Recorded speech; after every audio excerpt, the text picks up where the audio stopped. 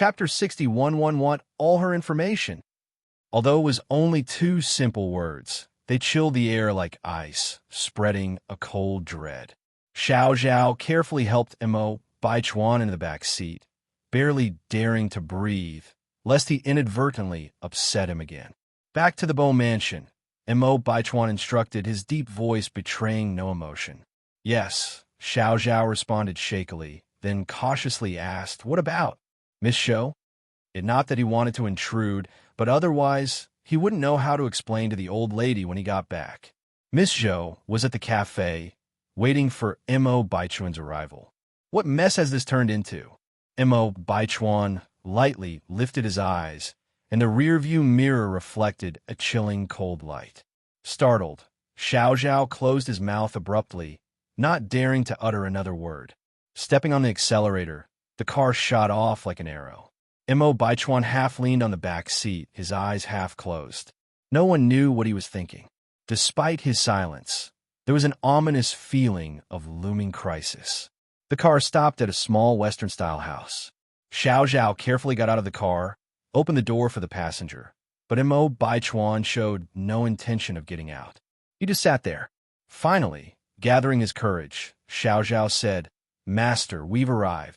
Only then did Mo Baichuan turn his attention towards him.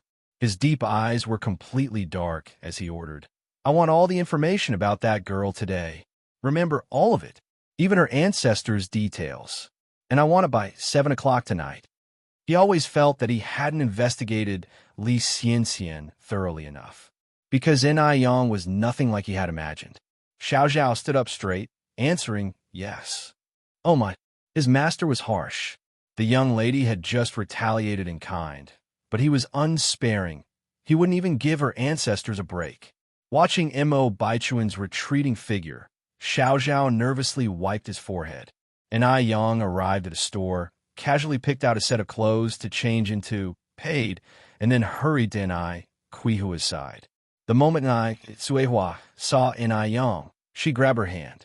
She was so eager, she didn't even notice Yang's change of clothes and immediately blurted, Yang, one think I just saw your uncle." Suihua had her own family too. In her family, she had an elder brother named Daju who had married a transferred, educated youth in his earlier years. After the policy changed, he and his wife moved to the city. Ever since had left for the city, Yang had not seen her uncle and his family. In this period, there was also little correspondence. No one knew where Zhu had ended up. "Mom, are you sure you saw him clearly? That was really uncle?" Yang asked, frowning slightly. Suihua nodded assuredly. "I saw it clearly. That was definitely your uncle. If I wasn't worried that you'd be worried about finding me when you got back, I would have chased after him." Suihua was not confused. There was no way she could mistake her own brother. "Did you see which way uncle went?" Yang continued, asking. "That way." Suihua pointed in a direction. "I saw your uncle going through that gate." "Then let's go over and check it out," Yang said, grabbing hold of her sister's hand. Mother and daughter headed in that direction. Unlike the bustling streets, this was a residential area for factory employees. There was a guard at the gate, and anyone entering or leaving who wasn't an employee of the factory would need to register. At this time, most factories were state-owned enterprises, very formal. Workers were not only allocated dormitories, but also received good benefits. It was like being a public servant in the future world. If there was a worker in one's family, it was a matter of great honor. It was even more honorable than getting into college. Yang, what is this place?" Suihua asked curiously, looking at the gate. Yang explained to Suihua. After hearing the explanation, Suihua exclaimed, "My goodness! So, by what you're saying, your uncle is now a worker?" Yang nodded. "It seems so." Suihua exclaimed, "Your uncle was a total simpleton when he was younger. I can't believe he's made something of himself now. At last, someone from our family has become accomplished. Let's go and find your uncle and aunt." Yang continued, "Don't rush in yet, Mom. Let me confirm with the gatekeeper first." "Okay," Suihua replied hastily. "Then you go quickly." Yang approached the gatekeeper. The gatekeeper was very amicable and informed Ni Yang in detail about Ni Daza's situation. Eniju had become a permanent worker here 3 years ago. He lived here with his wife Lu Wan and their daughter Lu Xiangxiang. Also, the gatekeeper added that Eniju was usually henpecked, often acting like a timid mouse around his wife. Lu Xiangxiang? Enai scowled slightly. Wasn't her cousin's name Enai Xiangxiang? When did it change to Lu Xiangxiang? Had Enai become a kept man? What's the matter, young lady? How are you related to Enai? The guard asked, curious. Enai smiled and said, he's my uncle. The guard laughed. What a surprise Enai has such a beautiful niece. He then wondered, scratching his head, how come I've never heard about Enai having a niece, especially such a beautiful one? People often say nephews resemble their uncles. But looking at Enai Yang's delicate features, she bore no resemblance to Enai Daza's rough and plump look. This was strange indeed. Enai Yang offered a small smile and thanked the guard before heading back to Nai Tsawa. Mom, uncle and aunt indeed live here, but let's go find your uncle and aunt, Enai Tsawa said, pulling Enai Yang inside before she could finish her sentence. Mom, wait a minute. Why don't we buy some gifts to take them? Enai Yang suggested. Enai Tsuehua was eager to see her brother and stubbornly pulled Enai Yang inside. She dismissed the idea, saying, Yang, your uncle and I are siblings. We don't worry about formalities like that. We'll take care of the gifts later. I haven't seen your uncle in so many years, and Tsuehua had never thought that she would see Enai Daju again in her lifetime. At this moment, all that she could think of was seeing her brother. The gatekeeper called out enthusiastically behind them, Young lady, Enai lives in Building 68, Unit 101. Don't get wrong. Enai Yang smiled and replied, Okay, thank you, sir. You're welcome. The guard waved cheerfully. With the guard's help, Enai Yang quickly found Enai Daza's residence. The workers' dormitory was vibrant with a strong sense of the times. There were children playing in the courtyard, adults washing clothes, chatting, and laughing. It was very lively. On seeing the strangers approaching, they all threw curious looks at them. Which family do you belong to? A woman washing vegetables asked them.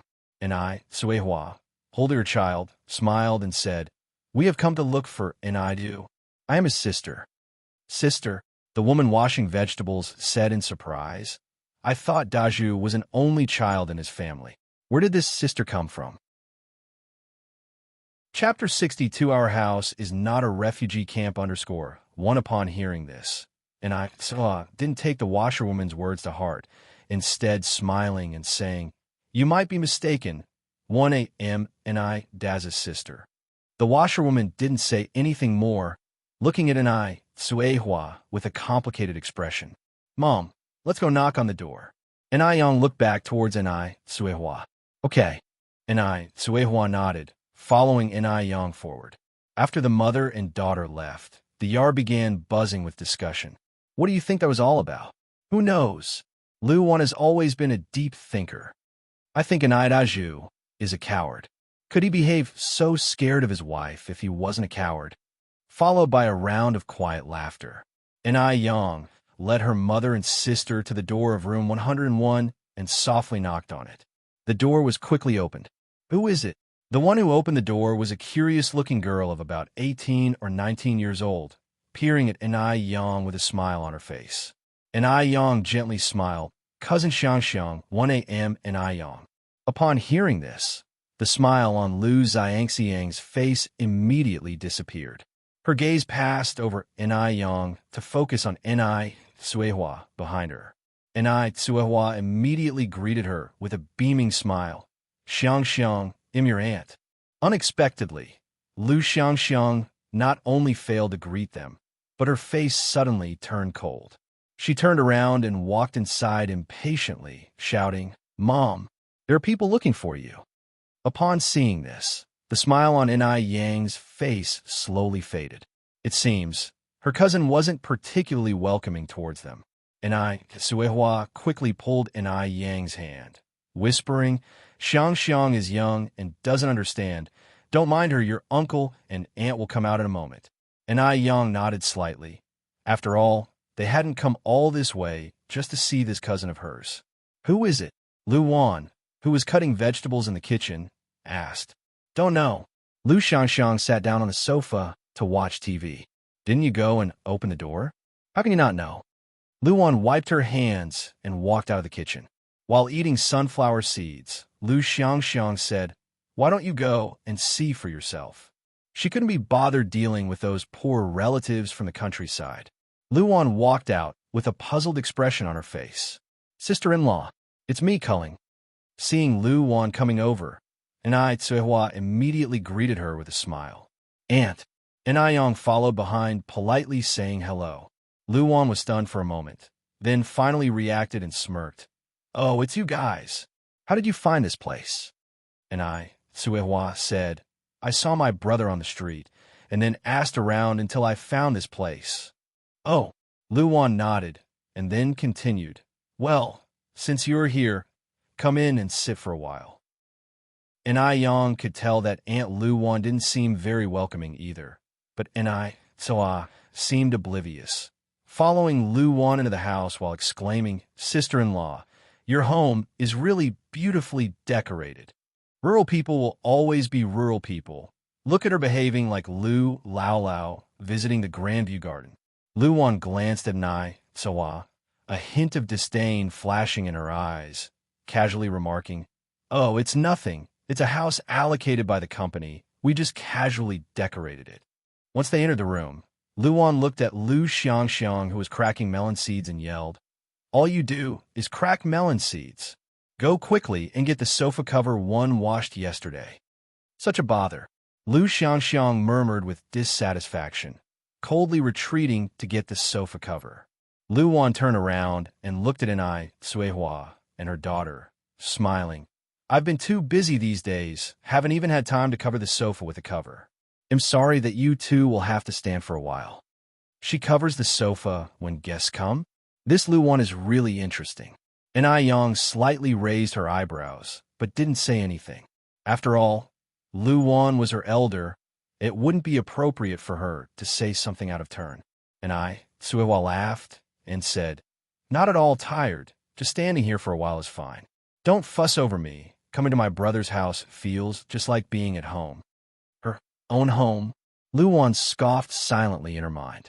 Anai Tsuehua really didn't consider herself an outsider. This was Lu Wan's house. How was it related to Anai Tsuehua in the slightest? She wondered how they even managed to find this place. Disgusting. Lu Xiangxiang took out the sofa cover and handed it to Lu Wan. "Here."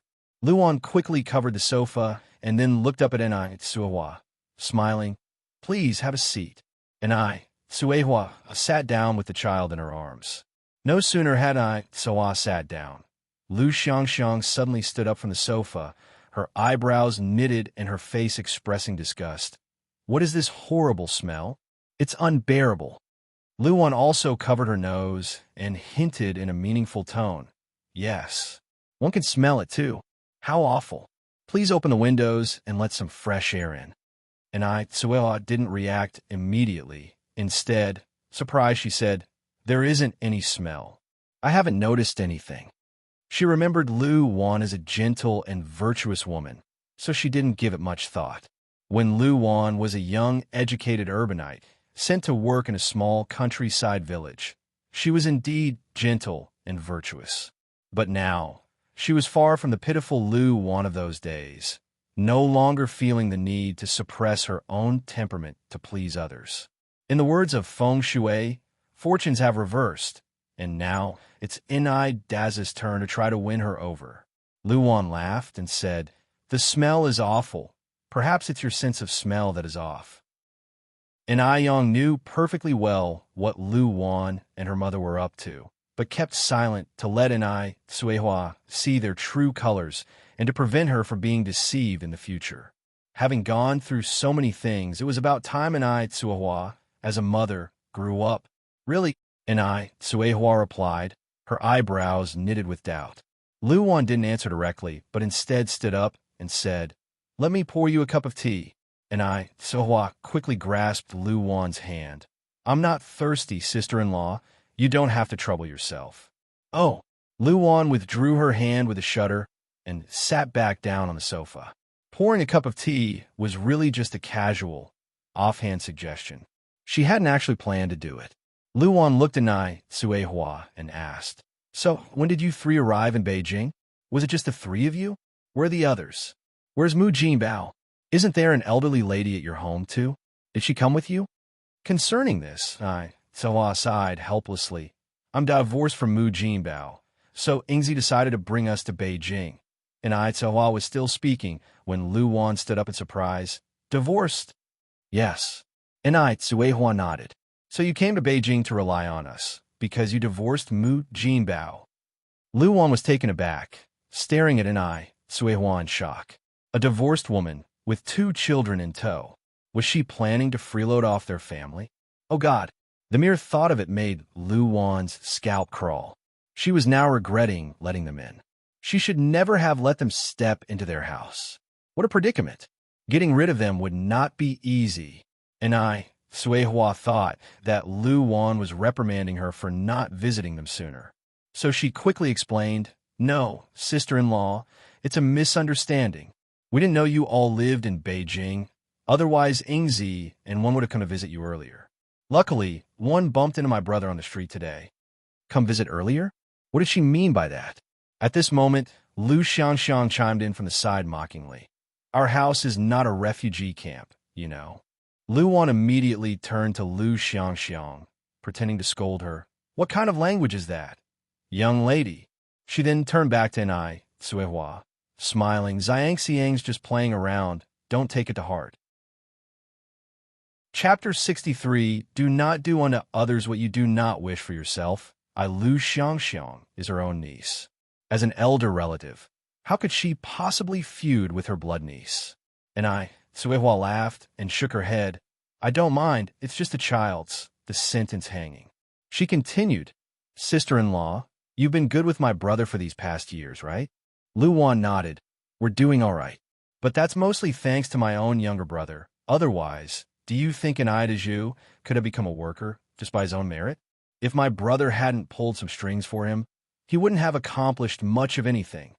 And Ai Suehua gave an awkward laugh and changed the subject. "Sister-in-law, are you and my brother both working at the factory now?" Instead of answering, Luan asked, "Did Yang Yang quit school?" "Yes." And Ai Suehua nodded and confessed with shame. "It's really my failing as a mother. It's been hard on the child." Luan continued, "It's really a pity that Yang Yang dropped out of school so early." What was her educational background? Although Ai Suehua wasn't sure of Luan's intent, she still answered, "Middle school." "Middle school?" When Lu Xiangxiang heard this, she instantly felt relieved. Even though she wasn't as pretty as Ai Yang, her educational level was much higher. She was in her senior year of high school and could take the college entrance exam next year. In the future, she would go to college and marry someone from the city. No one in the city would want to marry an illiterate like Ai Yang. By that time, she would rank above Ai Yang, and so would her children and her descendants. Ai Yang, a bumpkin, was destined only to be a green leaf accentuating the beauty of a flower. Thinking like this, Lu Xiangxiang felt a great sense of superiority. Her gaze towards Ai Yang became increasingly disdainful. Luan said with great regret, "Oh, only middle school.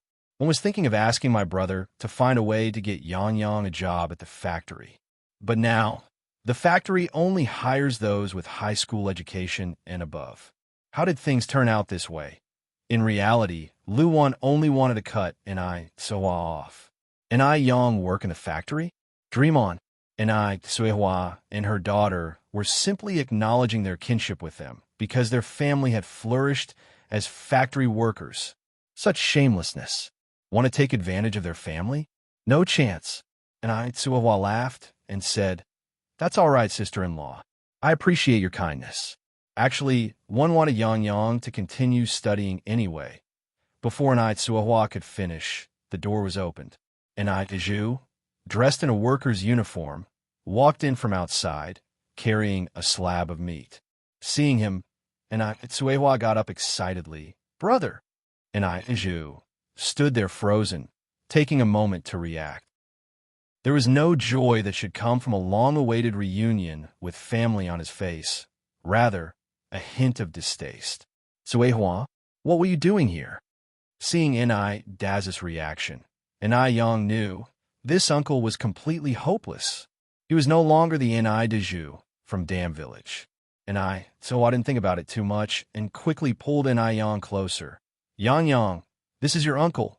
Say hello. Enai Yang obediently said, Hello, uncle. Enai Daju frowned deeply. Why did you bring the child with you? Lu Wan crossed her arms and stood aside, adding a sentence like she was watching a play. So I divorced Mu Jinbao, so she purposely came to Beijing to seek refuge with you. Hearing this, Enai Daz's face changed instantly. What? Divorced? How could you get divorced? Why did you get divorced? What shameless thing have you done? Mu Jinbao wants to divorce you? How did the Mu family end up with someone like you? At these words, Enai Yang frowned slightly, simply observing Enai Daju. As a brother, his first reaction to his sister's divorce was not concern for whether she had been wronged in her married home, but questioning whether she had done something wrong. He even cursed his sister for being a living treasure. This brother, he's really too much. It's not like that. Enai Tsuehua immediately became panicked, crying as she spoke. Brother, listen to me. It's not like that. One genuinely cannot stay in the Mu family any longer. You don't know, they're simply inhuman. Not only wanting to abandon my oldest son, but also planning to marry Yang off to a eunuch. To make matters worse, Mu Jinbao brought back an unidentified woman who was carrying his child. How can one continue to live this life when things are like this? Enai Daju was about to be angered to death by Enai Tsuehua. What? You're not capable enough to keep your own man, and now you've come here to complain to him. A cast-off shoe, not embarrassed in the slightest. He had finally started having some good days, and he could not let this useless sister drag him down. Enai Daju furiously pointed at Enai Tsuehua and shouted, It's your own fault for being incompetent. Who made you unable to bear a son? You can't bear a son yourself, and won't let him find someone else to do so? Do you want to watch the Mu family line die out? Enai Tsuehua never expected these words to come out of her own brother's mouth. It was different from the sibling recognition she had imagined. With tear-filled eyes, she asked, What about Yang? She's still so young. She's only 17. Does she deserve to be married off to a eunuch? Enai Daju coldly replied, So what if she gets married? It's the will of the parents and the word of the matchmaker. As a girl, should she not get married and just stay at home, living off someone else's earnings? Uncle, you're really good at distorting the truth. Enai Yang spoke with a glowing smile. If one remember correctly, cousin Xiang is a year older than me. The eunuch hasn't taken a wife yet. Since girls are meant to marry sooner or later, why don't you let her marry him? Oh, and Enai Yang continued, Auntie hasn't given you a son until now either. Are you planning to find another woman to bear you a son? Or have you already found one? As she said this, Enai Yang turned her gaze towards Lu Wan. Enai Yang's words cut deep. Lu Wan was glaring fiercely at Enai Daju, grinding her teeth. She seemed to want to eat Enai Daju alive. No wonder she felt Enai Daju had been acting strange recently. It turns out he wanted a son. He was harboring secrets. The audacity of Enai Daju. Wait and see how she dealt with him behind closed doors later. On the other hand, Enai Daju was so angry that his face turned white. It had never occurred to him that Enai Yang would say such things. This disobedient niece, what audacity! She even dared to contradict her own uncle. But it was impossible for him to refute any part of her statement. Insolent! Insolent! One will beat you to death, you disrespectful wretch. Enai Daju directly raised his right hand, aiming a slap at Enai Yang's face. He was Yang's uncle. Even if he really beat her to death, no one could do anything to him. This scene scared Lu Xiang into covering her mouth, but her eyes gleamed with a schadenfreude. Hit her. I hope he beats this country bumpkin until she becomes disfigured. Whenever she saw Enai Yang's beautiful face, she felt nauseous. How could such a beautiful face be born on Enai Yang? Life is truly unfair. Whether in terms of background or level of education, she was 100 times better than En Yang. Why was she not even half as beautiful as En Yang? En Yang looked at the hand coming towards her with a calm expression on her face. She gently raised her hand, grabbed En Daz's wrist, and laughed. Can't handle it? Didn't you ever hear the saying, what you don't wish upon yourself, do not do unto others? You can't even handle this, so what gives you the right to force it onto me and my mother? You really are a great brother, a great uncle. Chapter 64, you won't be able to climb high someday. _1 Suddenly, the room was quiet. So quiet that only breathing could be heard. All eyes in the room fell on En Yang. No one expected that En Yang would easily grab En Daz's hand, let alone that the country girl would say such words. She was as composed as if she were not a teenager, let alone a recent arrival from the countryside. Let go of me. Dazhu struggled, but Yang's hand seemed to be an unwavering clamp around his wrist. If he hadn't experienced it himself, Dazhu wouldn't believe that he was less strong than this little girl. Let go of your uncle, you child, Suihua quickly said as she held her child and walked over to Yang. Yang gave Suihua a look, then released his hand. Dazhu glared at the both of them, pointing to the door and yelled, "Look at the fine daughter you've raised. No wonder the Mu family refused to accept you. Get out of my sight, one don't know you." Hearing this, Suihua panicked and quickly pulled on Yang's arm. Yang, quickly apologize to your uncle. Say sorry. Then she turned to you saying, "Brother, she didn't do it on purpose. She's still young. Don't mind her." Suihua appeared extremely humble. Her parents were deceased, and all that was left for her was this brother, Dazhu. As the saying goes, the eldest brother is as one's father. Whatever Dazhu said, whatever he did, it was for her own good. After all, no brother would harm his own sister. Lu Xiangxiang held Lu Wan's arm. Her gaze filled with disdain, whispered, "Mom, look at her groveling. Do you think she really intends to stay in our house?" Suihua has no shame. Any reputable person would have turned their backs on Dazhu with such treatment, but she goes on to apologize to him. Villagers stay villagers. She has no backbone. For the sake of staying in their house, she has abandoned even her dignity. Don't worry, Lu Wan patted Lu Xiangxiang's thigh. One will absolutely not let this pauper stay in our house. Lu Xiangxiang nodded, her face full of scornful smile. Yang, hurry up and apologize to your uncle. Seeing Yang says nothing, Suihua looks like she's about to cry.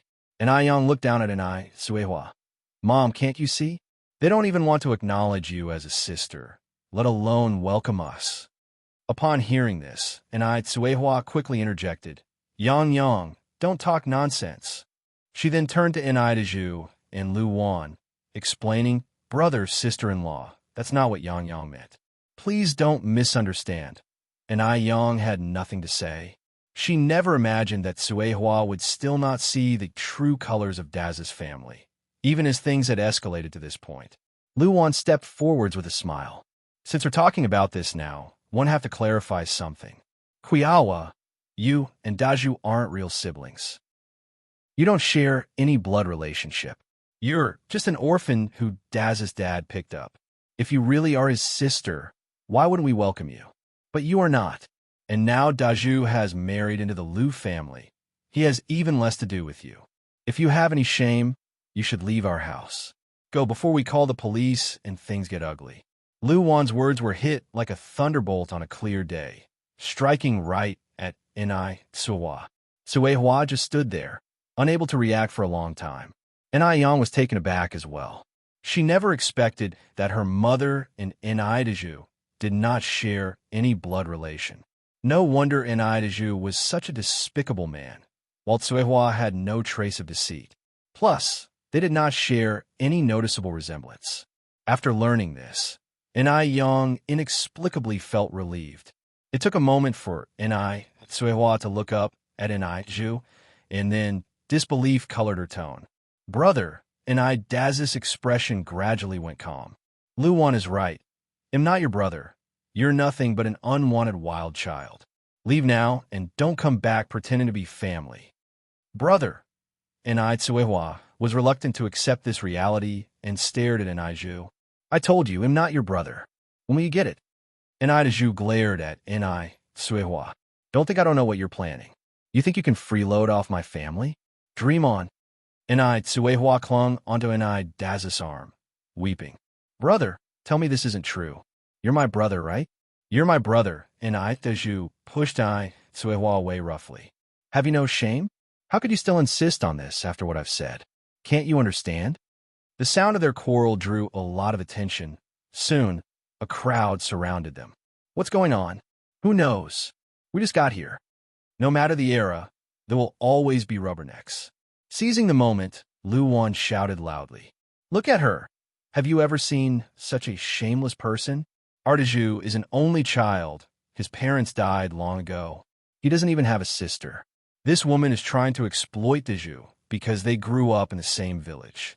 Now that Daju has a job and is making money, she's claiming to be his relative. We can't even get her to leave. Yeah, I thought it was strange too. Daju is an only child, yet this woman insists she is his sister. So, she's a con artist. I was thinking about it too. She doesn't look like Daju at all. My God, how can there be such a shameless person in the world? Listening to the murmurs around her, Yang looked at Daju and Lu Wan. Her red lips parted slightly as she said word by word. Remember this, you look down on me now, but one day you won't be able to reach me. Although her tone was calm, it was imbued with an inexplicable power that resonated deeply. The crowd looked at each other, their eyes reflecting shock. Though she was just a young girl, she gave off an inexplicable pressure. With that, Yang held her little sister in one hand and pulled Enrich with the other. Mom, let's go.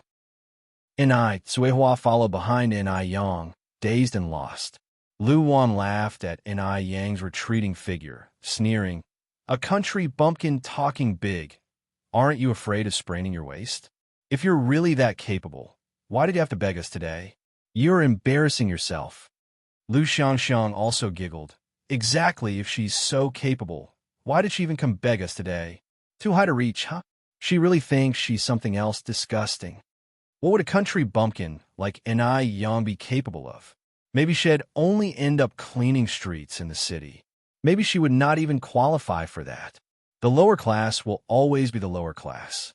Yang led Suehua and her little sister out of the workers' compound. All the way, Suehua seemed to have lost her soul, Daz's icy words echoing in her ears. She was 36 and had just heard about her past from her brother's mouth. For a moment, it was hard to digest this information. Was she really adopted? Where are her biological parents now? Chapter 65, Take Action to Teach a Lesson. Suehua was curious about who her real parents were. So was Yang, because in her past life, she remembered foreigners coming to Dam Village in search of their relatives. They were well-dressed and driving a car, attracting a lot of attention.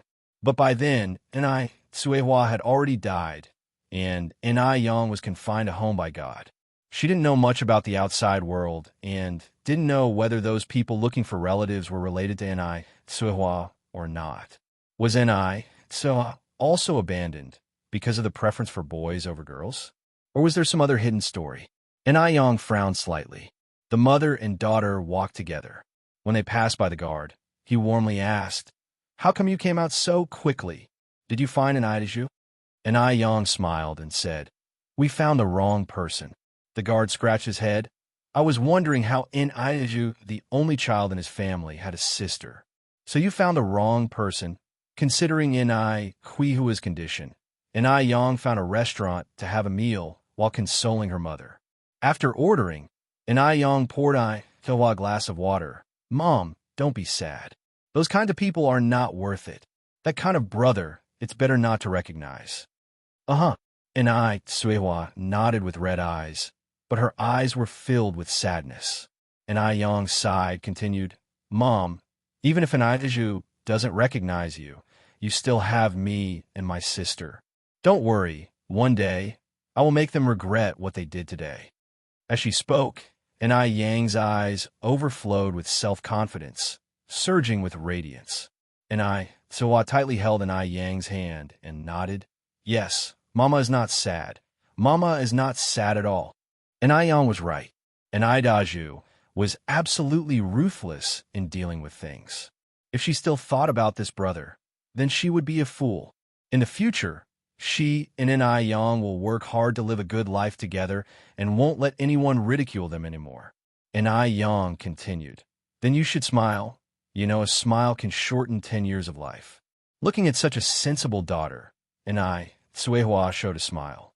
That's right, and Ai Yang smiled slightly. Mom, in the future, we don't need to be sad for someone unimportant, just live our lives well. The most important thing is to live in the present. Let the past be the past. Uh-huh. And Suehua nodded. After eating, the mother and daughter went to stroll in the department store with the child.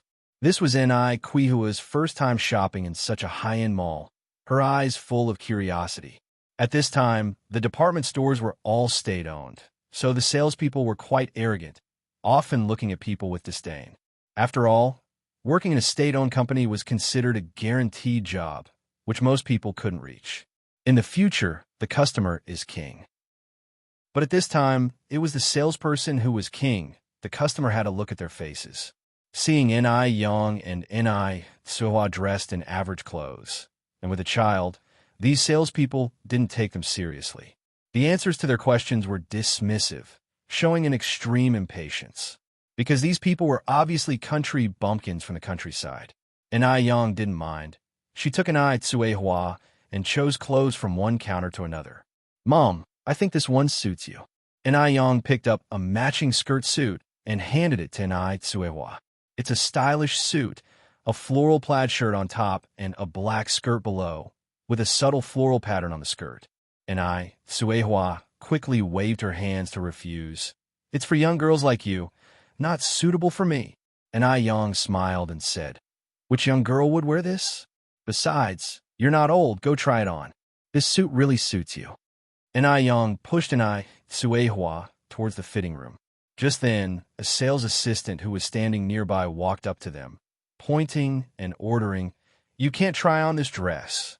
If you try it on, you have to buy it.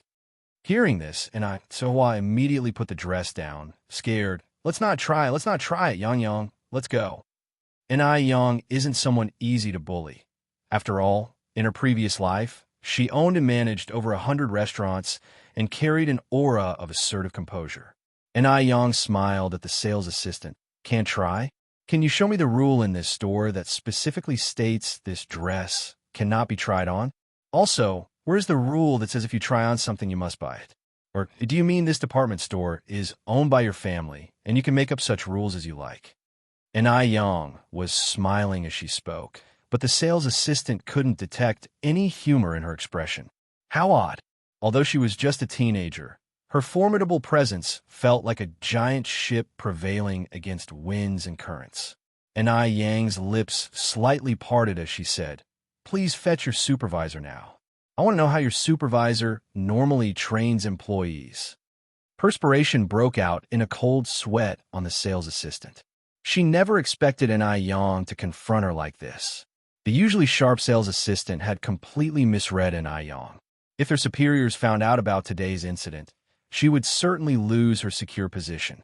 She had thought Ai Yang was just an easy-to-bully hillbilly, but it turned out she was tougher than the spoiled city girls. Let's go, Yang, let's leave. And Ai Suehua stuttered, her voice trembling with fear. And Ai Yang turned to Ai Suehua, reassuring her softly. Don't worry, Mom. Everyone is equal now.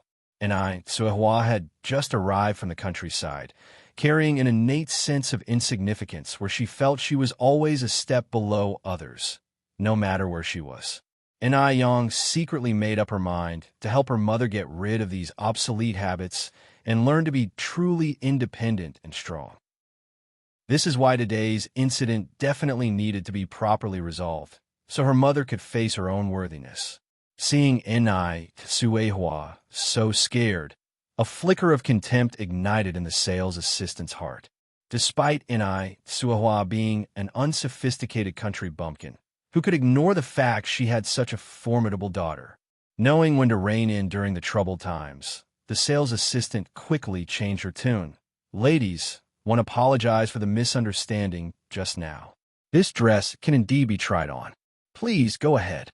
And Young looked at the sales assistant, her tone even and calm. I want you to apologize to my mother now. Her tone was subtle, yet resounding, allowing no room for dispute. Apologize? The sales assistant was taken aback, looking at Young incredulously. She was expected to apologize to a country bumpkin? How is that possible? But when she met Yang's clear, icy gaze, she quickly capitulated. Feigning respect, she turned to Tsuehua. I'm sorry for the misunderstanding, ma'am. Please forgive me. Worried that Yang would not be satisfied, she even gave a deep bow. Tsuehua was dumbfounded to see the sales assistant actually apologizing to her. She responded somewhat dazedly, It's okay. With the apology and the bow given, Yang decided not to stoop to the sales assistant's level. In the first place, Yang just wanted to peacefully help Tsuehua buy some suitable clothes without stirring up trouble. But it was the sales assistant who had ignited the dispute. If she didn't fight back, they might think she was a pushover. Yang picked up the dress and guided Tsuehua to a nearby fitting room. Mom, I will wait for you outside. Tsuehua responded helplessly, You, child. The entire scene had been witnessed by a tall and imposing figure. Going up from the same tall figure, a man in a black suit was revealed. He was wearing a black hat that shrouded his features, making his chiseled jawline the only visible part of his face. The man exuded an aura of mystery and prestige. Chapter 66, Driven by the Times, directed by the overall situation _1. The man just stood there, the corner of his mouth lifting into a light smile. Originally, he thought this mother-daughter duo would definitely be at a disadvantage facing the aggressive salesgirl. To his surprise, a girl who looked only about 16 or 17 years old would have such a strong counterattack. Every word, every sentence left him dumbfounded and deeply impressed. Many city-bred girls wouldn't necessarily have her audacity. Just then, a stocky middle-aged man with a beer belly approached from behind, stood in front of the man, and respectfully said, This way, please. The man slowly withdrew his gaze and took a step forward. Although he moved casually, his manner radiating an immense presence. Regardless of where he was, he existed like a king. As Yang waited by the fitting room for Tsuehua, she suddenly noticed a gaze, both measuring and authoritative, looking her way. Yang glanced back, only to see a tall, imposing figure, with a stature as towering as a jade tree. Even his silhouette was enough to command awe and respect. Being new to Beijing, she didn't recognize such a high-ranking figure in society. Maybe she had made a mistake. Yang casually withdrew her gaze and didn't give it any further thought. About 5 minutes later, Tsuehua emerged from the fitting room. Because it was her first time wearing a skirt, she seemed particularly awkward, constantly tugging at the hemline. Yang looked at her emerging mother and felt a momentary daze. Indeed, clothes make the man. With this outfit on, Tsuehua seemed like a completely different person. Her skin was naturally fair, and she had peach blossom eyes that were very similar to Yang's. Added to the dietary and medicinal treatments of the past month, which had faded the freckles and wrinkles on her face, she looked like she was in her late 20s. Where did she resemble a 36-year-old woman? Seeing Yang's stunned expression, Tsuehua nervously said, Yang, is it really ugly? I'll take it off right away. Turning around, Tsuehua was about to head back into the fitting room. Wait, Mom. Yang immediately stopped her mother. What's wrong? Tsuehua looked back, confused. Yang led Tsuehua in front of a mirror. Take a look yourself. When Tsuehua saw the reflection in the mirror, she was shocked. She had never imagined she could have a day like this. Everyone has a love for beauty. Even Tsuehua, a married woman, was no exception. At that moment, she found herself overcome by complex emotions. In all the years of her marriage, this was the first time she wore such a beautiful dress. It truly looked very stunning. even more stunning than the red wedding dress she wore on her wedding day. Yang Yang, is this really me? And Tsuehua asked nervously, grasping Yang hand. Mom, if it's not you, who could it be? And Yang responded, you look really stunning in this dress. And Tsuehua, stood in front of the mirror, examining her reflection up and down, then said, it's beautiful, yes, but it might not be very practical for getting work done. And Tsuehua, was a practical woman, always considering the finer details. And Yang laughed and said, do you think we're still in Dam Village? We don't have to toil in the fields anymore. What heavy work could there possibly be? We're buying this dress. And Tsuehua looked around the upscale shop with hesitation. This place is so fancy. The dress must be expensive, right? You're working hard to earn money. Let's just forget about it. And Yang casually replied, money is meant to be spent, otherwise it's just paper. Plus, it's not that expensive. Learning from previous experiences, the salesgirl managed to hide her facial expressions well, even though she still didn't believe the mother and daughter could afford such a dress. She simply said, this dress costs 28 yuan.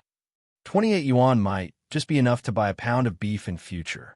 But in this era, it could cover 2 months of rent. A common worker's monthly wage is only 28 yuan. Upon hearing this, and Tsuehua turned pale with fright. So expensive? Forget it. Forget it. The saleswoman knew this would happen. Contempt gradually appeared in her eyes, and she said impatiently, this is the latest style from Guangguan. Of course, it's a bit pricey with such high-quality material. If you don't want it, they'll put it away. 2 paupers. They can't afford clothes, but still strut around here like big shots. Disgusting. And Yang gave a faint smile. Well, take this one, wrap it up. The saleswoman didn't expect Yang would suddenly say such a thing. The contempt in her eyes quickly turned to astonishment. Wrap it up?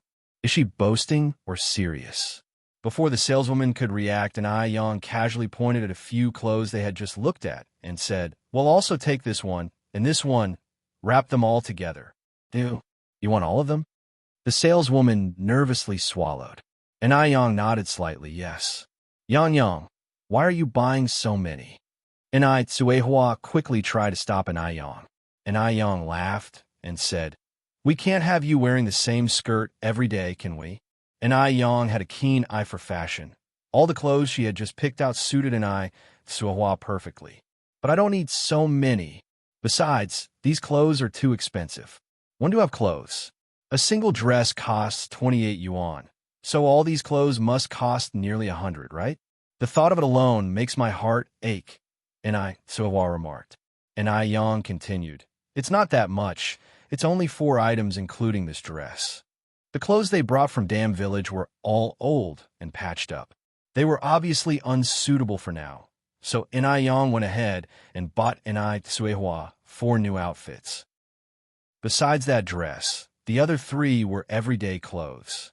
But Tsuehua was about to say something else, but Yang gently pressed her shoulder and said, Mother, no more buts. We're no longer in Dam Village. Our lives are going to get better, and we can definitely afford a few pieces of clothing. The saleswoman next to them made a complete attitude flip, asking them very respectfully, do you want me to wrap them up for you now? And Yang glanced at her. Wrap it. All right, please wait a moment. The saleswoman bowed slightly, smiled sweetly, then turned around to wrap the clothes. Seeing her like this, Tsuehua surprisingly said, why did this young lady's attitude change so fast? Just like flipping a book? She was so indifferent just now. And Yang laughed and said, just the way of the world, it's not her fault. Oh, and Tsuehua nodded in a half-understanding way. The 4 pieces of clothing cost a total of 108 yuan, and Yang willingly took out the money to pay, while Tsuehua next to her felt heartache. She never thought there would be a day when she would spend 100 yuan on clothes. 108 yuan, it's almost the annual income of the Mu family. After buying the clothes, Yang took Tsuehua to the lingerie counter. Bras have existed since 1914, but they just hadn't been brought to the countryside yet.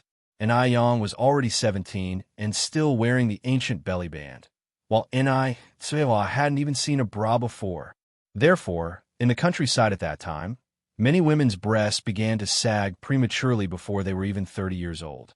Although Ni Yang had been paying attention to dietary skincare recently, Ni Kuihua's breasts were already showing signs of sagging. However, with the help of a bra and the dietary skincare, she would definitely have a perfect bust shape. This was the first time Ni Tsuewa had seen a bra, and she curiously asked, "Yang Yang, what is this?" Chapter 67 becomes stronger. Don't hold your daughter back _1 Sing Ni Tsuewa like this. Yin whispered a few words in her ear. After Ni Tsuewa understood the purpose of these strange clothes, she promptly blushed and felt uncomfortable all over. "Yang Yang, let's go," she said. Yin laughed and said, "Mom, there's nothing to be embarrassed about. These days, everyone in the city wears these. Not only can they prevent female diseases, but they also prevent sagging breasts." Ni Tsuewa still felt a little uncomfortable. "Everyone in the city wears these?" "Yes." Yin nodded, pulling Ni Tsuewa along. "Mom, you pick a style you like." Ni Kuihua's face turned as red as a boiled shrimp. "Anyway, it's worn inside. Any style will do." Seeing Ni Tsuewa like this, Yin didn't make it difficult for her. She picked 2 styles suitable for young girls and young women, and told the salesperson, "Could we have 2 pieces each of C and D cup in these styles?" The C cups were for her, and the D cups were for Ni Tsuewa. So, all of Yin's good genes were inherited from Ni Tsuewa. Of course, the dietary therapy she underwent recently also played a role. Those beauty and health recipes were not consumed for nothing. As a woman herself, envy couldn't be hidden in the sales assistant's eyes when Yin mentioned the sizes. Who would have thought that such a slender girl had such a full-bodied figure? And she was so pretty, too. Life is really unfair. 4 pieces for 98 yuan, the salesperson continued. 98 yuan? A small piece of fabric was that expensive? Tsuewa was taken aback. And just as she was about to stop Yin had already paid. Yin noticed Kuihua's concerns and reassured her in a low voice. "Mom, don't worry. We have money now. We don't have to be as frugal as before. Our future life will be like flowers blooming, getting better every day." Tsuewa looked at Yin's radiant eyes, unconsciously nodding her head. After buying the underwear, Yin also bought Yin several sets of clothes and finally shoes. Head to toe, inside and out, everything was renewed. After leaving the department store, Yin took Tsuewa to visit some grocery stores, buying some daily necessities. In the past, Tsuewa always stayed in the countryside, with little exposure to the world and a narrow worldview. Looking at the bustling and prosperous streets of Beijing, Tsuewa realized how insignificant she had been. Looking at her excellent daughter beside her, Tsuewa secretly decided to be strong in the future and not hold Yin back. After shopping and returning home, it was already past 7 in the evening. There wasn't enough time to cook. So, Yin cooked a large pot of health porridge. The porridge contained shrimps, greens, lean meat, and diced carrots. It was not only delicious, but also had the effect of whitening the skin and enhancing the bust. While the porridge simmered in the casserole, Yin made several potato pancakes. After brushing a layer of chili oil on the potato pancake and sprinkling it with sesame and chopped peanuts, the taste of the spicy and fresh pancake, paired with the delicious health porridge, was simply divine. 3 women effortlessly finished a pot of porridge and more than 10 potato pancakes. The time since Tsuewa and her daughter moved here had probably been the happiest for Chingue since she lost her husband. In the past, every time she returned from work, she would find cold pots and stoves. So, she didn't want to leave work and didn't want to go home. Now, the thing she looked forward to the most was getting off work every day. Tsuewa and Yin, although not her relatives, made her feel a sense of home. After dinner, Tsuewa showed the new clothes they bought on the street today. With such a good daughter as Yang, Tsuewa wished to share her happiness with everyone in the world. Chung said with a smile. These clothes are really beautiful. Not only is your daughter Yang Yang a good cook, she also has a great taste in clothes. And I, Suehua approached. All she knows is to spend money. And I, Chugui, patted an eye, Kui who is back. With such a sensible daughter, all you have to do is hide under the covers and smile. Hearing this, and I, Suehua squinted her eyes in amusement. Yes, in her lifetime, having Ni Yang as her daughter was indeed a blessing. If it weren't for Ni Yang, she would still be struggling in Dam Village. The next day, Ni Yang was back at her stall selling noodles, as usual. Unlike other days, there wasn't a long queue in front of the stall today. Only a few scattered people, including Li Gongsheng, were standing there. Xiaoni, you're here. Upon seeing Ni Yang coming, Li Gongsheng greeted her with a smile. Good morning, Mr. Li. Ni Yang bowed slightly. Good morning, Li Gongsheng continued. Oh, by the way, Xiaoni, there's something I want to discuss with you. Ni Yang said while tending to the stove. Please say, Mr. Li. After yesterday's incident, Li Gongxing had completely dispelled his immature thoughts about Ni Yang. He deeply understood that this young girl was not an average person and not someone a small-timer like him could trifle with. Li Gongsheng was mentally preparing how to tactfully explain his intention to Ni Yang. Well, our family's elderly lady really enjoys your noodles, but as the elderly need a more balanced diet, could you bring some appropriate food for her every morning? After saying this, Li Gongsheng continued, we can negotiate the price, as long as she likes it. And Yang thought for a moment, then said, okay, we'll give it a try. It's too late for today. Come earlier tomorrow to collect it. Li Gongsheng was surprised that Ni Yang agreed so quickly. Doesn't that mean, Xiaoni, you agree? It was just yesterday that she refused to be a cook even when Mr. Song offered her a high salary. Why did she agree so quickly today? Li Gongsheng thought that Ni Yang was going to negotiate some conditions with him. Ni Yang nodded. Well, we'll give it a try, but I'm not sure if your elderly lady will like what I make. It's absurd to refuse a chance to make money. After all, making a dish isn't that difficult. Moreover, it's different from a regular 9-to-5 job. Sounds good. Li Gongxing handed Ni Yang a large union. Hey, raise the deposit. So it's settled then, Xiaoni. He'll come and collect it tomorrow morning. If the elderly lady likes it, Mr. Song said he'll pay you 100 yuan each month. The main point is to let the elderly lady eat well. Fine. Ni Yang nodded slightly. Li Gongsheng continued. Now, can you make 3 bowls of noodles as usual? After saying this, Li Gongsheng suddenly realized something was strange and asked, did I come too early? Why isn't anyone queuing today? Ni Yang was also puzzled. Just then, a middle-aged woman who came for noodles arrived. Boss, make me a bowl of noodles. Okay. Ni Yang replied. After Ni Yang responded, the middle-aged woman said, Boss, can the noodles be cheaper? The pickle fish noodles over there are only 2.5 yuan a bowl, while yours are 3 yuan. Chapter 68, Is She Playing Hard to Get? _1 and Ni Yang had known all along that after her sour fish noodle soup became popular, imitators would appear. However, she didn't expect them to turn up so quickly. She was watching the middle-aged woman trying to haggle. With a smile, Ni Yang said, I'm sorry, comrade. This is a small business. I can't lower the price any further. The imitator's pickled fish noodles had just come out, and it was also 5 cents cheaper per bowl. Naturally, everyone would choose the newcomer, seeking novelty and cheaper prices. The appearance of the imitator had its pros and cons for Ni Yang. The advantage was that the quality difference would be highlighted only in comparison. Ni Yang was now using a secret recipe for the pickles and the chili. The imitator could never replicate the exact same taste. Ni Yang was still full of confidence in her own skills.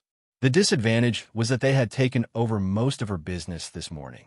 Hearing this, the middle-aged woman found a place to sit down and continued, If the queue wasn't so long over there, I would have eaten there. Make me a bowl first. Ni Yang smiled and said, All right, please wait a moment. Li Gongsheng was looking at Ni Yang, thinking that this girl was getting more and more interesting. Even when her business was being taken away, she was still so calm and collected. Wasn't she worried at all? Though she was just a teenager, she was doing work that many adults couldn't handle. Ni Yang served up the boiled noodles. At this time, a few more customers came to eat noodles. Little boss, 3 bowls of noodles. Please add extra chili and cilantro, no vinegar. All right, please wait a moment. And Yang replied with a smile. Although there weren't as many customers lined up as before, the 5 small tables were never left empty. The customers kept coming and going. After all, quality was something that couldn't be overlooked, and Yang still had many loyal old customers. And Yang was constantly busy in front of her stall. She was wearing a light blue shirt on the top and black wide-legged pants on the bottom. Although her clothes looked rustic, she was elegantly radiating a classical beauty. Light blue is a very picky color, and it won't look good on people with slightly dark skin. Worn poorly, it could even create a reverse effect. Usually, colors complement people, but in Yang's case, it was the person who complemented the color. The light blue seemed to be born specifically for her, making her already fair skin even more nearly translucent. The rising steam blurred her face, rendering her jade-like features vague and elusive, which added to her mysterious beauty, as though she were in a fairyland. A black car was parked not far away, and the man sitting in the car had thin lips tightly pressed, silently watching the scene. He was holding a file in his hand, and his cold face was almost expressionless. After a while, he lightly opened his thin lips and spoke in a low voice. "How long has she been setting up a stall here?" "It's been over a month." The driver Xiao Zhao respectfully answered. "Over a month?" Mo Baichuan slightly narrowed his eyes and continued asking, "Has she been setting up a stall and selling noodles for this whole month?" The driver Xiao Zhao nodded, "Yes." After he spoke, he added, "According to my investigation, business seems to be quite good. People are lining up every morning, just don't know what happened this morning." Saying this, Xiao Zhao strangely scratched his head. Listening to this, Mo Baichuan didn't say anything. He furrowed his brows tightly, his eyes pitch black, deep as the sea. He prided himself on being adept at reading people, but he just couldn't figure out this Yang. According to the investigation, Yang was never married. Instead, she escaped from Dam Village with her wit and arrived at Beijing. So, did she choose Beijing because of him? From the first time they met to the second time, and then the third time, was it all part of her plan? The fact that she could make herself comfortable in Beijing implied that she was certainly not an ordinary person. Mo Baichuan's gaze deepened. "By the way, Master, I also found out that Master Song seems quite interested in her too," Xiao Zhao added. "Speak." Mo Baichuan pulled a pack of cigarettes from his pocket. After lighting one up and holding it at the corner of his mouth, the thin lips lightly clasping the cigarette, his exhale and inhale was inexplicably sexy. What on earth made Song Baiching interested in her? The little girl was young, but she was quite capable. Mo Baichuan slowly exhaled a beautiful smoke ring. Xiao Zhao carefully chose his words, then continued, "The noodle dish that the old lady recently enjoys the most is bought from Yang. Is it her?" Mo Baichuan was taken aback, a flash of doubt in his eyes. Xiao Zhao nodded. Moreover, Master Song tried everything he could to employ Yang at a high salary, but he didn't succeed. I heard from Xiaoli that he even raised the monthly salary to over 50,000. He even let Yang name a price, but none of these moved her. This is interesting. A monthly salary of over 50,000. What does this signify? It signifies instant wealth. Generally speaking, no one can resist such magnificent wealth. Yang must be selling noodles for the money. So why would she refuse Song Baicheng? Why refuse this enormous wealth? Unless she has set her sights even higher. Isn't there a saying? The most beautiful things often carry deadly poison. Mo Baichuan narrowed his eyes, which were as black and deep as a phoenix's. After a moment, he gently moved his gaze from Yang and said, "Let's go, we'll go back." After all, Yang is just a woman. No matter how she tried, she couldn't move his mountain. Moreover, Song Baicheng is not a fool. He's experienced in the world of romance. If Yang targeted him, she would only end up empty-handed, losing both her body and heart. However, Mo Baichuan was looking forward to seeing what Yang would do next. For now, he just needs to wait and watch. When the time is right, he will personally strip away her beautiful facade. The car sped fast, raising a cloud of dust. M.O. family. Two elderly women with white hair were sitting in M.O. Hudy's room. One was the old lady M.O. The other one was old lady Mo's old friend, old lady Zheng from the Zheng family. The two elderly women looked at M.O. Hudy lying in bed, their eyes filled with heartache and sadness. Poor M.O. Hudy, such a small child, suffered from illness every day, and she had already become a bag of bones. Old lady Zheng asked in a low voice, "Erwin, you mentioned earlier that there's a famous doctor in Jiangnan who might be able to cure Xiaodai's illness. How's it going? Has the doctor come to see her?" Hearing this, old lady M.O. sighed. "The famous doctor is too arrogant, refusing to treat anyone from the M.O. or Yang families. I've already asked a friend to help. We should have news soon." The friend that Lady M.O. mentioned was Li Xianxian. Li Xianxian also promised her that she would definitely convince the divine doctor from Jiangnan. Now all of old lady Mo's hope was on this rumored divine doctor. Hearing this, old lady Zheng nodded. At that moment, M.O. Hudy slowly woke up on the bed. The first thing she said after opening her eyes was, "Grandma, did Guobao come to see me these days?" Chapter 69, Filial Piety. The daughter who was lost for 33 years because of her long-term illness. M.O. Hudy only had one good friend, Yang Guobao. Furthermore, no parent would wish for their child to hang around with a sickly kid. What if their child caught whatever she had? Previously, Yang Guobao would come to see her every few days.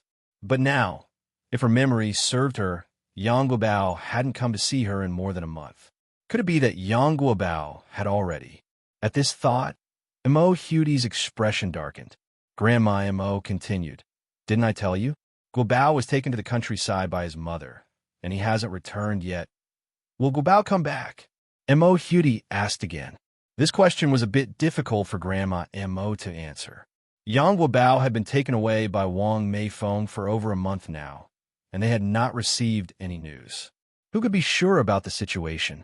Old lady Zheng interjected. Haven't the Yang family thought of bringing back Wang Meifeng and her son?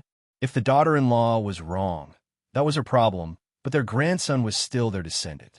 Would they just leave him stranded without a care? Grandma Mo said. Gobeo's grandma is also very stubborn. She's still waiting for Wang Meifeng to admit her mistake. If Wang Meifeng doesn't acknowledge it, the Yangs won't actively bring them back. After saying this, Grandma M.O. continued, "But this is really Wang Meifeng's fault. She's a college student, yet she was tricked by a teenager. Isn't it laughable?" Old lady Zheng pondered. "Maybe that young girl has got some skills?" Grandma M.O. replied, "Old sister, we've lived for so many years. Have you seen a teenage divine doctor, especially a female one? No need to mention several. Even one she had not seen. Moreover, all the historical divine doctors in China were men. When did a little girl become one?" Old lady Zheng laughed. "You're right." The two old sisters chatted casually for a while. M.O. Hudy lay in her bed, listening. After a while, she fell asleep. Old lady Zheng held M.O. Hudy's hand, her expression difficult to decipher. After a while, she muttered, "If one hadn't lost Tingting back then, perhaps her child would be as old as Xiaodai by now. It's all my fault. I'm useless." Her voice was filled with sadness and regret. Just then, a figure rushed past the door. The figure didn't go far, but hid in a corner, listening to the conversation inside. Hearing this, Grandma M.O. sighed, comforting, "Ah-Ching, it's not your fault about what happened back then. Don't be too hard on yourself. Now you have Lingling, don't you? Lingling is sensible and filial, and she gave you an outstanding granddaughter. It's as if they were your own." Old lady Zheng croaked. "But Ting is my daughter, who I carried for 9 months and gave birth to. She was only 3 when she went missing. If she's still alive, she'll be 36 this year. If one weren't so useless as a mother, she could have enjoyed a happy life. But now, I don't even know whether she's alive." Even though old lady Zheng had adopted a girl who had children of her own, she couldn't help but miss her biological daughter. After all, she was her own child she carried for 9 months. How could she just forget? "Don't worry, Ah-Ching. Grandma Mo patted old lady Zheng's hand, comforting. Ting Ting was a blessed child. She must be living well now. Maybe it won't be long before you can reunite. Mrs. Zheng was choked up with emotion, her voice barely a whisper.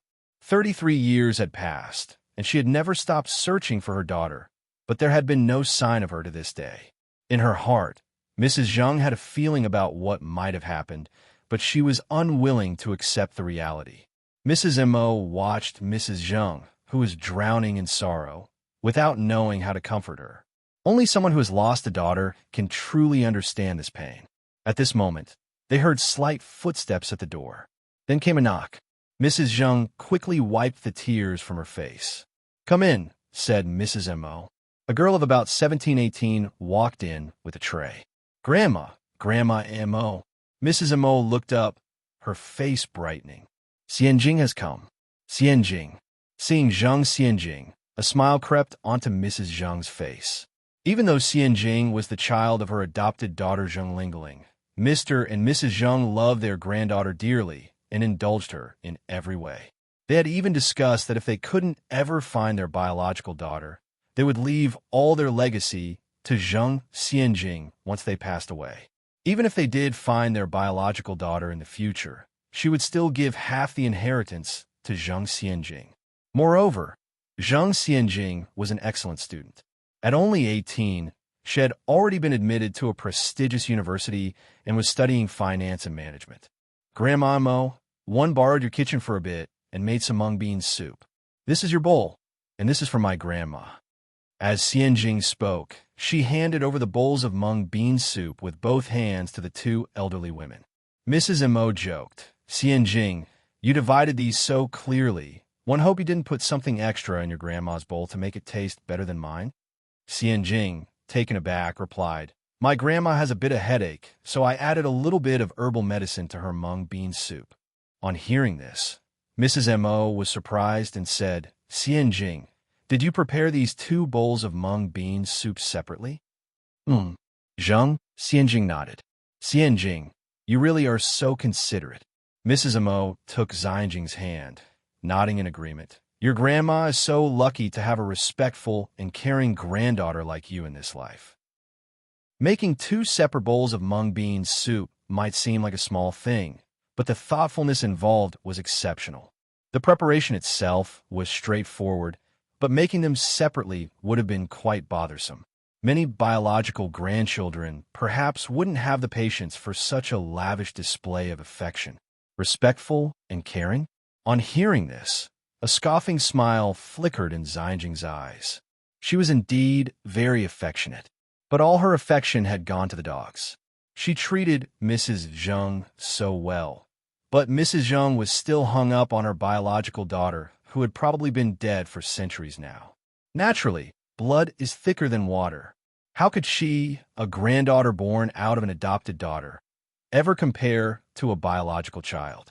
A mocking smile crossed Zheng Xianjing's heart, but she didn't let it show as she modestly said, "Grandma Mo, am not as good as you say 1 a.m. This is just what any granddaughter should do." Mrs. Zheng looked at her excellent and understanding granddaughter and said, "Xianjing is just like her mother, always respectful and loving ever since she was a child." Upon hearing this, Mrs. Mo nodded in agreement. Indeed, Lingling is also a respectful child. Our Xianjing takes after her mother. Feeling slightly embarrassed, Xianjing said, "Oh, grandmas, you're teasing me again. Please try the mung bean soup. It's refreshing and helps drive out the heat in the summer, and also helps detoxify." Chapter 70, It's Not Easy for Us to Have a Good Life. _1 The taste of the mung bean soup was mediocre. Nevertheless, out of respect for Zheng Xianjing's effort, the two elders gulped down the soup in one go. "Grandma, let me wipe your mouth." Zheng Xianjing handed over a clean handkerchief in a timely manner. Elder Lady Mo teased from the side. Indeed, a biological grandmother is a biological grandmother. Look at her, handing bowls and offering handkerchiefs. Me, a stranger, cannot enjoy such a privilege. Biological grandmother? There was a cold sneer in Zheng Xianjing's heart. Elder Lady Zheng never treated her as a biological granddaughter. This appellation was truly ironic. Zhang Xianjing remarked with a smile. Granny Imo, once Xiaodai is better, she will definitely be even more filial than me. Of course, Elder Lady Imo liked hearing this comment. She also firmly believed that Imo Hudi would definitely recover. It had to be said, Zhang Xianjing was indeed a pleasing person. She knew how to win the favor of the elderly. In fact, since the day her mother had informed her that she and Elder Lady Zheng did not share any blood relation, she had started being cautious, afraid of offending these two elders with her words or actions. Therefore, her obedient and considerate behavior over these years was all a facade. Because she had to please these two elders of the Zheng family, only then would she have the chance to inherit everything from the Zheng family. However, today, upon hearing Elder Lady Zheng's words, she felt an unprecedented threat. From Elder Lady Zheng's words, it was not difficult to deduce that all these years they had been searching for that lost biological daughter. It was just that they had never found her. But what if one day they did find her? What would their family do then? Therefore, she must find a way to make the elderly couple of the Zheng family draft their will sooner than later.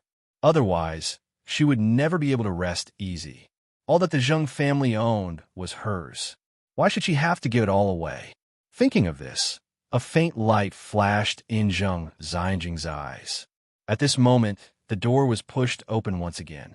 A kind-faced, middle-aged woman walked in from outside the door. "Mom, Auntie Imo, Lingling is here," Elder Lady Imo greeted with a broad smile. The person who came was none other than Elder Lady Zheng's adopted daughter, Zheng Lingling. As soon as Zheng Lingling arrived, she stood behind Elder Lady Zheng, massaging her shoulders. Elder Lady Imo praised her nonstop, saying how filial Zheng Lingling was. Zhang Xianjing continued, "My mom is massaging Grandma. Grandma Mo, let me massage you. I have recently learned a new massage technique." As Zhang Xianjing spoke, she began to massage Elder Lady Imo. Elder Lady Imo was so pleased that her mouth curled up in a smile. This mother-daughter duo massaged the elders quietly, not disturbing their conversation. Elder Lady Imo, under Zhang Xianjing's massage, blissfully closed her eyes. As if suddenly reminded of something, Elder Lady Zheng asked, "Erwin, how has your sixth child been lately?" At these words, a glint of light flashed across Zhang Xianjing's usually tranquil gaze. Elder Lady Imo closed her eyes and said disappointedly, "Still the same, entirely useless." Elder Lady Zheng let out a sigh. "All your children are so talented. It's just the sixth one who has turned out to be utterly good for nothing?" Elder Lady Imo had a total of 6 children, 5 sons and 1 daughter. The sixth one mentioned by Elder Lady Zheng was Elder Lady Mo's youngest son, and also the son causing her the most worry. Each of the other 5 children of the Mo family, including grandson Mo Baichuan, were influential figures in Beijing. This sixth child, he is the least impressive of the Mo family. Well, he never went to college, never held a job. Even now, he's still an idle drifter. He basically just eats and waits for death, wandering around, often not returning home for several months, even a year. Because of this, he's become a joke among the aristocratic circles in Beijing. Ugh, don't even mention him. Lady Mo sighed irritably. That boy is such a headache. Lady Zheng patted Lady Mo's hand, consoling her, "Don't worry too much about it. Everyone grows and develops at their own pace." "Forget it," muttered Lady Mo scornfully. "I've given up on hoping he'll make anything of himself in my lifetime." Mrs. Zheng glanced at her daughter's expressions quietly. She has been observing for a while now. Each time they mentioned this disrespectful sixth child of the Mo family, her daughter, Zhang Xianjing, seems a bit off. Although this good-for-nothing sixth child of Mo family doesn't possess much talent, he is indeed blessed with good looks. It couldn't be her daughter has taken a liking to the worthless sixth of Mo family? Zheng Lingling faintly felt worried. Her daughter should aim to marry someone of Song Biqing's or Mo Baichuan status, not end up with the incompetent sixth of Mo family. No way. She had to banish this absurd idea from her daughter's mind immediately. Therefore, during lunch, Zheng Lingling finally found a chance to talk to her daughter privately. Xianjing, Zheng Lingling called out to Zheng Xianjing. What's the matter, Mom?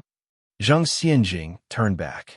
With a hushed voice, Zheng Lingling asked, Your mom wants to know, have you fallen for the sixth of Mo family? Zheng Xianjing replied a bit awkwardly, No. Zheng Lingling narrowed her eyes. Xianjing, you're my daughter. I can tell what you're thinking.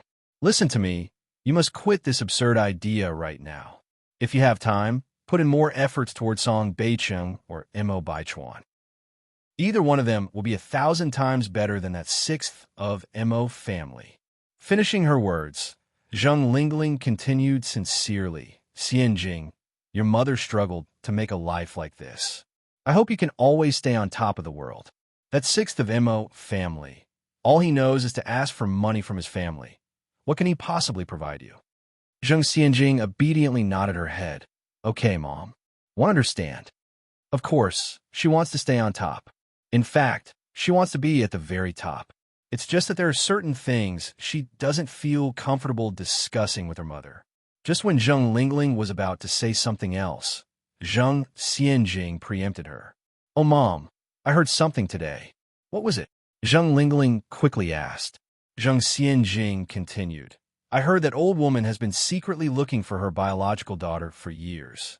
I'm worried, Zheng Lingling frowned severely. Those two troublemakers.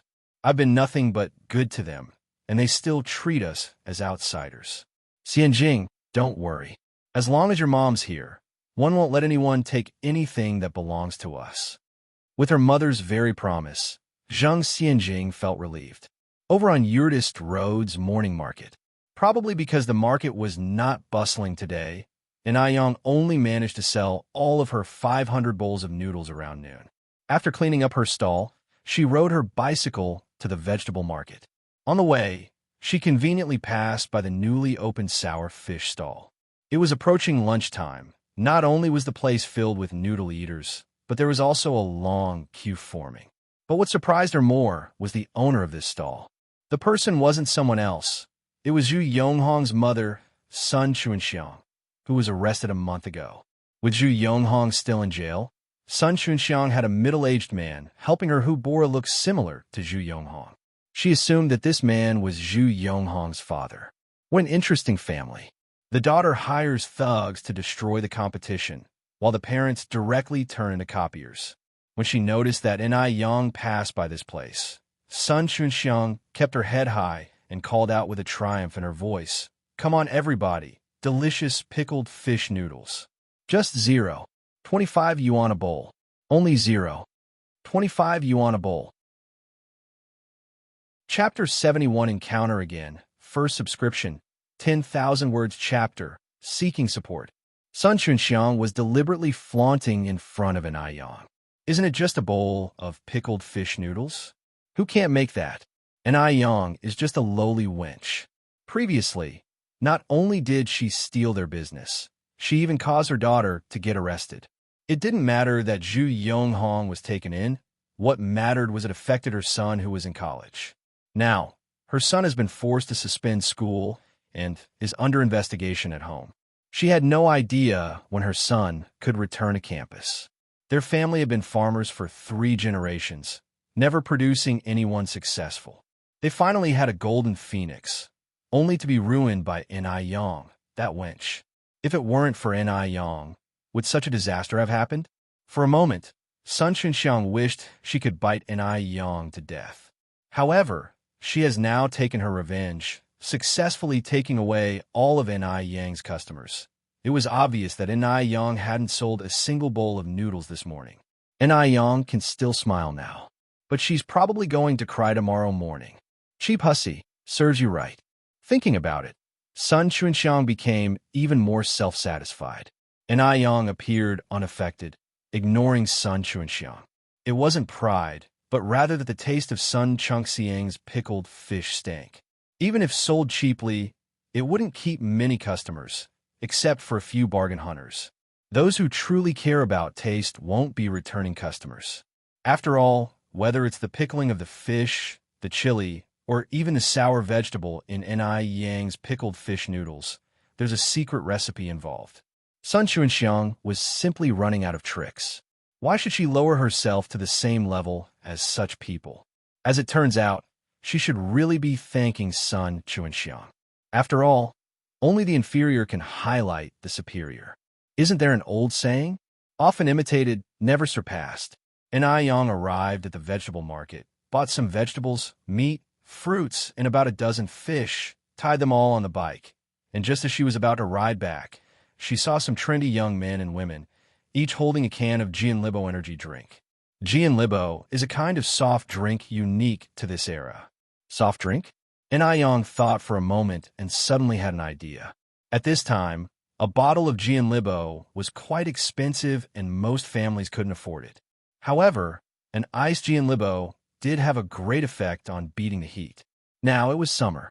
Many customers would be sweating and wanting to quench their thirst after eating halfway through a bowl of pickled fish noodles. Customers who spend 30 cents for a bowl of noodles certainly won't spend over 1 yuan for Jianlibo or Dabaisha fruit-flavored carbonated drinks to quench their thirst. So, she could use other beverages instead of a carbonated drink. As long as it tastes good, sells at a cheap price, and matches well with pickled vegetable noodles, it will surely sell well. Ni Yang's eyes narrowed, a glint of light sparkling beneath them as she immediately turned her bike around and headed the other way. On the way, she passed Li Dongliang's shop. Li Wei was away at school. The people in the shop today were Li Dongliang and his wife, Qian Jinfeng. The couple was chatting about something at the shop's entrance. Seeing Ni Yang riding over, Li Dongliang greeted her with a smile. "Yang Yang, how come you're back again?" He noticed some fresh grass carp hanging on the back of Ni Yang's bike. Could it be that this girl's business was really that good? That doesn't seem right. A young girl like her, how can she possibly cook something delicious? Moreover, it's fish, something everyone dislikes. Perhaps she was just making it seem like her business was good to avoid being made fun of. But why? What's the purpose of her doing this? Li Dongliang narrowed his eyes as his gaze swept over Ni Yang's face. Although Ni Yang was illiterate and quite plainly dressed, there was no denying that her face was truly striking. He had seen many people while doing business every day, but he had never seen anyone as beautiful as Ni Yang. Could it be? Li Dongliang suddenly thought of his son, Li Wei. His son was quite good-looking, and not only was he a high school student, he would be a college student in the future. His future was limitless. Li Dongliang realized it all of a sudden. Ni Yang's ambitions were indeed high, daring to set her sights on his son. Thinking about it, when Li Dongliang looked at Ni Yang, there was caution in his eyes. His son was so accomplished, he did not have to worry about finding a good wife in the future. Moreover, it said that marriages should be matched in social and economic status. Someone like Ni Yang, trying to marry up, was not suitable for his son at all. Chapter 72 Encounter Again. First Order 10,000 words chapter. Ask for support. _2. His son deserved a better girl. Perhaps in the future, he could even marry a CEO's daughter. Ni Yang could not have imagined that Li Dongliang had such thoughts. She still replied with a heartful smile, "Hello, uncle and auntie, and going to buy some stuff from the pharmacy." Going to the pharmacy? If she was really going to the pharmacy, why didn't she stop there on her way? Why is she coming back instead? She must be up to some shifty business. A touch of ridicule flashed in Li Dongliang's eyes. Ni Yang was cycling very fast, and in a blink of an eye she slipped past the couple. Qian Jinfeng curiously asked, "Hey, is that young girl the Ni Yang you've mentioned before? She's quite polite, not at all like a girl from the countryside." People just arrived from the countryside are normally very shy, restrained, and humble, but Qian Jinfeng only saw confidence in Ni Yang's demeanor. And she was very beautiful. Even though it was just a passing glance, Ni Yang had already impressed Qian Jinfeng. Li Dongliang snorted, "That little girl has big plans." Qian Jinfeng was taken aback. "What do you mean?" Li Dongliang then told Qian Jinfeng what he was thinking. After hearing it, Qian Jinfeng's face was full of astonishment. "Li, I think your analysis makes sense. But don't worry, Our Xiao Wei is not that shallow. He's a sensible boy. Even if an Ai Yin has a little trick up her sleeve, Xiao Wei won't fall for her. Li Dongliang nodded his head. Qian Jinfeng sighed. I really didn't expect that young girl to be like this. What on earth was her parents' upbringing? Such a failure. Fortunately, our Xiao Wei isn't like that. An Ai Yin arrived at the pharmacy. She parked her bike at the entrance. It was the critical period of Western medicine's prevalence and the decline of traditional Chinese medicine. So there were no other customers in the traditional Chinese medicine store except the salesperson. The salesperson greeted enthusiastically when he saw someone entering. Hello, comrade. What can I help you with? An Ai Yin smiled and replied, Could you please give me a kilo of dark plum, a kilo of hawthorn, a kilo of dried tangerine peel, a kilo of licorice, and a kilo of roselle flower? People usually purchase traditional Chinese medicine by grams, yet this young girl requested kilos. The salesperson was stunned for a moment, then asked, Young comrade, are you sure you want a kilo of each item, instead of 10 grams? An Ai Yin nodded. Yes. How much is it? He'll pay first. Wait a moment, let me calculate. The salesperson picked up his abacus and started calculating. An Ai Yin glanced at the price list on the wall, then said, 5 kilos of medicine should cost 2 yuan for cents and 3 mils. After saying that, an Ai Yin took out the change from her pocket and placed it on the counter. 2 yuan for cents and 3 mils? Could this young girl calculate so accurately? She must be guessing, right? The salesperson continued to operate his abacus suspiciously without looking up at an Ai Yin. However, a moment later, the salesperson was amazed at an Ai Yin's ability to calculate to the penny accurately when he saw the result on his abacus. This young girl was indeed remarkable. She calculated the exact amount right down to the penny. The salesperson collected the money on the counter, weighed the medicine, and handed it to an Ai Yin, then asked curiously, Young comrade, what do you need all this medicine for? Besides, these medicines can't cure diseases. They can only be used as adjuvants in usual practice. An Ai Yin smiled and said, Actually, it's not really medicine. I'm using it to make a drink. These medicines can be used to make a drink? The salesperson was surprised. An Ai Yin nodded. After buying the main ingredients for sour plum soup, an Ai Yin went to the store again to buy some rock sugar and dried osmanthus flowers. It wasn't until 2 o'clock in the afternoon that an Ai Yin returned home. An Ai Tsuehua had been waiting at the doorstep. Seeing an Ai Yin cycling back, an Ai Tsuehua immediately went to meet her. Yang, why are you so late today? An Ai Yin usually got home around 12 o'clock. An Ai Tsuehua was so worried that an Ai Yin could have met with some accidents. An Ai Yin smiled mysteriously. I bought some interesting things. What interesting things? Knowing her daughter's mischievous nature, an Ai Tsuehua couldn't help but be a bit curious. An Ai Yin continued to maintain her mystery. You'll know tonight. By the way, where's Yin Yin? An Ai Tsuehua laughed. Yin Yin is sleeping. I've left you some food in the pot. You should go and eat first. They'll tidy up these things for you.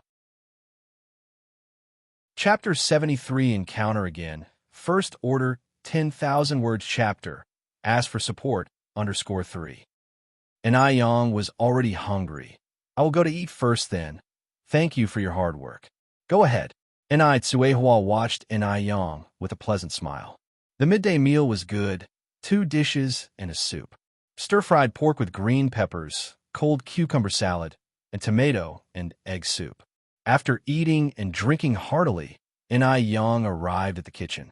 In the kitchen, an Ai Tsuehua was already busy slicing fish and making fishbone soup. An Ai Yang took out the 5 packets of medicinal herbs she had bought, then found a flat-bottomed pot in which she put crystal sugar, dark plum, hawthorn, tangerine peel, and osmanthus flower according to proportion, added plenty of water, first brought it to a boil on high heat, then simmered it on low heat. As soon as the water began to boil, a refreshing sweet and sour aroma wafted into the air, incredibly enticing. While slicing fish, an Ai Tsuehua asked, Yang, is this the good stuff you were talking about? An Ai Yang nodded, Yes, it's this.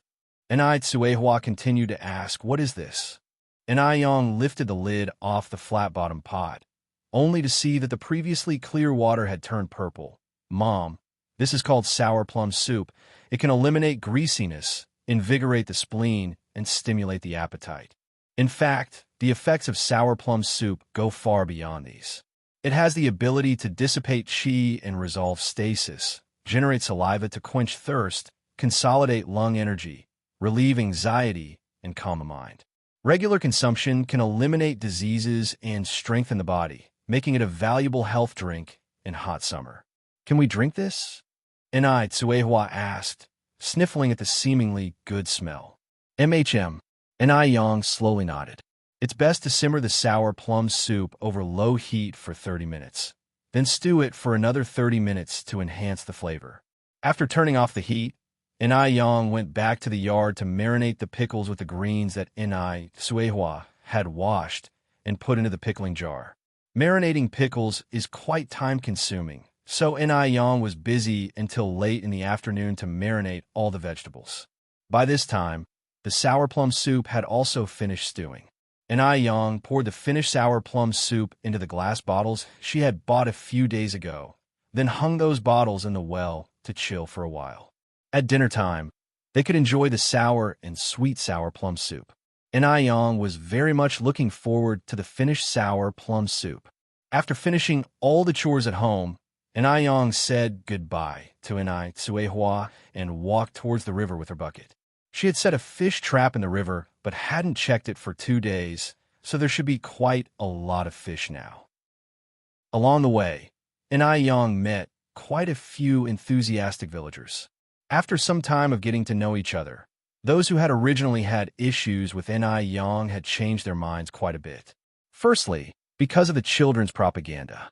Secondly, due to the fact that Aiyong was always smiling and greeting everyone kindly, regardless of who she met. Frankly, who doesn't like a beautiful and polite girl? Stop! At this moment, an arm suddenly appeared in front of Aiyong, blocking her path. Aiyong looked up slightly and saw the person standing in front of her was Wang Xiaohong, whom she hadn't seen for days. May I help you? Aiyong raised an eyebrow slightly. Wang Xiaohong looked at Aiyong, crossed her arms over her chest, and addressed her with an accomplished smile. Outlander, dare to come with me? What's the deal with this Wang Xiaohong? She couldn't beat her physically, nor could she outtalk her, yet she insisted on making her presence felt in front of her from time to time. Aiyong initially didn't want to bother with her, but then she thought that it would be annoying to have Wang Xiaohong prancing around her all the time. So she had to figure out a once-and-for-all solution to save herself the annoyance of seeing Wang Xiaohong. Take the lead, then. Aiyong spoke calmly. Follow me. Wang Xiaohong turned around with a smile. Originally, she was wondering what she could do to make Aiyong obediently come with her. Surprisingly, Aiyong was so cooperative this time. It's like rushing to get herself killed. What a cheeky minx. Last time she dared to treat her like that. This time she'd show her who's boss. Wang Xiaohong directly led Aiyong to a dense forest. The forest was large, with towering trees blocking the strong sunlight, making it shady and a bit chilly inside. Here and there you could see a lonely tomb, making one feel creepy even in the hot summer. Mandatory cremation wasn't in effect at this time. When people died, they were generally buried on hillsides or in forests. Not far ahead, at the edge of a grave site, 5 or 6 reckless teens gathered together. Seeing Wang Xiaohong walking over with Aiyong, one of them quickly threw away his cigarette, instantly becoming alert. They're here, they're here. Upon hearing this, the others also turned their attention to Wang Xiaohong and Aiyong, their eyes radiating hostility. Chapter 74 Encounter Again, first subscription, 10,000 words chapter, seeking support, _4. They gazed at the young girl approaching them, their eyes filled with astonishment. They had always thought that Wang Xiaohong was pretty enough, but this girl cornered the market. Wang Xiaohong paled in comparison. It was no surprise that Wang Xiaohong was jealous and resentful toward her.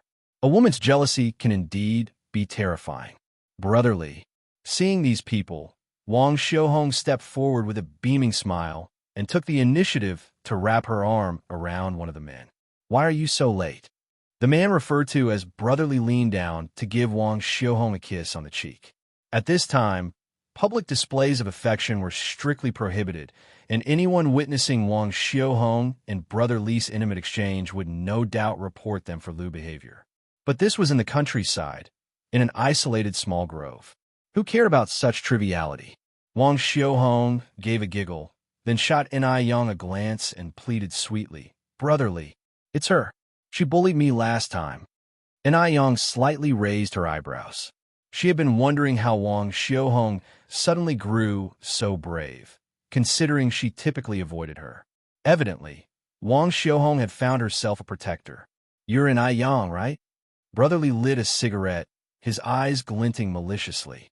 En-Ai-Yang nodded gently, replying softly, "Yes, that's me." Her demeanor was relaxed, even carrying a hint of a smile.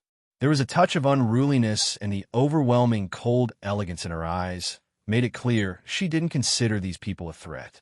Wang Xiaohong leaned comfortably against Brother Li's chest. Her face lit up with a triumphant smile. "Brother Li, last time she bullied me so much. This time you must help me get justice." When she finished speaking, Wang Xiaohong glared at En-Ai-Yang with a malicious glow in her eyes. The grove was surrounded by farmland on all sides, rarely visited by outsiders. If anything were to happen here today, En-Ai-Yang would have no one to call for help. Upon hearing Wang Xiaohong's words, En-Ai-Yang smiled.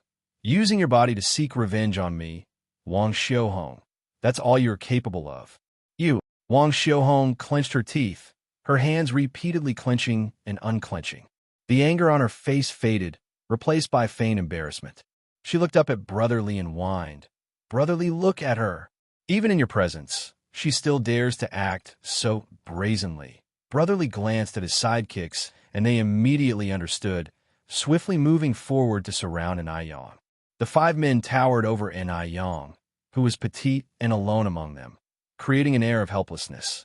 Wang Xiaohong watched En-Ai-Yang, her eyes sparkling with satisfaction. With these 5 men here, En-Ai-Yang will be torn apart even if she didn't die. After today, En-Ai-Yang wouldn't have the face to stay in Jinghua village anymore. Did En-Ai-Yang think herself too high and mighty? Today, Wang Xiaohong planned to trample that arrogance underfoot and let En-Ai-Yang taste the humiliation she had suffered. This thought was immensely pleasing to Wang Xiaohong, and she couldn't help but smirk. "Little sister, you're quite attractive." One of the minions smirked sleazily as he reached out to touch En-Ai-Yang's chin with his coarse hand. En-Ai-Yang stood in the middle of the 5 men, a ray of sunlight shining through the gaps of the leaves onto her skin, making her appear even more coldly beautiful. So beautiful, yet touched with a glacial coldness. Looking at En-Ai-Yang, Wang Xiaohong scoffed. What was En-Ai-Yang trying to pull, acting so arrogant at a time like this? Just wait. She wouldn't be able to keep it up for much longer. Just as the minion's hand was poised to touch En-Ai-Yang, she reached up and grabbed his descending wrist. With a sudden crack, the sound of bones shattering filled the air, followed by a cry of agony. The once boastful ruffian was now clutching his broken hand, his face twisted in pain as he curled up on the ground. No one knew how much force En-Ai-Yang used, but his hand was useless now. The remaining thugs retreated a step, shocked by the spectacle. However, they quickly regained their senses, looked at each other, and lunged at En-Ai-Yang, clearly intending to fight for real this time. Wang Xiaohong watched in wide-eyed shock, her heart pounding in her throat. No matter how good En-Ai-Yang was at fighting, she couldn't possibly take on 4 men. What had just happened was an anomaly. Chapter 75 Encounter Again. First subscription. 10,000 words chapter. Seeking support. _5. En-Ai-Yang just stood there, her left hand squeezing her right, and her right pinching her left, the knuckles making cracking sounds. Facing the 4 individuals rushing towards her, her face didn't reveal even a hint of nervousness.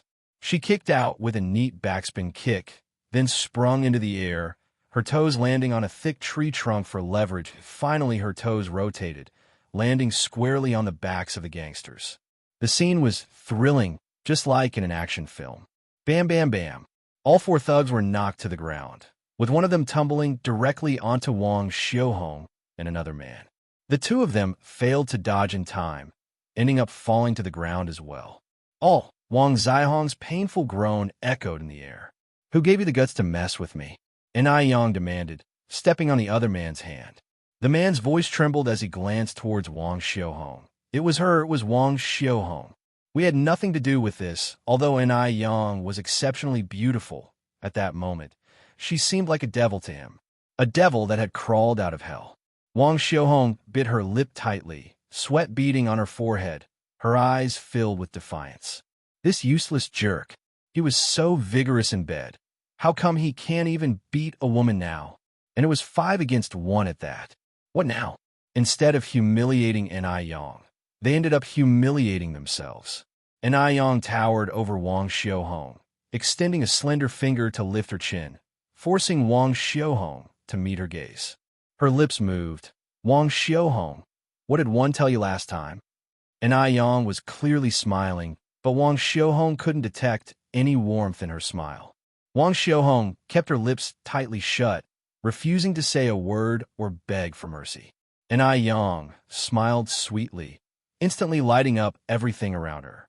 With a light tone, she said, "If you have forgotten, let me help you remember." As she finished speaking, she moved her hand to Wang Xiuhong's neck and effortlessly lifted her off the ground. Wang Xiuhong's toes began to inch off the ground. Her neck felt as if it was breaking. Her breathing became increasingly difficult. Due to the lack of oxygen, her face turned red and strange sounds were coming from her throat. For the first time, Wang Xiuhong felt incredibly close to death. It seemed she would perish in the next moment. Terror seized her. She didn't want to die. She was still so young. Her legs floundered in midair, her hands desperately grasping Yang's wrist. Wang Xiuhong was truly terrified. Yang, all smiles, looked at Wang Xiuhong calmly. "Do you wish to live or to die?" she asked gently. Wang Xiuhong stared at Yang with wide eyes, pleading evident in her gaze. From the strange sound she was making, it could be vaguely made out that she was saying, "Live, I want to live." Yang held Wang Xiuhong in one hand effortlessly, standing tall like a queen looking down at all beings, invoking fear. The others were so scared they were shaking. Oh God, had they just messed with the king of hell? The other man sneakily glanced at Yang, realizing that she was not paying him any attention. He quickly scrambled up and bolted away. Seeing their leader flee, the others cared not about anything else and followed suit, fleeing in abject terror. Yang didn't bother chasing after them. She glanced at Wang Xiuhong dangling from her hand and asked, "Will you still dare to mess with me next time?" At this point, Wang Xiuhong could not utter a word, only shaking her head vigorously. She wanted to live. She would never dare to provoke Yang again. If she could go back in time, she believed she would never allow such a foolish thing to happen. Seeing remorse plastered all over Wang Xiuhong's face, Yang finally released her grip. Thud! Wang Xiuhong tumbled to the ground, bereft of strength. She was gasping for fresh air. The feeling of being alive was wonderful. The ability to breathe freely felt marvelous. At this point, the sun had started to set, and the woods echoed with the hooting of owls. The hoots of owls sounded like human laughter, strangely eerie, making one's hair stand on end, because some said that such sounds were the cries of ghosts. It was highly unpropitious in rural areas. However, Yang was not intimidated by these sounds. She brushed her hands off, cast a glance at Wang Xiuhong sprawled on the ground, and elegantly walked away from the woods, step by step. Chapter 76 Encounter Again. First subscription, 10,000 words chapter, seeking support, _6. After Yang left, Wang Xiuhong was the only one remaining in the gloomy grove. The sun was setting. The grove grew steadily darker. Scarcely visible was the phosphorus fire spewing from the graves at the edge. Phosphorus fire is also known as ghost fire. As Wang Xiuhong's vitality gradually recovered, the tranquility of the grove during the day was replaced by an incredibly horrific scene. Dreadful ghost cries, drifting ghost fire, dim light, and the intermittent graves all tormented Wang Xiuhong's senses. Wang Xiuhong is not an Yang. Even though she can be capricious and malicious, she is just a 17-year-old girl. She has never experienced such horrors before. At that moment, she was so terrified that her face turned pale. She tightly embraced her head, crying out, "Don't come near me! Don't come near me! Mom, Dad, please come to save me!" Regrettably, the only response in the grove are the ghastly ghost cries. Young arrived at the river bank, her face relaxed. She greeted passers-by who were working in the field with a sweet and bright smile. Who could associate her with the demon-like person in the grove just a while ago? Young stood by the river bank, rolled up her trouser legs, revealing her fair-skinned leg. Her feet were beautiful, small, and exquisite. Her glossy and transparent nails were like rows of small seashells, faintly presenting a soft pink hue, delicate as a piece of art. A slim figure approached from across the river and saw such a scenario. The girl was partially rolling up her trousers, stepping into the river one step at a time. Every step she took was steady. The sunset was projecting on the river's surface, reflecting a golden sheen, forming a beautiful picture with her. Even with just her back view, it made one's imagination run wild. If she turned back and smiled at him now, what kind of ripple would it create? The man was taken by surprise and just stood there, nearly mesmerized. Isn't this the same girl he saw at the mall last time? Didn't expect to encounter her so soon again. Just then, it occurred to him, could she possibly be attempting suicide by jumping into the river? At that thought, the man's eyes narrowed. He unfastened his jacket, threw it on the ground, and dashed towards the river. When Young was hoisted from behind, she was baffled as if pierced by an unexpected force, causing her to instinctively grab the collar of the man's white shirt. Simultaneously, a scent of men's cologne penetrated her nostrils, a refreshing and crisp fragrance. Young looked up at the man. In her sight was a face with well-defined features, thin lips, sharp eyebrows, and eyes. Although the cold and stern look was also filled with gentleness. He was quite handsome, and somewhat familiar. Somehow, upon seeing this face, Young thought of Mo Baichuan, the hooligan. However, this face was obviously much more composed than Mo Baichuan's. Young firmly grasped his collar, scolding, "What are you doing? Are you trying to play a pervert in broad daylight? Let me down." The man's expression was incredibly tense. He didn't speak a word. Clutching the person in his arms, he strode towards the shore. "Let me go." Young struggled incessantly. Alas, his arm was as if it were cast onto her. Regardless of how much she struggled, he remained unmoved. Young was skilled. Even the robust Mo Baichuan was knocked down by her. She didn't expect to lose against a man today. Young was furious. She reached out to pinch his neck, yelling, "Smelly rascal. Let go of me now." But the man remained silent, carrying Young with both fast and steady steps. When he glanced at the girl's angry face, he couldn't help but frown slightly. Such a pretty girl, with a good figure, why would she want to take her own life? Young, in fury and unable to struggle, bit onto his collarbone. Immediately, a mix of salty and sweet taste filled her mouth, while a trace of blood stained his white shirt. Yet the man had no intention of letting go, holding on to Young until he reached the shore. Only then did he release her. But, to prevent her from jumping into the river again, he firmly restricted her wrist, saying sternly, "Are you crazy? Is that how you treat your savior? Let go of me." Young jolted his hand away. "Are you sick? Who asked you to save me?" However, his hand seemed to be stuck to her wrist. She couldn't free herself. Chapter 77 Encounter Again. First subscription. 10,000 words chapter. Seeking support. _7. I won't let go. The man looked at her, adding, "Unless you promise me you won't try to kill yourself." Young let out a deep breath, trying her best to calm down. "Who told you one was attempting suicide?" The man loosened his tie at the neck, speaking somberly. "Just now you were heading towards the river. If that's not attempting suicide, then what is? If I weren't there, you'd be an anonymous drowned corpse by now." He saved her, and she, for her part, had returned his favor with hostility.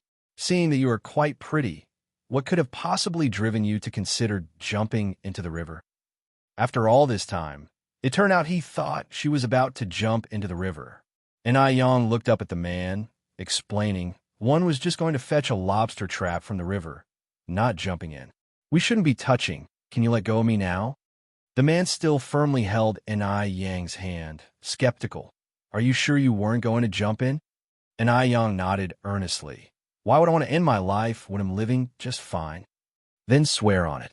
The man clearly didn't believe in Yang's words. Left with no choice, and Yang raised 3 fingers, sincerely saying, one swear. Seeing Yang like this, the man reluctantly believed her. Once I let you go, you'd better not lie to me. Sure. And Yang nodded slightly. The man loosely let go of her, and Yang instantly pulled her hand back. Her skin was naturally fair and would turn red easily just by touching it. The man's firm squeeze just now had left 5 distinctive finger marks on her wrist, alarmingly red. The man also noticed the abnormality on her wrist, promptly apologizing.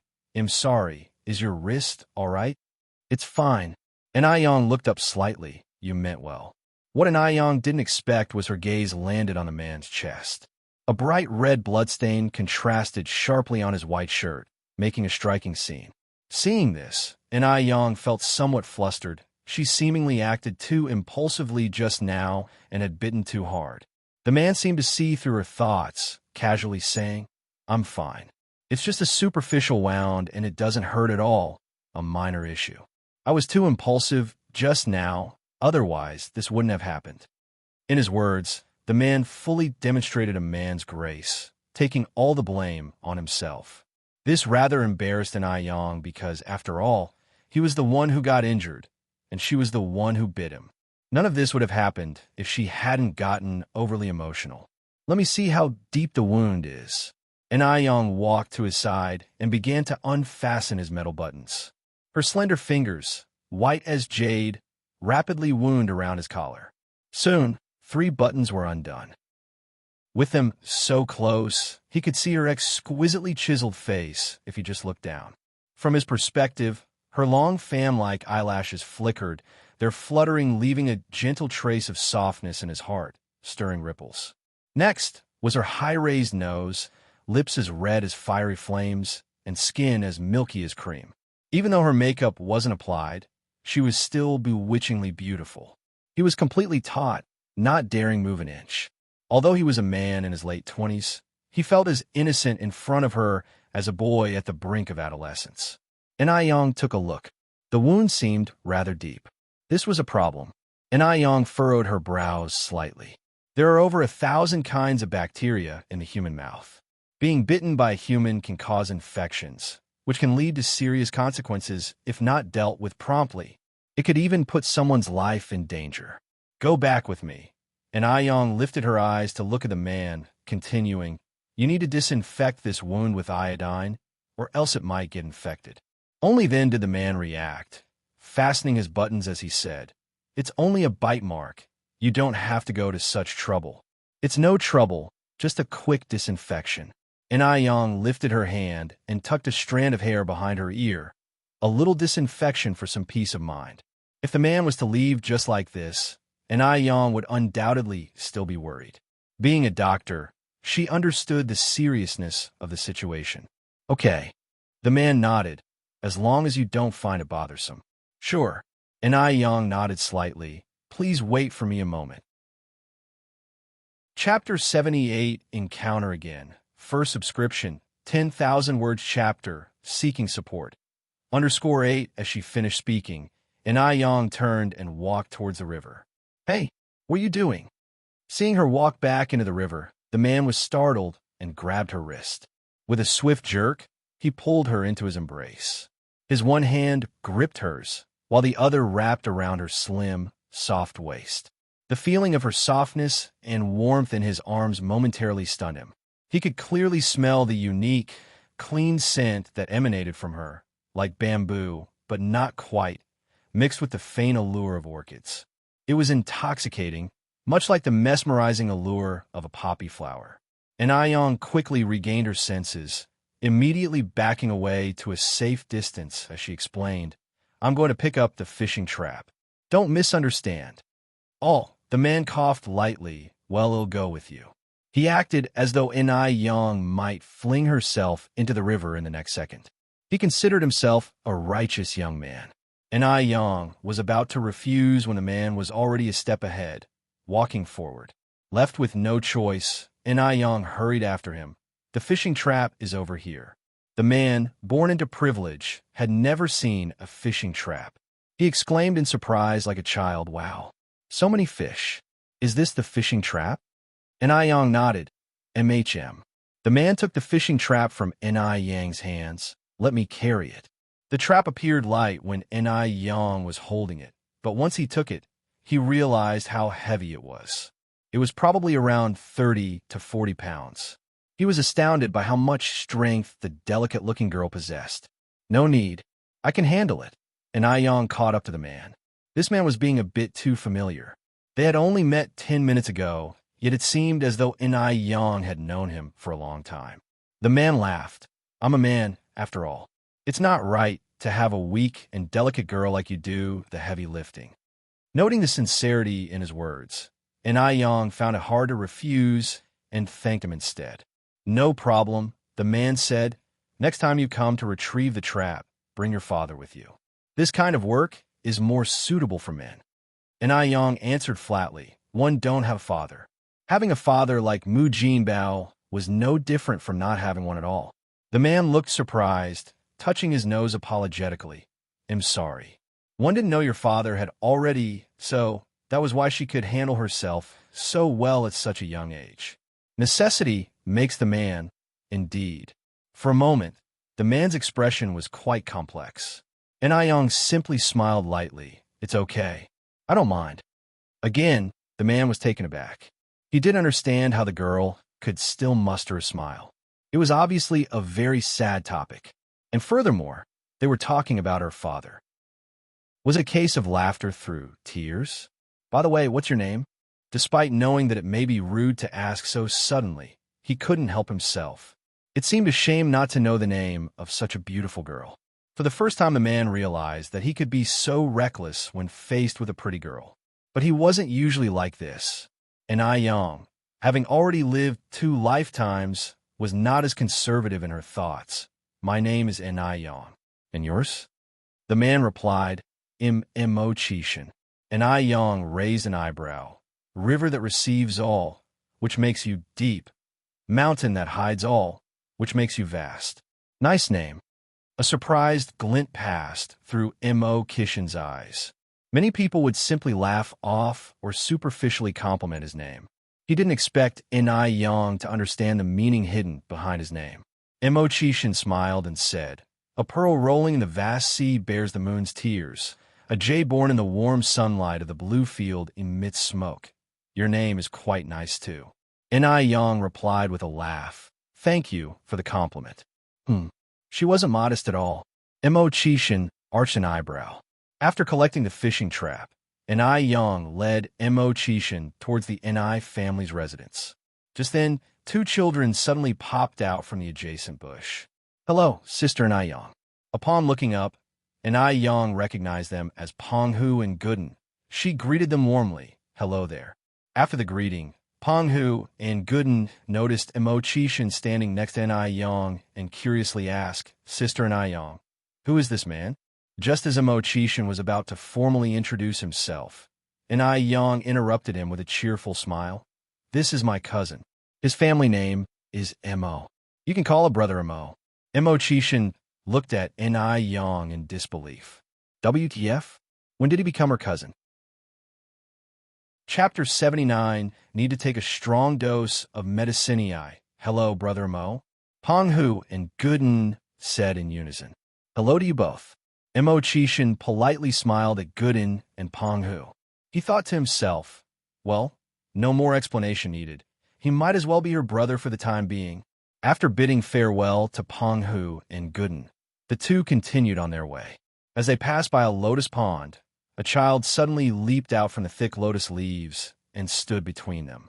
This sudden appearance of a child startled Mo Chishin.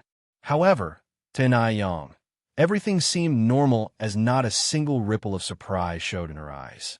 Clearly, this was not the first time Shed encountered such a situation.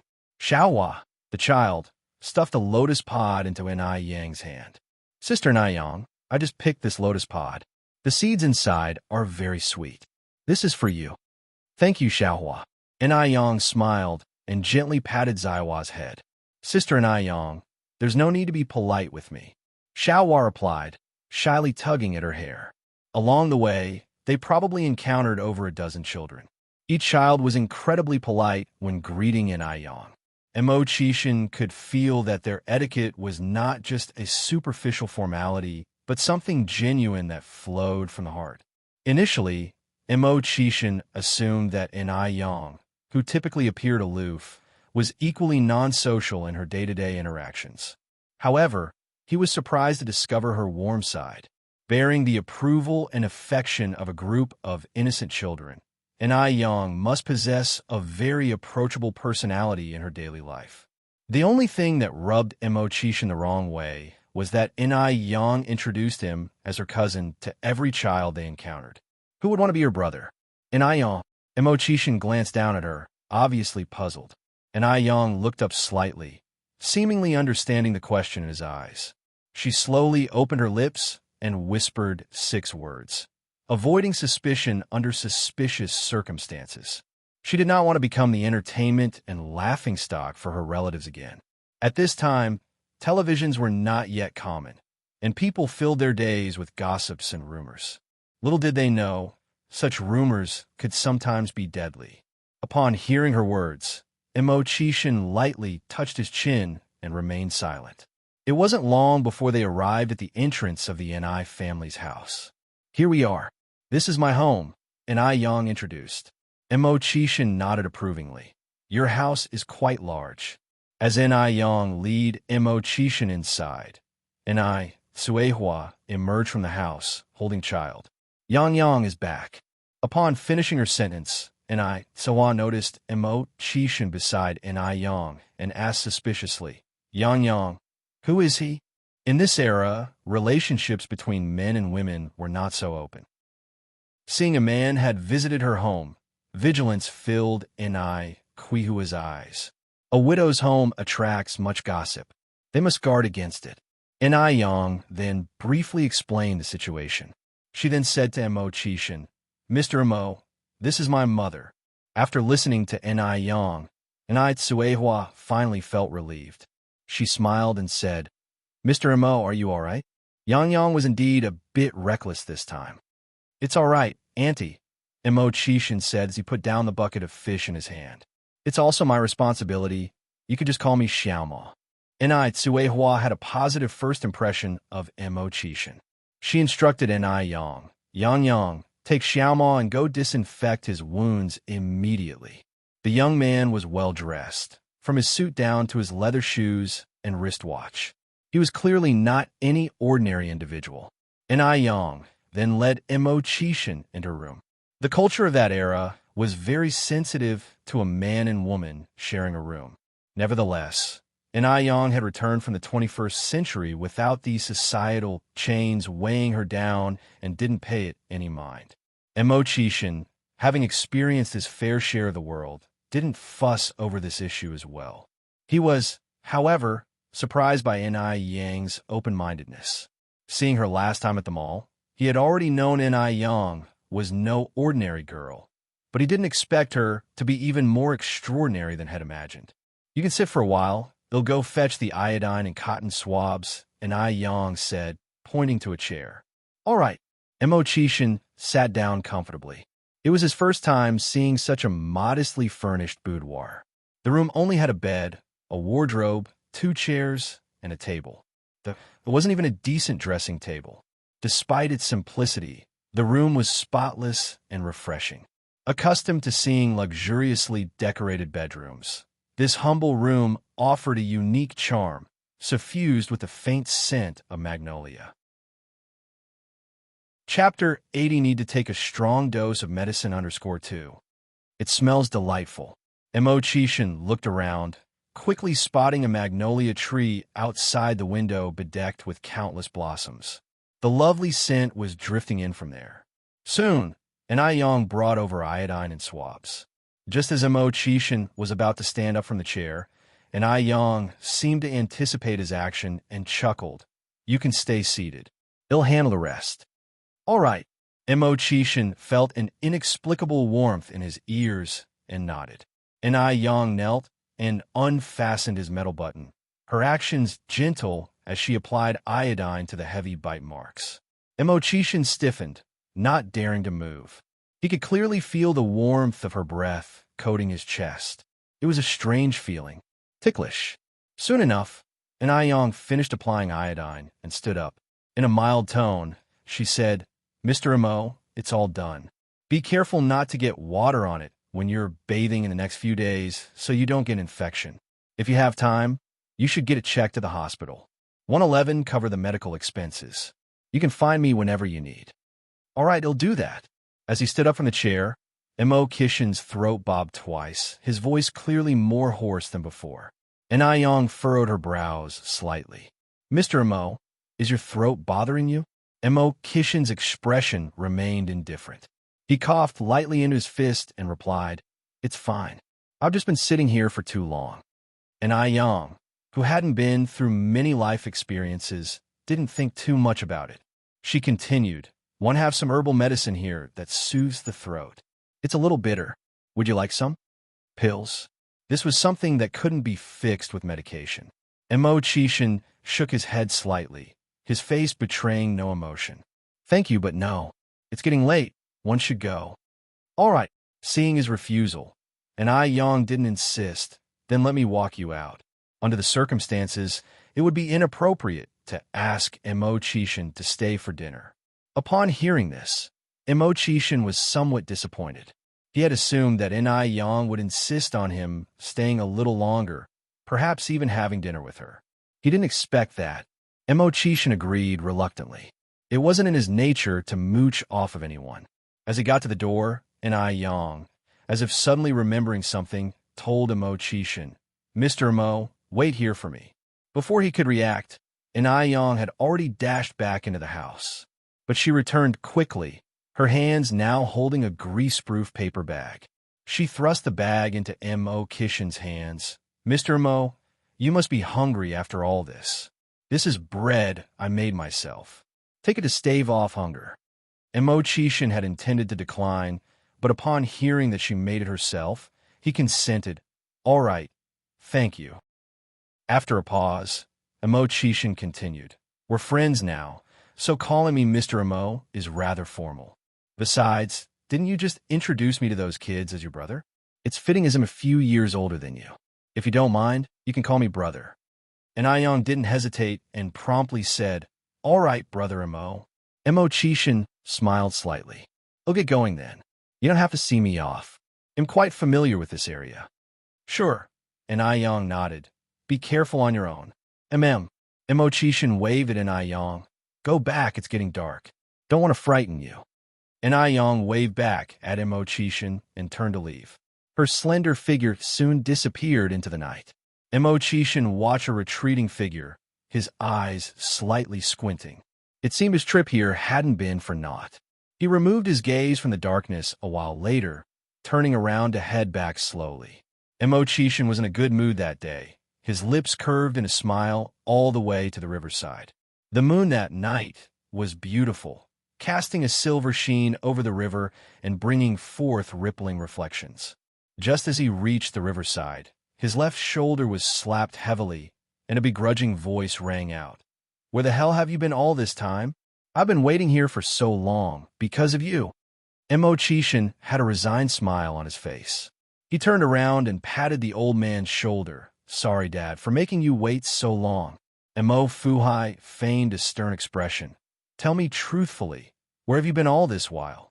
Did you go messing with some innocent young girl again? Chapter 81 Need to take a strong dose of medicine _3. Dad, you really are my real dad. Mo Chishan said helplessly. In your mind, do you regard my image as being that bad? Mo Fuhai slapped Mo Chishan's head directly. Who lets you boy fool around all day with no shape or form? Don't forget, you are an engaged man. A man must be consistent in life. Only a real father could say these words. Mo Chishan touched his forehead helplessly, grateful that Ni Yang had not heard these words. Otherwise, even jumping into the Yellow River wouldn't clean his record. Dad, I don't even know what Miss Zhao from Zhao family looks like. How can one marry her? People nowadays emphasize freedom in marriage. Maybe she won't even give me the time of day. After all, in others' eyes, he was a good-for-nothing. At one point, he had even become a joke in his circle. Which rich heiress would look twice at him? As far as he knew, Miss Zhao of the Zhao family had been looking down on him for more than just 1 or 2 days. Mo Fuhai frowned and said, "Your Uncle Zhao and his family are people who value promises. They're not the kind of people who would go back on their word. Anyway, you should always pay attention to your actions and speech. You can't do anything to upset Miss Zhao. Dad, it's getting late. We should go back." Mo Chishan started to change the subject. "Let's go." Mo Fuhai packed up his fishing gear. "Let's go back. Let me carry it. You walk in front. Watch your step." Mo Chishan took the fishing gear from Mo Fuhai. Mo Fuhai took the lead, hands clasped behind his back. The car was parked not far away. Seeing them coming, the driver hurried up, took the gear from Mo Chishan, and said respectfully, "Master, Six Master. Dad, take it slow." Mo Chishan helped Mo Fuhai into the car. But Mo Fuhai directly shook off Mo Chishan's hand. "Shoo, I'm not that old. Don't need your help." The master was a martial artist in his youth and carried a certain toughness, refusing any help for anything he did. His only regret in life was not having trained Mo Chishan to be an excellent martial general. Forget not being a martial general, he was a downright spoiled brat. Fortunately, the Mo family's estate was strong enough to support this prodigal son without any issue. Otherwise, he wouldn't be able to rest in peace even after 100 years. Getting into the car, Mo Fuhai and Mo Chishan sat in the back seats. Mo Chishan asked with a smile, "How was your haul today, Dad?" Since his retirement, the master had become obsessed with fishing. If he caught too many fish to eat, he would give them away or release them. "Not bad." Mo Fuhai was lying contentedly on the leather seat. Then suddenly he sniffed the air and sat up straight. "What's that smell? It's so good." Mo Chishan smiled slightly and took out an oil paper bag from his side. "One guess you're referring to this." "What is it?" Mo Fuhai puzzled. "Is it food?" Mo Chishan nodded, and as he opened the oil paper, the aroma grew stronger. Mo Fuhai, like a little child, stared wide-eyed and said, "Bread." As he spoke, he grabbed a piece of bread and stuffed it in his mouth. After a few bites, Mo Fuhai stopped chewing and just stared at Mo Chishan. Mo Chishan was made a little nervous by his sudden gaze. Thinking there was something wrong with the bread, he quickly took a bite from the other piece of bread. It was soft and sweet, melted in the mouth, and had a subtle milky flavor. It was delicious. Amazement filled Mo Chishan's eyes. He didn't expect such an ordinary piece of bread to be so tasty. "What's up, Dad?" Mo Chishan looked at Mo Fuhai curiously. "The bread is fine." Mo Fuhai kept looking at Mo Chishan, then said, "Tell me, where did this bread come from?" Mo Chishan nonchalantly asked, "Someone gave it to me. What's wrong? Don't you like it?" Mo Fuhai squinted slightly. "Is this bread from that girl in Aiyang?" Mo Chishan surprisingly said, "You know her too?" He hadn't expected that even his own dad knew her.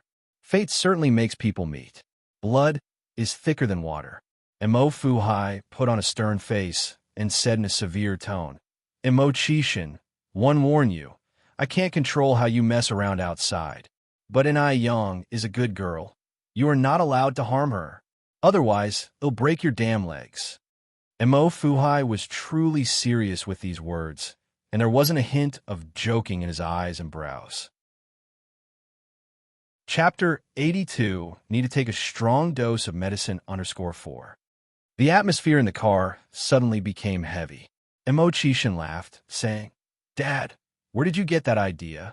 Ai Yang and I are not like what you're imagining. Besides, I'm not that kind of person." He did want to harm Ai Yang, but she never gave him the opportunity. "Be serious. What is with that frivolous laugh?" Mo Fuhai scowled, continuing, "Anyway, I've given you a warning here and now. If you dare harm that girl, I swear I will kill you. Yes, yes, yes. Emo-chishin responded playfully. Rest assured, even if one had the courage of 100 men, I would not dare to provoke her. By the way, how did you get to know her? If an Yang had been present, she would have realized that Emo Fuhai was actually the old man who had spoken up for her when Yang Guobao was having an epileptic fit. Emo Fuhai often came to fish here, and Yang frequently took her eel traps to the river. After many interactions, the old and the young grew familiar with each other and enjoyed each other's company. However, Yang didn't know who Emo Fuhai truly was, and, having not met any of his family in the past month, she thought that he was an old man living alone. Thus, she often brought bread for him.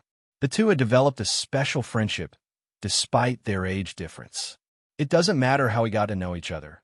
Emo Fuhai slapped Emo-chishin on the head, warning him, the important thing is that you must not harm her. Don't worry, I promise I won't harm her. Emo-chishin raised 3 fingers, one swear. Emo Fuhai gave him a disdainful look, calling him a rascal. Speaking again, Emo Fuhai said, Actually, Yang is a good girl, but you're already engaged to the girl from Zhao family. You cannot be fickle. The Zhao family? Emo-chishin squinted his eyes. It seemed it was time to give the Zhao family a taste of the harsh truth. Otherwise, his father would never see the true colors of those people. At Nis house, after sending away Emo-chishin, Yang began to prepare dinner in the kitchen.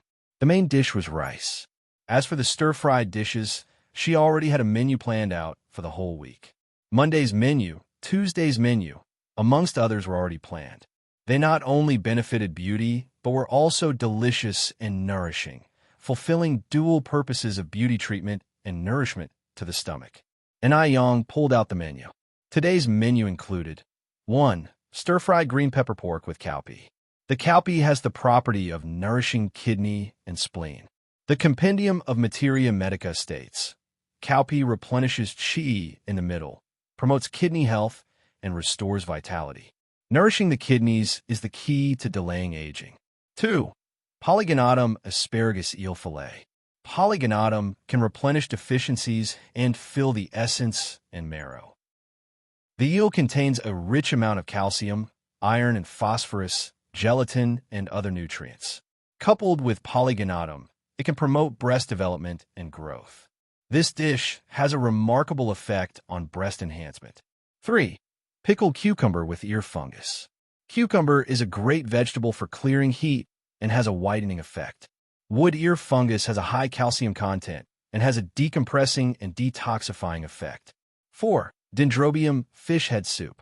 Dendrobium has a large amount of mucus, nourishing and invigorating, and moisturizes the skin without greasiness.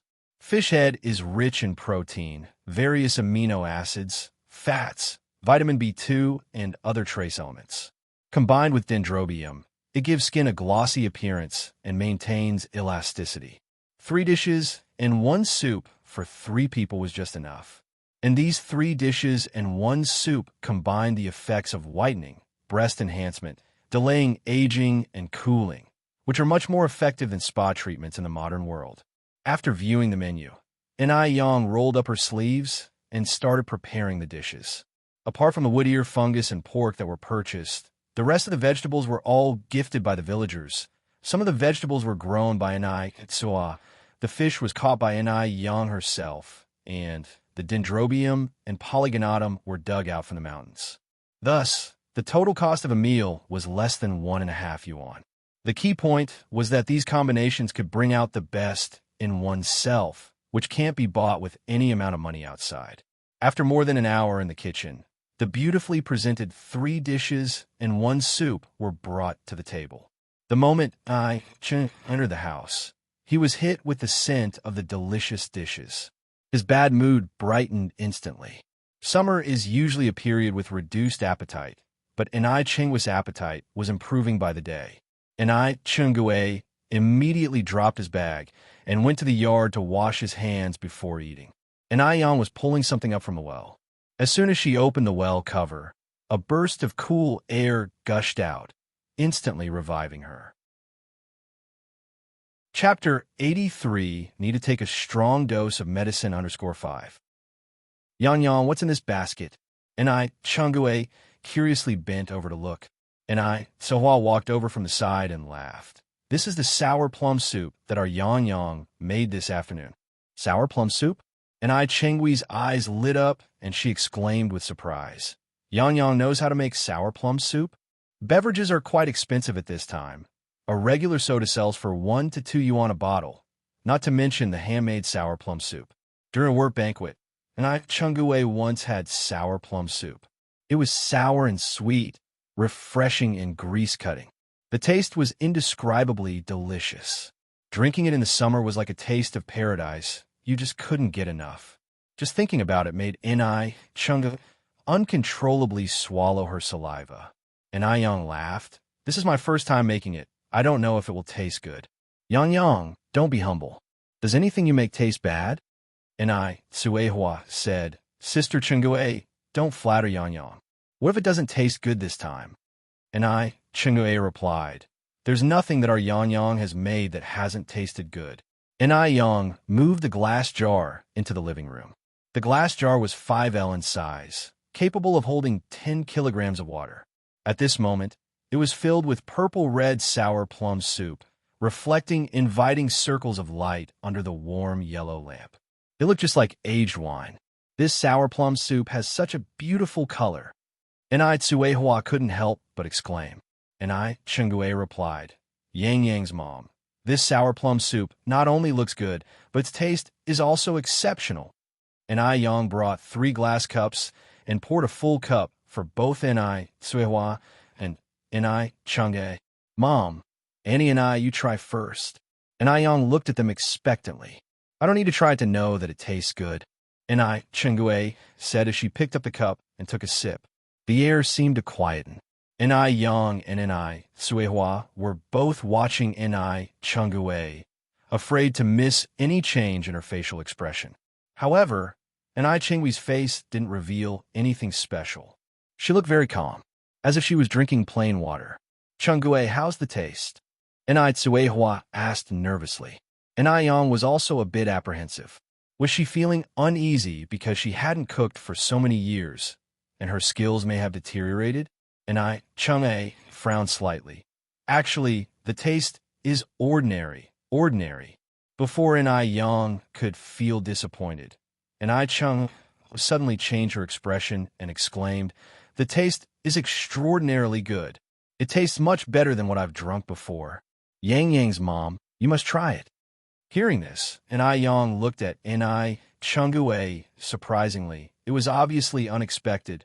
What a turn of events. N.I. Suehua immediately picked up her cup and took a sip, and her face was filled with surprise. It's delicious. Yang Yang, it's really too delicious. Even better than sugary water. She had never tasted anything so delicious in her entire life. N.I. Chungue laughed. I told you, the things made by our Yang Yang. How could it not taste good? N.I. Yang scooped herself a cup and took a small sip. There was a faint taste of osmanthus flower as the soup entered the mouth, followed by a light sour and sweet flavor that spread across the tongue. It made her mouth water. The chilled feeling made every pore in her body open. It felt like turning on air conditioning. It was very refreshing. She couldn't help but want to take a second sip, a third, a fourth. And I, Chungue, asked, Yang Yang, how did you make this sour plum soup? The ingredients for sour plum soup should be hard to buy. She wondered how a young girl like N.I. Yang knew so much. She was really amazing.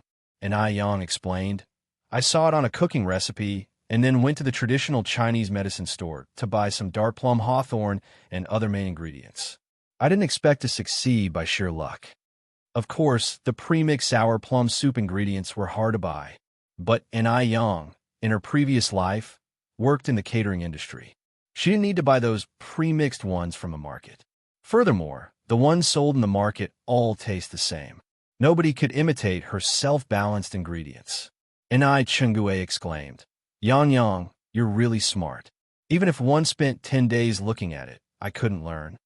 She is typically someone who can learn by looking at it. but always fails when actually doing it. Also, the dishes you cook are delicious too. They taste 100 times better than those from big restaurants. Yang Yang, whoever marries you in the future would be as lucky as winning the lottery. Chapter 84 Need to take a strong dose of medicine _6. If she had a son, she would surely want to have an Yang as her daughter-in-law. And Yang said, laughing, I'm not getting married. I want to stay with my mom for the rest of my life. And Tsuehua said helplessly, this child, always saying such foolish thing. Looking at the considerate Yang, Chungue was reminded of his own daughter. If his daughter was half as considerate as Yang, he wouldn't be alone today. At that thought, Chungue sighed softly. Chungue, what's wrong? Tsuehua looked over at Chungue. Chungue smiled and said, it's nothing, let's eat quickly. Yang Yang's cooking is so good, it won't taste as good once it's cold. Seeing this, Tsuehua didn't ask any more questions. It wasn't appropriate for Yang, being the junior, to intervene in the elders' affairs. Without a doubt, the 3 dishes and 1 soup that night were completely devoured, leaving nothing behind. After dinner, Yang washed the dishes while Tsuehua went to give the child a bath. After Yang finished washing the dishes, she went to Kuihua's room. Little Yun, at 40 days old, was very cute. Fat and white, he was splashing water in the basin. Seeing Yang, he gave her a sweet smile that melted her heart. Mom, let me help you. No need, no need. Tsuehua said, I can do it myself. You have also been busy all day. You should rest for a while. Tsuehua was still wearing the same patch clothes from before. She didn't wear the bra that was bought for her. Yang went on, Mom, why didn't you wear the clothes one bought for you? Don't you like them? Tsuehua laughed and said, your mom never goes out. It doesn't matter what I wear. Good clothes are meant to be worn out. Why bother wearing nice clothes at home? Mom, Yang immediately corrected Kuihua's incorrect idea, then said, we don't have to pinch pennies like we did in the past. You should wear the clothes one bought for you. Otherwise, they would become waste when left unused. Just look at how classy Annie and I looks every day. And also, you should be wearing bras. If not, sagging breasts can not only affect appearance, but also lead to gynecological diseases. Tsuehua was surprised and asked, really? It's just a piece of cloth. Wearing it or not should be the same. Could it be so magical? Yang replied, Mom, do you remember how the old lady Wang who lived next door to us died? I remember. Tsuehua pointed to her chest and said, here it festered, and then she died. Yang said, that disease is called breast cancer, which happens because women don't take good care of their breasts. Really? Tsuehua was somewhat disbelieving. Yang spoke seriously. Mom, when have one ever lied to you? It seems never. Tsuehua hesitated, then said, Yang, but your mother feels uncomfortable wearing these clothes. It tightens around the chest. It's as if one can't breathe properly. Yang continued, Mom, everyone feels the same the first time they wear them. You'll get used to it. And you don't have to wear it all the time. You can take it off when you go to sleep. If you keep neglecting yourself like this, you'll definitely regret it someday. And when that time comes, there'll be no medicine for regret. Hearing this, Tsuehua nodded her head. All right, I understand. Yang continued, they'll hold little Yun for you. You go and try on the bra and the new clothes we bought last time. Tsuehua hesitated for a moment, but then took the clothes to change. Because it was her first time wearing a bra, she looked a little awkward and covered her chest with her hands. Yang laughed and pulled Tsuehua to the mirror. Mom, look at yourself in the mirror. Don't you look so much better after wearing a bra than before? Your whole temperament has changed. Chapter 85, Wanting 100 Sons, is not a problem. Tsuehua was wearing a beige batwing shirt on the upper body and a pair of black flare trousers on the lower body. The batwing shirt was fashionable this year. It had a retro pattern embroidered on the collar, which echoed the pattern on the cuffs. It looked very nice. Kuihua's skin was originally on the paler side, So wearing beige now made her skin look even more fair and well-balanced. Due to her wearing a bra, her bust was shaped perfectly, presenting a great confidence. Even her posture improved, and she was standing much straighter. The transformation made her look like a different person. Where had that previous, self-conscious, and gloomy look gone? For a moment, and Suehua, almost couldn't believe that the person in the mirror was her. But the bra was too tight, uncomfortably so, and she couldn't resist the urge to loosen that bit of strap at the back. After all, a habit of 36 years couldn't be changed overnight. And Yang held Quihua's hand. "Mom, look at how beautiful you are now. If you don't wear a bra, there won't be such an effect, and if you don't believe me, go to your room and take off the bra to try it." And Suehua didn't really believe it. So she turned around, went into her room, and took off her bra. When she looked at herself in the mirror again, she was stunned. Apparently, the difference between wearing a bra and not wearing one is quite significant. The person in the mirror had a hunched back and lost all sense of confidence, appearing despondently and conspicuously older. And Yang came over with a smile, put her hand on Quihua's shoulder, and said, "Mom, as I said, there's really a big difference between wearing a bra and not wearing one." And Suehua straightened her clothes in the mirror. Then Yang continued, "Mom, listen to me. Dress like this tomorrow, and don't wear those old clothes in the future. It's not like we can't afford new clothes." "All right," and Suehua said, looking at Yang and nodding, "They'll listen to you." And Yang laughed and said, "Remember to wear your bra, too." I know. And Suehua nodded somewhat uncomfortably. After leaving Quihua's bedroom, Yang went into the kitchen. Because she had previously promised Li Gongsheng that she would cook something nutritious and delicious for his elderly grandmother, she intended to brainstorm meal ideas in the kitchen. Li Gongsheng mentioned that the grandmother's appetite was not very good. Generally, there are only two reasons why elderly people have a poor appetite. First, as age increases, the taste buds on the tongue gradually degrade, and consequently, the tongue's reaction to food slowly weakens. Second, the decline in digestive function in the elderly can lead to stomach coldness, causing loss of appetite. Therefore, the remedy should be targeted. After pondering for a while, Yang started to prepare the ingredients. She planned to make sour cabbage and pork stuffed pan-fried dumplings for the grandmother, and then boil some mint porridge. The pairing of sour cabbage and pork pan-fried dumplings with light mint porridge in the morning is simply delicious. Mint has the effects of dispelling wind heat, clearing the head and eyes, and inducing sweating and easing rash.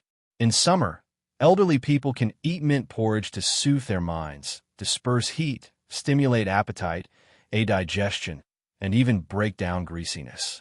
The dumplings can be wrapped now, and they can be pan-fried tomorrow morning. Porridge, however, needs to be cooked fresh tomorrow morning, because leftover porridge is not tasty and less nutritious as well. Although she couldn't cook the porridge in advance, she could soak the rice ahead of time. And Yang skillfully washed the rice and left it to soak in a clay pot. After soaking the rice, Yang went to the vegetable garden to pick some mint leaves. She had found this mint by chance by the river and took a few plants back to plant in the vegetable garden, which unexpectedly grew very well. After picking the mint leaves, Yang started to knead the dough and roll out the dumpling skins. After putting Child to bed, Suehua also came into the kitchen. "Yang, what are you busy with? Let me help you." Yang turned around with a smile. "Do you still remember how to make liaoyi dumplings?" "Yes." Suehua nodded. Yang then told Suehua about what she had planned for Mrs. Mo. Hearing this, Suehua laughed. "What's so difficult about that? Leave the job of dumpling and dumpling skin making to me, and you go and prepare the dumpling stuffing." Apart from not cooking as deliciously as Yang, Suehua was a very competent mother. She had many skills such as embroidery, shoe mending, knitting. Moreover, Suehua was extremely intelligent. She picked up many things quickly after being taught once. "All right," Yang nodded. "Then he'll leave it to you." Chapter 86, Wanting 100 Sons is not a problem. Suehua rolled up her sleeves and protested. What's so tiring about this? You're the one who really works hard. She has been seeing N.I. Yang's daily toil. Unfortunately, she could not help N.I. Yang much and could only handle the house chores so that N.I. Yang wouldn't worry. At this moment, being able to help N.I. Yang by making dumplings, N.I. Suehua felt very happy. She finally felt like she could lend N.I. Yang a hand. After leaving N.I. Suehua with the rolling pin, N.I. Yang went to retrieve pickled vegetables from the courtyard. The pickles were perfectly preserved, with elements like millet pepper, Szechuan pepper, raw ginger, and others. As the lid for the pickling jar was opened, a tempting aroma wafted out, making one's mouth water. As N.I. Yang squatted by the pickling jar, two adorable bunnies scuttled up to sniff at her feet, looking absolutely precious. These two bunnies were part of the group she caught from the mountain last time. A month went by, and the tiny bunnies grew into proper-sized rabbits. They were plump. In a few more months, they could be used for spicy rabbit head or braised rabbit meat. N.I. Yang grabbed a generous amount of pickles, then brought up a chunk of pork belly from the well. The pickles, which were already very fragrant, paired with the chunk of pork belly, made for an excellent combination. N.I. Yang could not help but salivate as she was filling the dumplings. When N.I. Yang finished filling the dumplings, N.I. Suehua finished rolling out all the dumpling skins. N.I. Quihua's method was accurate, each dumpling skin being uniform in size and perfectly thin. N.I. Yang placed the prepared fillings on the stove, picked up dumpling skin, and asked, "Mom, can you teach me too?" N.I. Suehua replied with a smile, "Why bother? Let Mom handle little things like making dumplings. Go get some sleep, otherwise you'll be up early tomorrow." N.I. Yang shook her head, saying, "It's still early. One wouldn't be able to fall asleep even if one tried. Let's wait a while longer." N.I. Quihua's speed and accuracy in dumplings making her remarkable. In merely a few seconds, she had a dumpling ready, and each was shaped like pretty Liao Yi, even more appealing than the ones sold in the streets. N.I. Yang felt hungry just watching and said, "Mom, make more dumplings. Let's have dumplings for lunch tomorrow." "Okay." N.I. Suehua nodded and pressed. Yang, be honest with me. How did you get to know that Xiaoma today?" She had a hunch that there was more to it. N.I. Yang answered nonchalantly, "It's just like I told you. One was retrieving a fishing trap from the river, and he thought I was going to jump in the river." "Really?" N.I. Suehua looked doubtfully into N.I. Yang's eyes. "Really?" N.I. Yang nodded lightly. N.I. Suehua continued, "Actually, Xiaoma seems to be a decent kid." "Your mom was thinking." The rest of her words were left unsaid. Mo Qishan definitely captured N.I. Quihua's approval. He was eloquent, cultured, and from his attire, his family situation seemed well off. Most importantly, as a woman who had been through it all, she could tell that Mo Qishan harbored special feelings for N.I. Yang. Although it was faint, if you paid close attention, you could notice.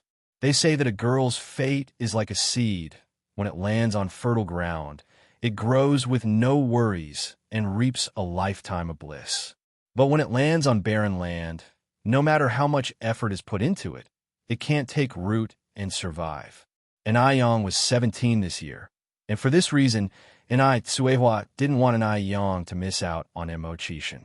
As a mother, she didn't just want her daughter to find love, but also material stability. This is reality. A union without material assurance is fragile, because love will one day lose to the demands of daily life. "Mom, why are you thinking about such things? He and one are from different worlds. Plus, one have to focus on my studies to get into university.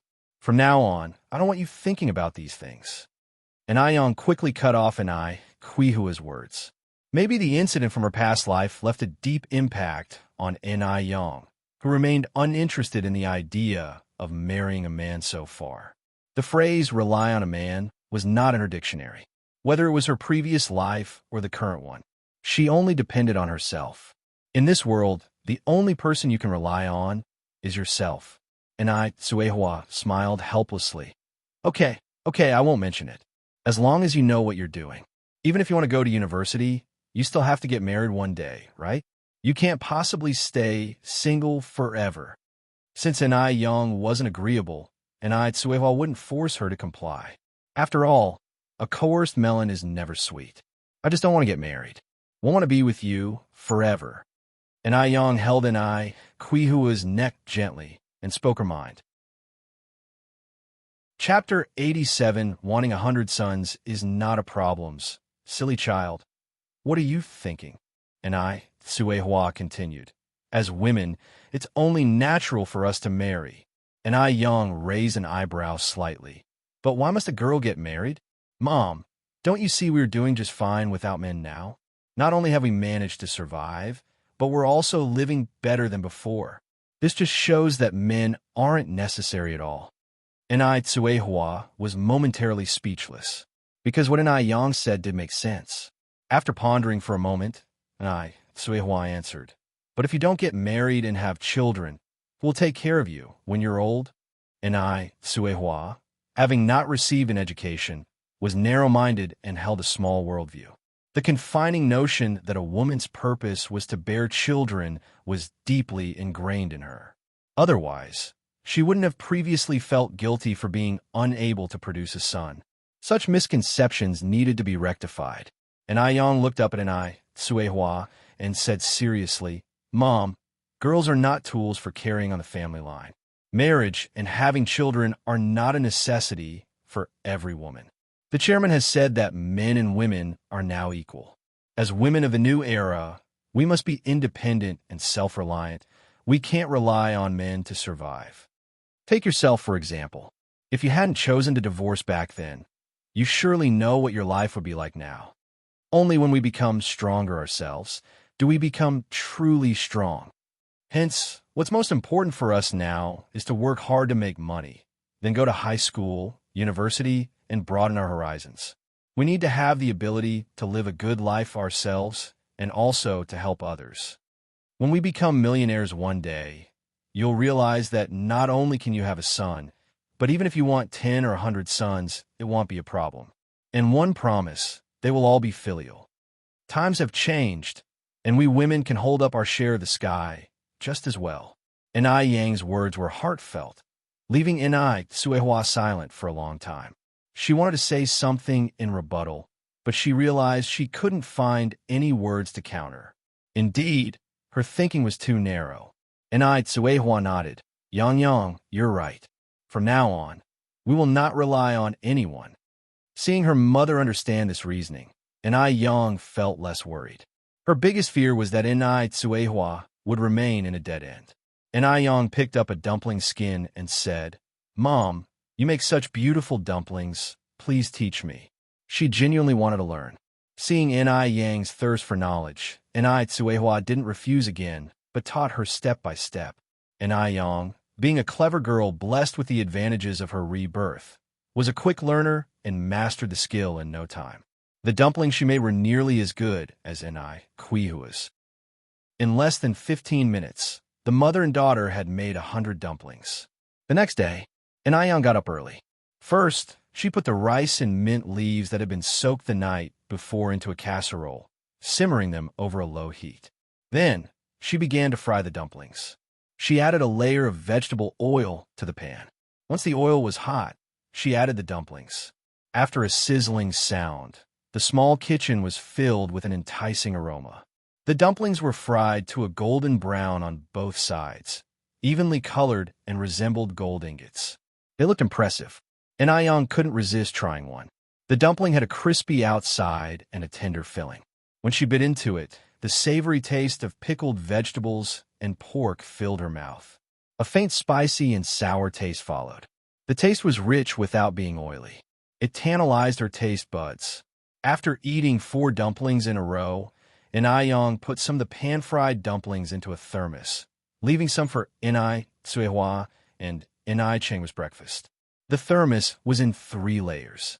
The first layer contained mint porridge. The second layer held the pan-fried dumplings, and the third layer was filled with stir-fried lettuce and shredded pork that Yang had cooked. The daily use of materia medica once stated, lettuce benefits the 5 internal organs, nourishes the muscles and bones, relieves summer heat, opens the meridians, refreshes the breath, and brightens the eyes. Since the vision of the elderly tends to deteriorate, eating lettuce can maintain good eyesight. Furthermore, when Yang stir-fried the lettuce, she controlled the heat well, ensuring that the dish was crunchy and tasty as well as fragrant. The combination of lettuce, mint porridge, and dumplings made a very good meal. And since dumplings are known for stimulating the appetite, the old lady would surely enjoy the meal thoroughly. After packing everything into the thermos, Yang saw the sour plum soup on one side. She fetched a glass, filling it up with the soup. Chapter 88, Wanting 100 Sons, is not a problem _4. Li Gongchang gave her 100 yuan, and she always wanted to make the old lady feel happy while eating. She wanted to make sure that the 100 yuan was well spent. After preparing the old lattice food, Yang started to prepare the items for her stall today. After hurriedly finishing a bowl of leftover mint gruel, Yang pushed her bike out. At this moment, it was just beginning to lighten in the east, but people were already hard at work in the fields. Everyone was trying to get as much work done as possible before the sun came up. Once the sun was up, it would be too warm to work as much. By the time Yang arrived at her stall, Li Gongcheng was, as always, already waiting for her. "Xiaoni, let me help you."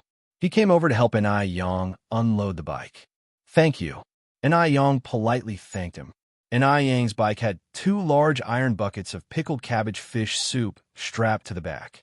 The buckets didn't look big, but they were very heavy, and Li Gongcheng could hardly lift one even with both hands. "It'll do it." Yang smiled slightly and took the bucket from him. Therefore, when he saw her effortlessly carrying 2 buckets of pickled cabbage fish soup, Li Gongcheng was stunned. What had this girl been eating to grow up so strong? Her strength was incredible. For the first time, Li Gongcheng felt inferior to a girl. Not only did she earn more money than him, but now she was also stronger than him. But Yang was a bit odd. Despite poor sales yesterday morning, she had prepared a lot of food for today. Was she planning to sell all the way until tomorrow morning? Was she a bit naive? In fact, Yang was not naive at all, because she had a sense that her business today would be better than the day before. Of course, the strategic thinking behind this was beyond Li Gongcheng's comprehension. After all, he was not a businessman. With this in mind, Li Gongcheng approached Yang, ready to speak, when she beat him to it, a smile playing at the corners of her mouth. "Mr. Li, shall we stick to the usual this morning?" "Yes." Li Gongcheng nodded. "All right, it will be a moment then." She seemed to remember something and handed him a bag with a thermos in it. "This is the breakfast we agreed on for the old lady. I just made something simple. I don't know if she would like it." "Thank you. With your culinary skills, I'm sure the old lady will love it." Li Gongcheng happily took the food from her. Soon, a bowl of fragrant pickled fish was placed in front of Li Gongcheng. Meanwhile, there was also a purple-red drink. "What is this?" Li Gongcheng asked, pointing to the cup of sour plum soup. Yang explained with a smile. "This is sour plum soup. I made it myself. The first cup is free. Would you like to give it a try?" "Sure." Li Gongcheng grabbed it and took a sip, then declared in shock, "Xiaoni, this sour plum soup is so delicious. How much is it per cup?" "1 cent per cup," Yang answered. 1 cent per cup? Such a delicious drink was so cheap. Li Gongcheng could hardly believe his ears. He knew that cans of soda sold for 1.5 yuan each. This sour plum soup tasted infinitely better than store-bought sodas. 1 cent? Li Gongcheng asked with uncertainty. Yang nodded. "Yes, 1 cent." Yang was a businesswoman and certainly wouldn't run a business at a loss. Although 1 cent for a cup of sour plum soup might seem cheap, she was banking on the volume of sales, and it could potentially bring in more customers. If she could sell 500 cups of sour plum soup in a morning, that would be 50 yuan. Deducting the cost, she would at least earn 45 yuan. The most important thing is, compared to pickled vegetable noodles, sour plum soup is much easier to make. The cups used to serve the sour plum soup were much smaller than the bowls, and 500 cups were not that much. Li Gongcheng went on to say, "Then, I'd like another cup." "Sure." Yang poured another cup of sour plum soup and handed it to Li Gongcheng. Soon after, More and more diners arrived at the previously desolate stall. In no time at all the tables were full. As usual, Yang offered each person a cup of sour plum soup. Unsurprisingly, everyone who tasted it gave positive feedback, and all of them ordered a cup. You could buy 10 cups of sour plum soup for the price of 1 can of soda, and the sour plum soup tasted better. Any discerning person would not hesitate to spend that 1 cent. Chapter 89, Wanting 100 Sons, is not a problems translator 549690339 Friolon.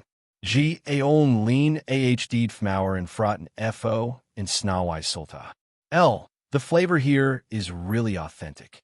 Although it's 5 cents cheaper per bowl over there, one always feel like something's missing. In Tika, Skuzn, I ANR fat. Sao. Hitsri DT Einteldife have Mbimita 8 back FO the Nelly in Yaga, boss. I want a bowl of pickled vegetable noodles. I want a bowl too. Li Gongcheng sat at his table, watching Yang ladling noodles unhurriedly at her stall with utter astonishment in his eyes. No wonder she prepared so many ingredients this morning. She must have foreseen this scene. In Yasin Kalpwas, Dia, but in ITNC.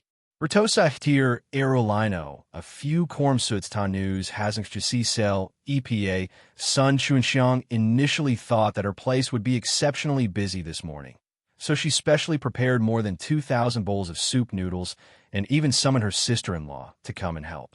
But she didn't anticipate this situation. Racism SWA, Goin I will Tsuj Stray Yaren. Gami, could it be that wretched Yang girl was up to some mischief again? What a shameless wench she was.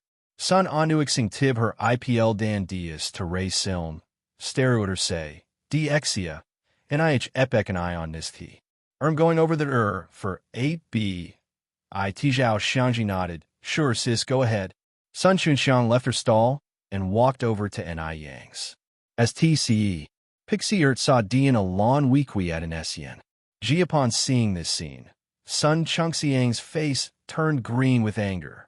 Indeed, hat resetui glur Eigen AHD, stolen HRE Isianusp, what a faceless brat. Sun Chunxiang really felt like throwing herself at her, choking Yang to death. This new IFD.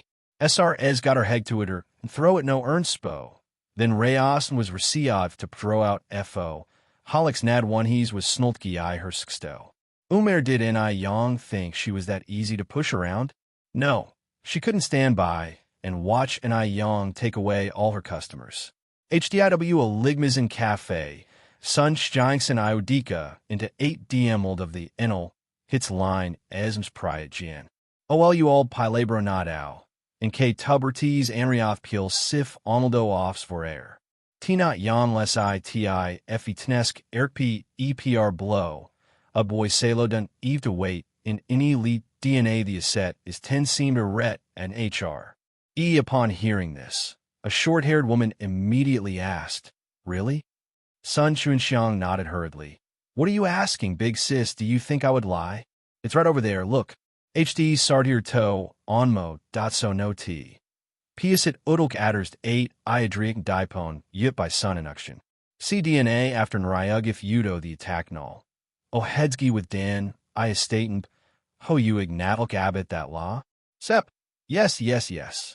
Sun Chunxiang nodded anxiously. That's the one. The short-haired woman continued. I went there yesterday morning. The flavor wasn't nearly as good as this place. Although it's a bit cheaper, the fishy smell is rather strong. Suddenly, as if realizing something, the woman said, with a knowing look, Oh, I see. You must be the boss of that stall, right? UNS H. Jixnon didn't sexbit HD Surdrio Onum to say TS. Hi as Baylor.team OT cared when Naritho Sruamek ops. Eck, I went there yesterday morning too. The taste is indeed not as good, so I came back here this morning. Yeah, me too. Eti Ovorf Re Si Way. Tebert Sun Chunxiang's face turned darker and darker, and with a bowed head, she ran away amidst the discussions. Ekiel Alaukretzfen. Eat det when G. Od she wondered whether all these people could have been hired by Yang. How could Yang's noodles taste that good? Esda ed tast him, OT. Oh, after returning to her own stall, Sun Chunxiang handed Zhao Xiangji 30 cents and said, Xiangji, take this money and buy a bowl of pickled fish noodles from the place across the street. She was eager to taste it, just to see if that bitch's noodles are indeed as delicious as everyone said they were. Zhao Niziak Leo at SNU NH Casno and I are pursuing in NH DS Etrisen IWS not we also sli Dick Pulse Shi FN Utsul YHW et Sa EME Nibu Ti Sriel H Sun Chuanxiang, looking a bit impatient, said, just do what one asked. Without daring to say anything more, Zhao Xiangji took the money and headed off. Wav. Er and I Ray A. TR as DHA Cuters SNU na Kingsgia a untadso Tim. Espt. Is it just because she's got money? Esta os Agdareb tuat?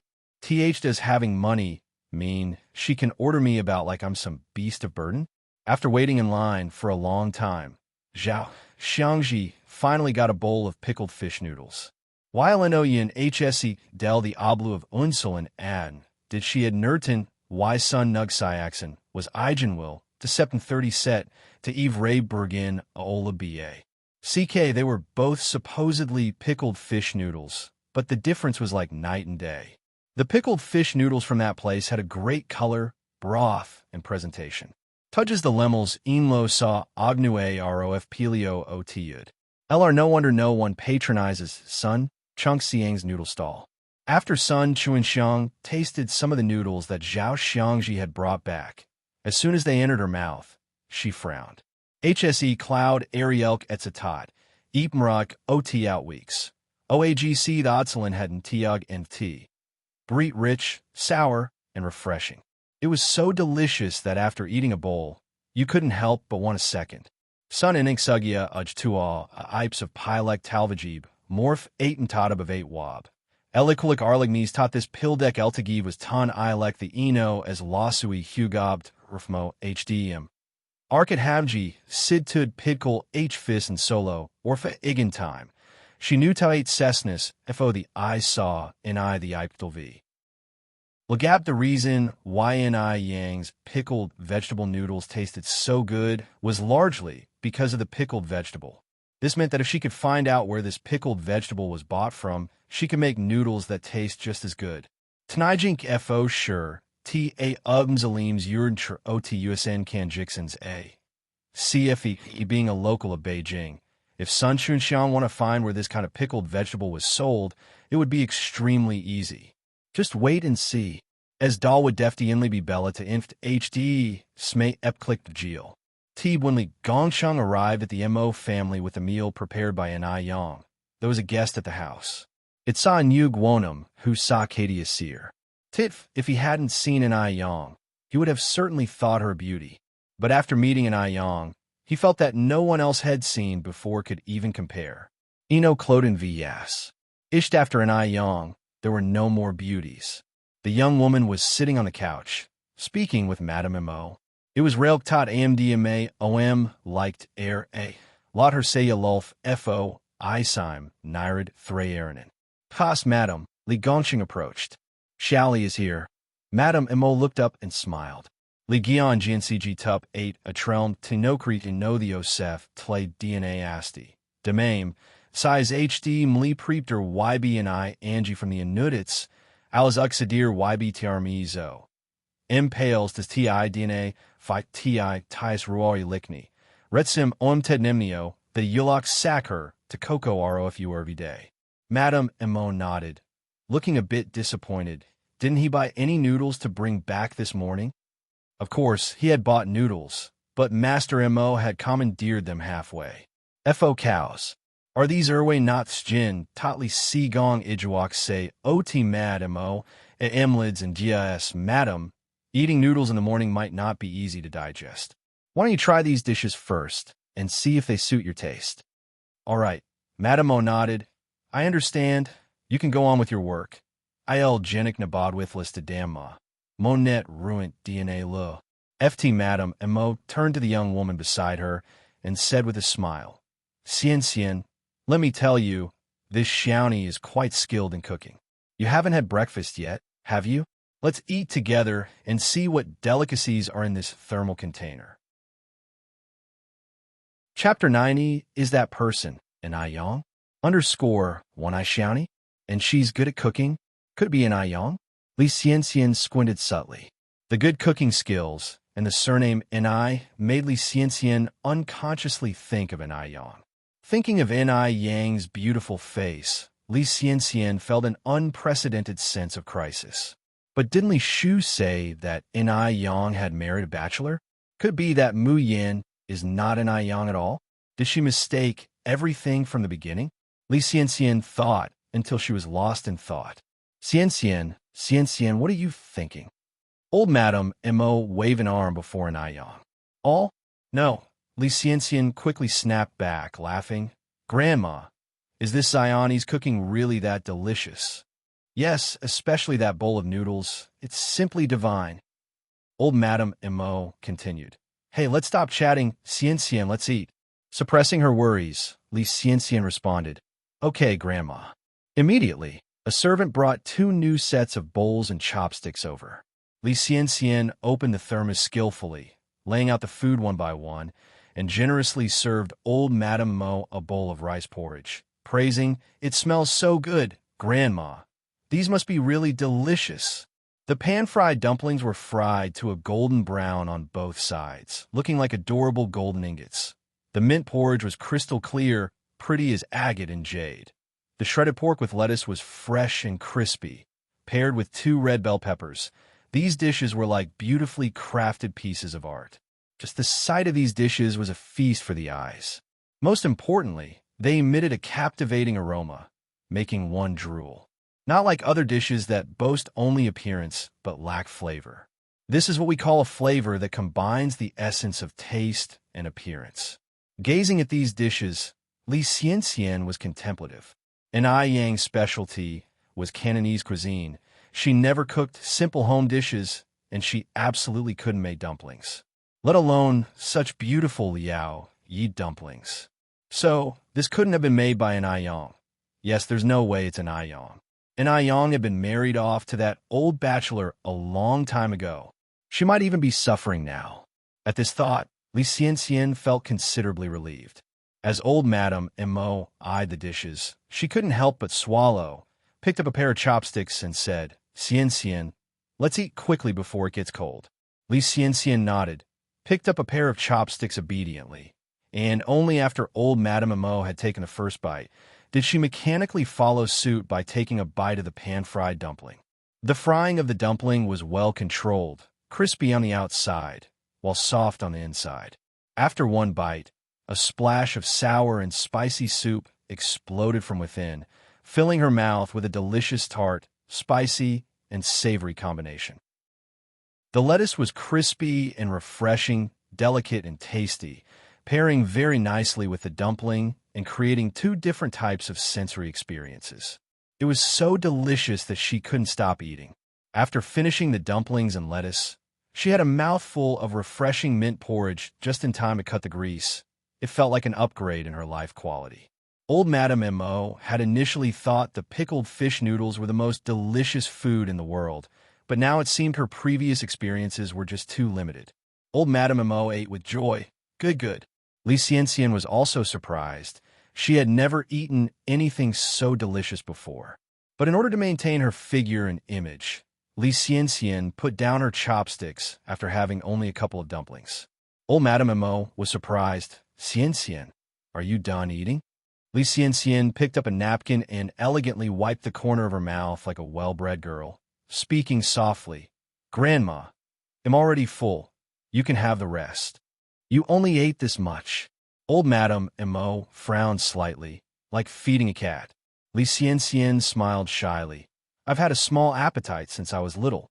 In order to maintain her figure, Li Xianxian dared not eat too much. Though she has managed to maintain her weight, what troubled Li Xianxian was that a certain part of her body also scaled down with it. Therefore, to ensure she looks good in clothes, she stuffed a lot in her chest area. So, Li Xianxian still had an amazing figure. Old Madame Mo laughed. You can't always eat so little. It's not good for your health. You have to eat more in the future. You're so thin that I believe Bai Chuan could lift you with just one hand. Mentioning Mo Bai Chuan, Li Xiangxian's face turned slightly red. Grandma, don't tease me anymore. Old Madame Mo smiled, picked another dumpling. All right, it'll stop. Can't I just eat my dumpling? Chapter 91 is that person. And I Yang? _2. Li Xianxian bashfully lowered her head, but a glint of triumphant satisfaction shone in her eyes. Since Grandma Mo had willingly brought up Mo Bai Chuan in front of her, it meant there was a 2% chance for their entanglement. Because the dishes I Yang prepared were so delicious, Grandma Mo ate as many as a dozen pan-fried dumplings, drinking a large bowl of porridge. Only then she put her chopsticks down. With a few dumplings left, along with half a bowl of porridge and half a plate of pork stir-fried lettuce, Grandma Mo specifically ordered someone to keep them for lunch. Hearing this, Li Xianxian lifted her gaze and said, Grandma, you're older now, and your digestive system isn't in the best condition. It might be better to throw away the leftovers. However, Grandma Mo casually retorted, it's fine. I've eaten book covers and roots when I was young. What's a little leftover food? The old generation is used to being thrifty and were somewhat displeased upon hearing Li Xiangxian's suggestion. Just by hearing what she said, it was clear she was not a person accustomed to daily life. To this day, many families are still so impoverished that they can't afford a meal. To Grandma Mo, Li Xianxian insisted on throwing away the perfectly fine leftovers. As soon as those words were spoken, Li Xianxian realized her mistake and hurriedly tried to correct it. Grandma, I didn't mean it that way. I just worried that the leftovers might upset your stomach. Grandma Mo didn't think much of it. Never mind that. Grandma knows you meant well. Hearing this, Li Xianxian sighed in relief and changed the subject. By the way, Grandma, the weather is quite nice this morning. Shall I accompany you to the garden? Grandma Mo nodded and laughed. Sounds good. Li Xianxian immediately got up from the sofa and supported Grandma Mo's arm, ingratiating herself. Let me assist you, Grandma. The two had just stepped out of the room. A tall and handsome figure approached. His stunning, yet hidden face under the light was incredibly eye-catching. Dressed in a simple white shirt, form-fitting dress pants, black leather shoes, a black suit jacket hanging on his arm and one hand in the pocket, he walked against the light. The sun gradually highlighted his exquisitely angular features, breathtakingly radiant. This was the worthless sixth son of the Mo family, Mo Qishan. Such a shame. A man with such handsome looks, only to be wasted in the body of a useless person. Li Xianxian squinted her eyes. A hint of disdain briefly flashed in her eyes, but she politely said in front of Grandma Mo, Uncle Six. Mo Qishan nodded and walked over. Without a word, he gave Grandma Mo a big hug. Mom, I missed you so much after such a long time. Grandma Mo was stunned at first, then pushed Mo Qishan away. Irritated, get away. Who is your mother? You're hardly home all year round. Does this ungrateful son of mine even have me in his eyes? No matter the family, mothers always spoil their youngest children. Mo Qishan had grown up spoiled and pampered. Although Grandma Mo disliked her youngest son on the surface, she still loved him very much deep inside. Although he could be considered useless, he's considerate and kind-hearted, always displaying filial piety. Moreover, money was not an object in the Mo family. Let alone supporting one Mo Qishan, they could easily support tens or even hundreds of him. So, whether Mo Qishan was competent or not was not much of a concern to Grandma. Mom, you fill my eyes, said Mo Qishan with a playful smile. Isn't there a lyric that goes, Mom is the best in the world. Children with mothers are precious gems. Am I not the gem in your hands? Mo Qishan's few words brought laughter to Grandma. Mo, you're a grown man, still claiming to be a gem? Don't you feel embarrassed? Mo Qishan held Grandma Mo's arm. A child with a mother will always be a gem. Grandma Mo's laugh was even more hearty. As Li Xianxian watched from the side, contempt filled her eyes. This youngest son of the Mo family was truly a worthless piece of trash. Beyond making the elderly happy, he was good for nothing. She really wondered how the Mo family ended up having such a good-for-nothing. Mo Kishin's gaze casually swept over Li Xianxian. Strangely, Li Xianxian shuddered inadvertently. But when Li Xianxian looked up again, Mo Qishan had already resumed his wastrel demeanor. Did she see things wrong? Right? She must be seeing things wrong. How could a good-for-nothing have that kind of look? Chapter 92 is that person, and I Yang? _3. Madame Mo continued. Mo, are you out of money again? Because Mo Qishan was nothing more than a wastrel, Madame Mo was always worried about him running out of money. Mo Qishan said, No, I have money. You don't need to worry. Madame Mo retorted, There's no one else here. No need for embarrassment. Take this card. If you're out of money, it'll give you more. Helpless, Mo Qishan said, Mom, I really do have money. If he doesn't even have a decent job, how could he have money? Knowing that he wanted to save face, Madame Mo immediately put on a stern face and said, If I ask you to take it, take it. If you don't take it, don't call me Mom again. I don't want a son like you.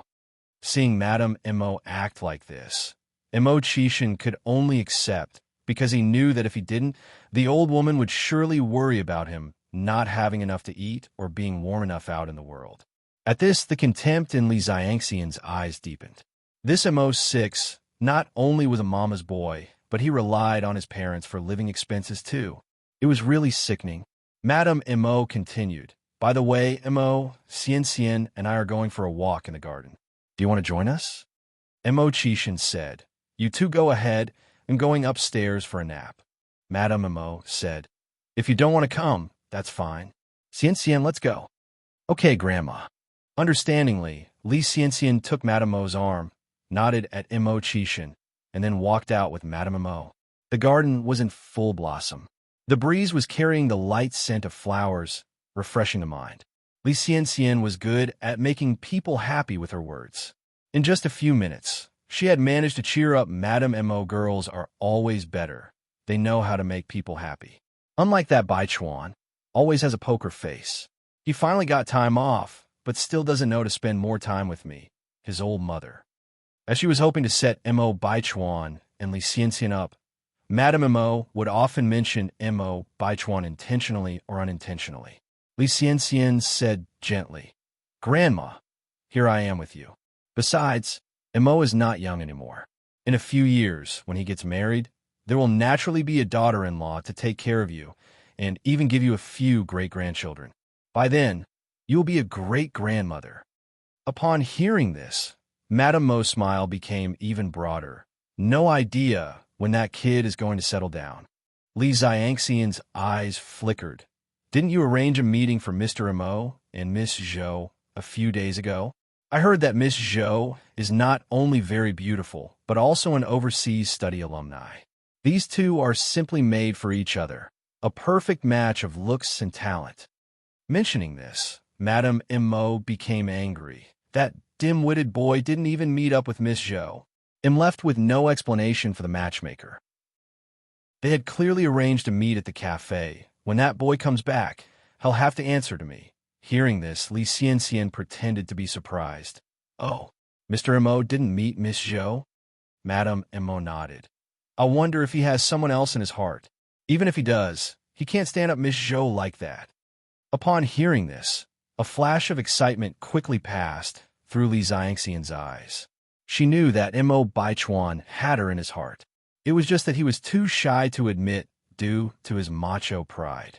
Otherwise, he wouldn't have stood Zhou Yalan up for her sake. Everything Mo Baichuan did must be for her. Thinking about this, Li Xiangxian's heart was as sweet as if it had been filled with honey. Li Xianxian masked her emotions and continued, I don't think there are any women in Mr. Mo's heart. Although there are female comrade-in-arms in the base, Mr. Mo never approaches them. At the base, the only one who could approach Mo Baichuan was her and nobody else. Thinking about this, Li Xiangxian's heart fluttered again. On hearing this, Madame Mo turned to Li Xianxian, puzzled. That's strange. If there's no one in Baichuan's heart, why didn't he meet Miss Zhou? Li Xianxian laughed. It might be for some other reason. After all, I've never seen Mr. M.O. interact with other women. The last words were quite enlightening. She hasn't seen other women, but there is Li Xianxian. Upon hearing this, Madame M.O. reacted quickly. Her eyes filled with realization as she looked at Li Xianxian. Chapter 93 is that person, an Aiyang? _4. That's right. The person who has always been closely following M.O. Baichuan is Li Xianxian. Could this kid have fallen for Li Xianxian? Notice the gaze of Granny M.O. Li Xianxian's face blushed a bit, and she shyly said, Granny, why are you looking at me like this? Do I have something dirty on my face? As she spoke, Li Xianxian touched her own cheek, feeling puzzled. Granny M.O. laughed benignly. No, our Xianxian is beautiful. Oh, Granny, you're making me shy. Li Xianxian's voice softened a few degrees. All right, it'll stop speaking. Granny M.O. looked at Li Xianxian, who was as beautiful as a fresh flower, and suddenly came up with a plan. After a moment, Granny M.O. continued. Right, Xianxian, how is the issue with the divine doctor from Jiangnan progressing? M.O. Hudi was banking on this divine doctor to save her life. Considering this, Granny Mo's smile faded slightly. Li Xianxian then said, Granny, don't worry, I've already contacted the divine doctor. He said that he might not have time to come over for a while, and we might have to wait a bit more.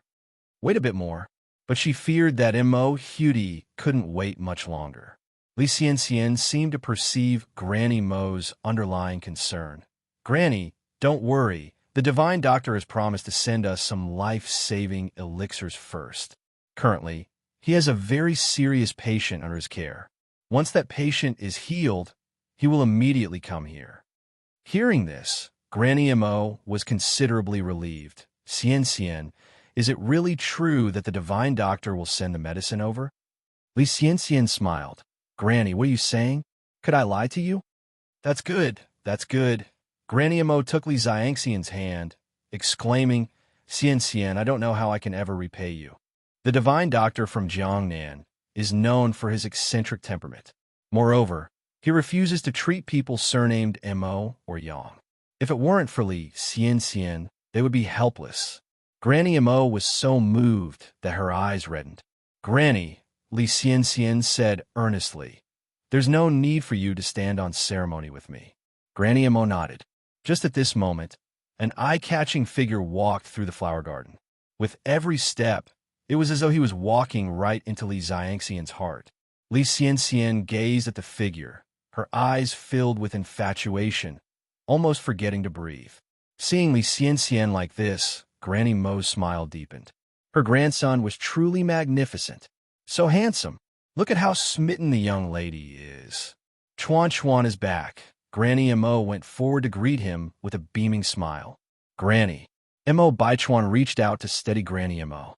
At this time, Li Xianxian also reacted, quickly reaching out to support Granny Mo's other arm, saying softly, Granny, let us accompany you for a walk.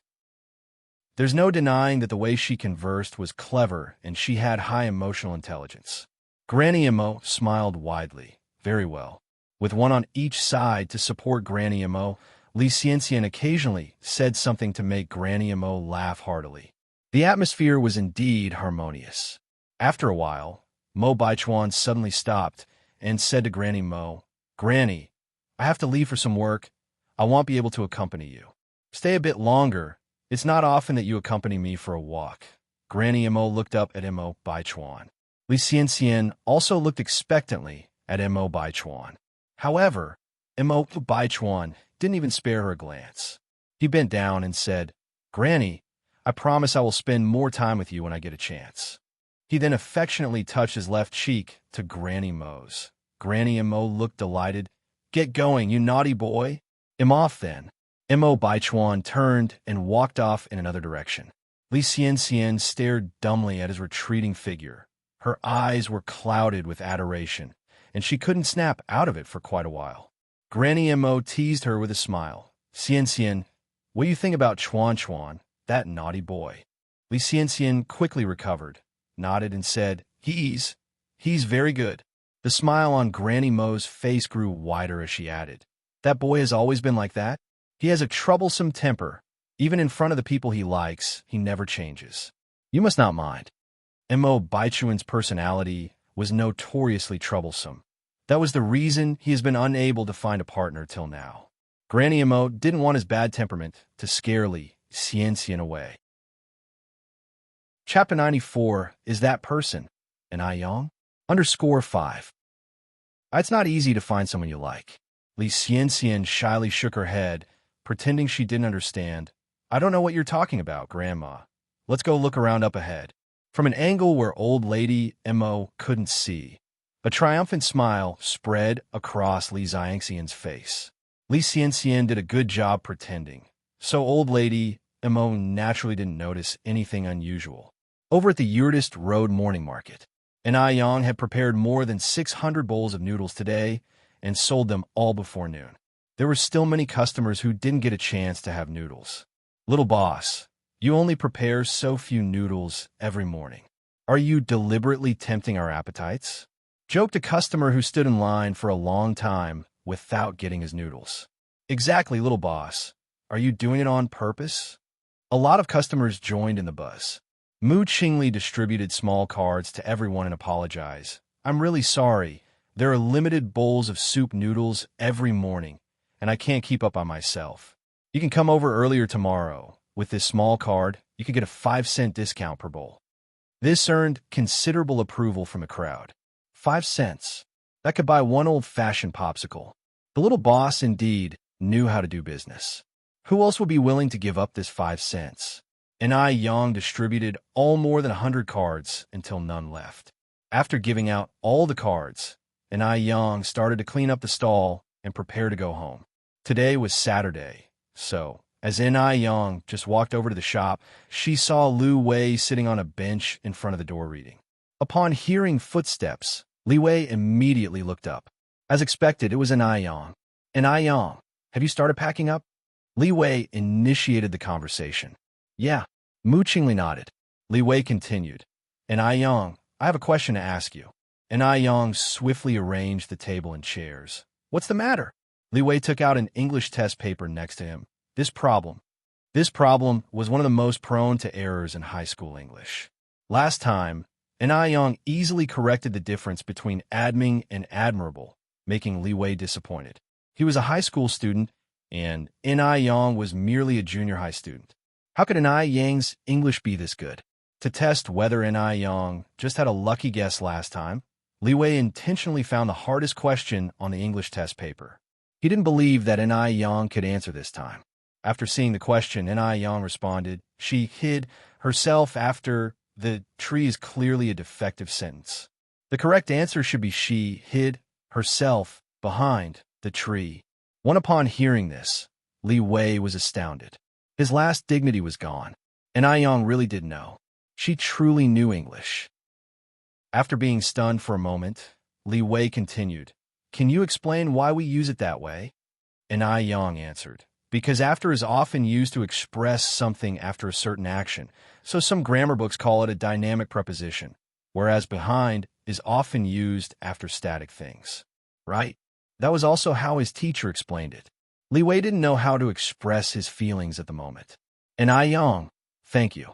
It took him a while just to squeeze that out. I Yang smiled faintly. You're welcome. Then, Li Wei continued. I Yang, last time you said you still wanted to go to school, right? Yeah. I Yang nodded. Li Wei added, Actually, I feel that you don't need to go to school anymore. You're already excellent enough, and you're doing pretty well in business. For us girls, there's no use in reading so many books, as long as you marry into a good family. Out of personal motives, Li Wei didn't want I Yang to attend school, because I Yang was really too excellent. If she attended school, she would probably get into a prestigious university. What kind of good guys wouldn't she be able to find in the university? By that time, he would really not be good enough for her. It would be better to just stay as it is. I feels like an individual. He was a high school student with a promising future. When I Yang stood next to him, I Yang was indeed in a superior position. Hearing this, I Yang laughed. Li Wei, what you said doesn't sound like something an intellectual would say. What does it mean to just marry into a good family? Shouldn't us girls be mere cuscuta flowers? What was a cuscuta flower? A cuscuta flower was a kind of flower that could only survive by clinging to other plants. Chapter 95 is that person, N.I. Yang? _6. Having his feelings laid bare by N.I. Yang, Li Wei's face flushed crimson, worried that he was not good enough for N.I. Yang, yet too embarrassed to voice these concerns directly. No, that's not what I meant. Right at that moment, Qian Jinfeng walked out of the store.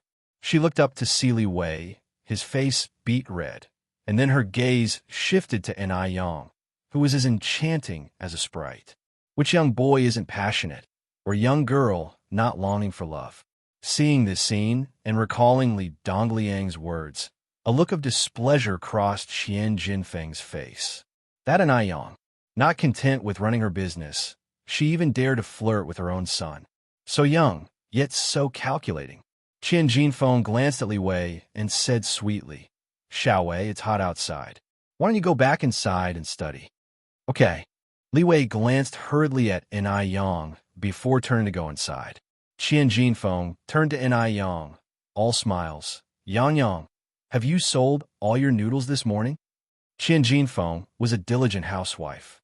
Every morning, she would cook on time, unaware that N.I. Yang's pickled fish noodles at the morning market were selling out. So every time N.I. Yang told them she had sold out, they thought she was boasting. N.I. Yang nodded yes.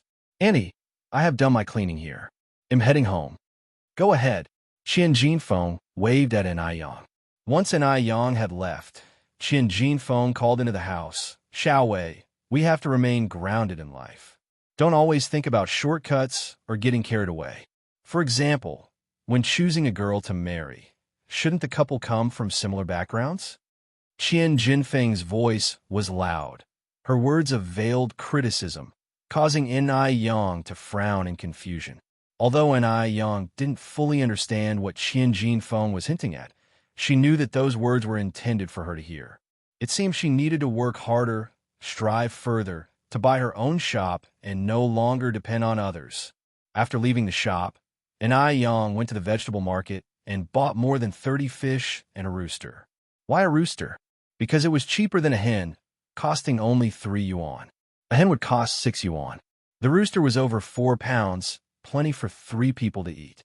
Once she returned home and had finished eating, N.I. Tsuehua had already prepared the rooster. Yang, how should we cook this chicken tonight?" N.I. Tsuehua had taken N.I. Yang's advice to heart. She was no longer wearing her old, worn-out clothes, but the batwing shirt and bell-bottom pants she had tried out the night before. She had even put on a bra. She looked beautiful and confident. N.I. Yang stroked her chin thoughtfully. Let's have roasted chicken tonight." Roasted chicken, with its golden crust and juicy meat, neither too dry nor too greasy. Just the thought of it made one's mouth water. Roasted chicken?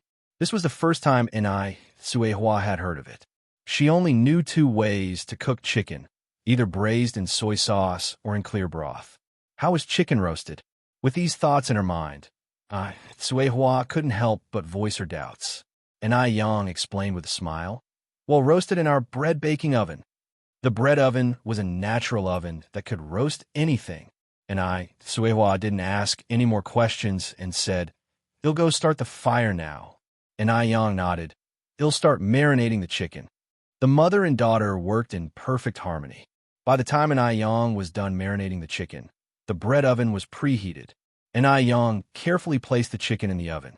Roasting chicken was a lengthy process, and she took this opportunity to attend to other tasks. In the afternoon, a drizzle began to fall. Little N.I. Yin was sleeping on her bed. The fish had been filleted, and both the fish soup and sour plum soup were stewing on the stove. Although N.I. Yang could have used this opportunity to rest, she was someone who couldn't stand idleness.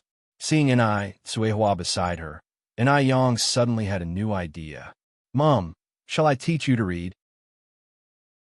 Chapter 96. The little girl is quite capable. N.I. Tsuehua is a bona fide country folk, deeply influenced by the tradition of favoring males over females, and has received no formal education from childhood. As a child, her days were filled with picking pigweed and toiling in the collective farm to earn work points. However, such conditions were not unique to Inai Suehua. Many rural women her age were illiterate. Some have even never stepped foot outside their county their entire life. Read the alphabet? Inai Suehua was taken aback at first, then bursted out laughing. At my age? Learn to read? Illiteracy was a significant problem and incredibly inconvenient. Every time Inai Suehua held out a stack of papers to ask Inai Yang, which were important and which could be thrown away, it tugged at Inai Yang's heartstrings. Especially in the advanced information technology era, being illiterate was practically paralyzing. If she was going to relive her life, Inai Yang wanted to change not only herself, but also her mother. She was determined to help Inai Suehua become a little better than before. You have to learn, insisted Inai Yang very seriously. Mom, you're only 36. There's no limit to what your future can hold. Being illiterate is a laughing matter out there. At that, Inai Suehua was dumbfounded. Did her future truly hold unlimited possibilities? Back in the countryside, everyone was illiterate, so she didn't feel out of place. But ever since she arrived in Beijing and started interacting with the local villagers, Inai Suehua had come to realize her own shortcoming. Like when that disdainful woman, Wang Jinfeng, from the village covertly ridiculed her for being an illiterate. She didn't even know what being an illiterate meant, and she had just laughed along with everyone else. It wasn't until much later that she found out illiterate meant not knowing how to read or write, being uneducated. Thinking about this, the smile on Inai Suehua's face gradually faded. Looking up at Inai Yang, she asked, Yang, can I still learn now? With such an outstanding daughter, she as a mother must not hinder her progress. Inai Yang nodded. Yes, of course. Mom, you're so clever. I'm sure you'll pick it up. Determined to stand strong and no longer be a burden to her daughter, Inai Suehua decided to follow Inai Yang's advice and learn the alphabet. Inai Yang took 2 notebooks and a pair of pens out of the house. Mom, first let's learn to write your name. All right. Inai Suehua nodded in agreement. Inai Yang had a beautiful handwriting, small regular script, each stroke distinct and forceful, as if printed straight from a textbook. Although Inai Yang had an elegant, passionate yet rough penmanship as well, it wasn't appropriate to show it off as she was teaching Inai Suehua how to read and write. Our Yang has such beautiful handwriting. Although Inai Suehua was illiterate, she could tell beautiful from ugly, and her eyes were filled with pride. Inai Yang handed the pen to Inai Suehua. Why don't you give it a try? Inai Suehua nervously accepted the pencil. These hands had tilled the soil, planted the seedlings, done all sorts of strenuous work, but strangely couldn't seem to hold a pen properly today.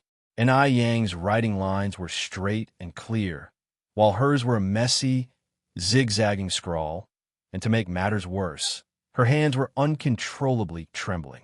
Just as Inai Suehua was feeling stupid and useless, Inai Yang leaned over, gently held Inai Suehua's pen-holding hand, and slowly guided her, stroke by stroke.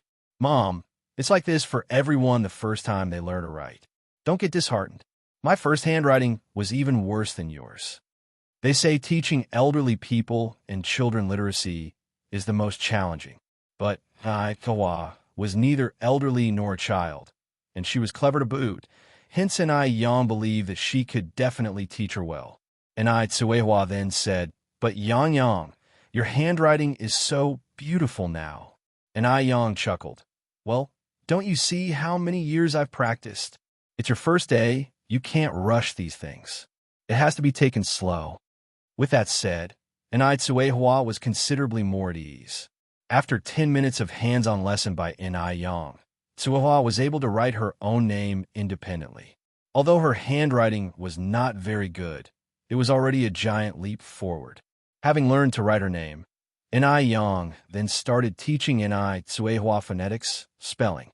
Inai Yang wrote all 26 alphabets on a piece of paper. Seeing those letters played out, it was as if Inai Suehua had opened a long-lost gate of memory. Vague as it was, she could vaguely hear a gentle voice teaching her. This is pronounced O. Chapter 97, The Little Girl is quite capable, _2. And I opened her mouth and recited following the sound in her memory. What came next? However, Tsuehua couldn't remember no matter how hard she tried. And Yang looked at Tsuehua in surprise. Mom, how did you know these phonetic alphabets? And Tsuehua shook her head. I don't know, it just feels like I've heard it somewhere. Heard it somewhere? And Yang narrowed her eyes subtly. Could this be related to her mother's past? And Tsuehua continued. Maybe I heard it by accident when I was herding cows. Don't the students at school always recite it this way? AOE. The elementary school in Dam Village is in the village center where Tsuehua used to herd cows, so this seemed like a plausible explanation. And Yang didn't think further and continued teaching Tsuehua phonics. And Tsuehua was really smart. In a short while, she grasped the meaning of the 26 phonetic alphabets. She also understood the differences between initials, finals, front nasal sounds, and back nasal sounds.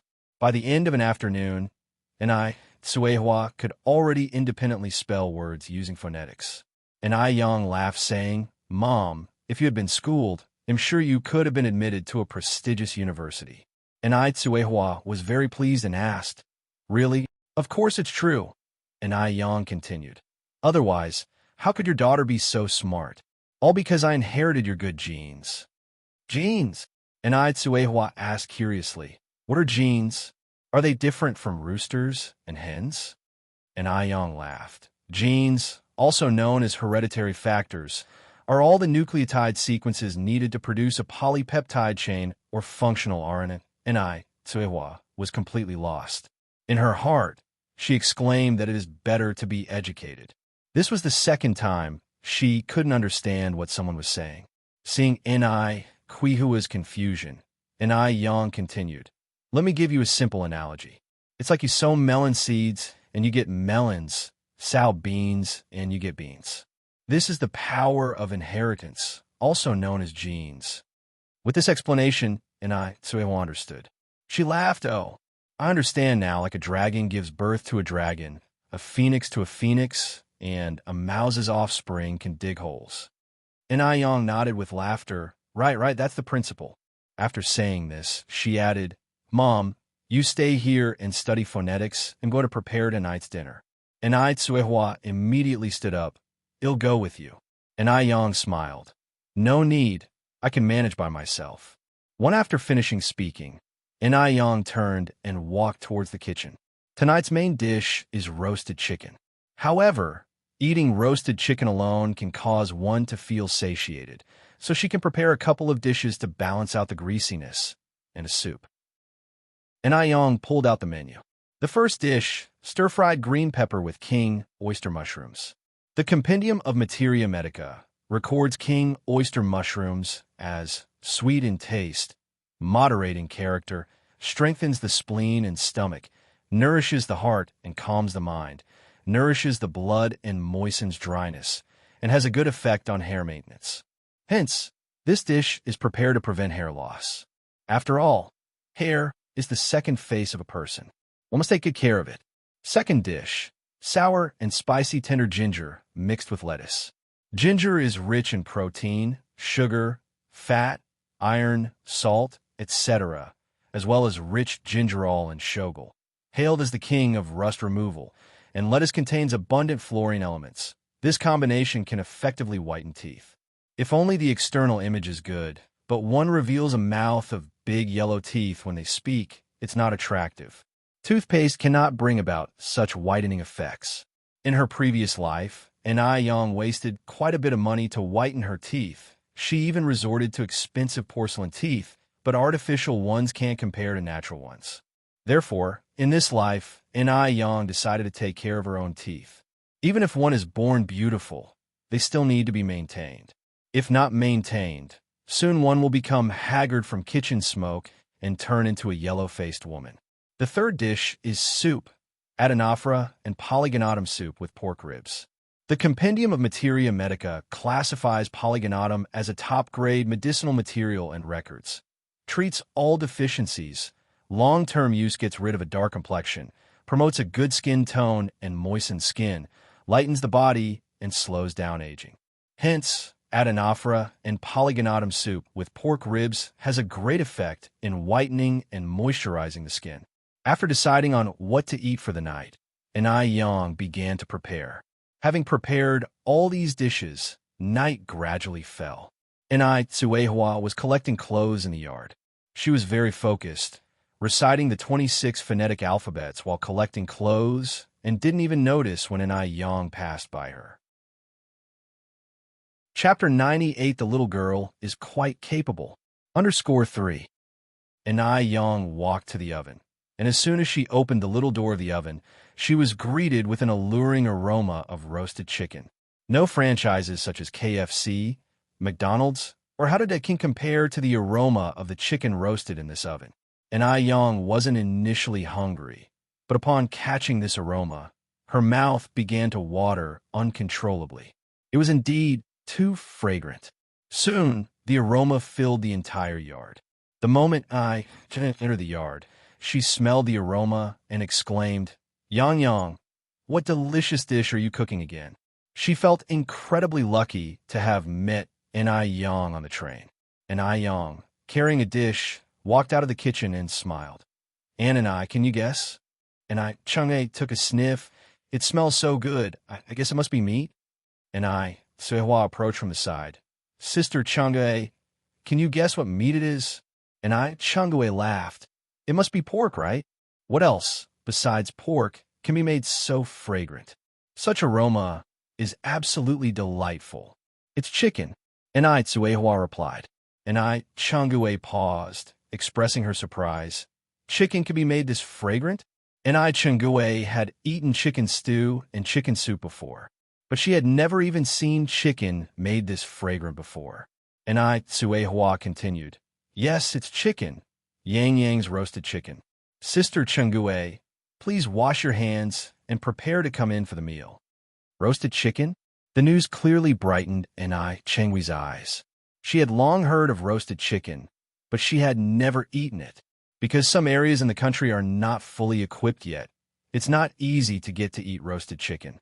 However, she heard from others that roasted chicken was indeed delicious. Chang'e couldn't resist swallowing her saliva. All right, I will be right there. She immediately went to the well to wash her hands. When Chang'e came to the living room after washing her hands, Yang had already prepared the meal and set the bowls and chopsticks. But the first thing Chang'e noticed was not the food, but Suehua. In the dark yard just now, she couldn't see clearly. She didn't realize that Suehua was dressed so nicely today. Yang's mom looks very pretty today. Looking at them, Yang's beauty and confidence were clearly inherited from Quihua's superior genes. Suehua was a little shy and tugged at the corner of her clothes. This daughter of mine, Yang, insisted that I dress this way.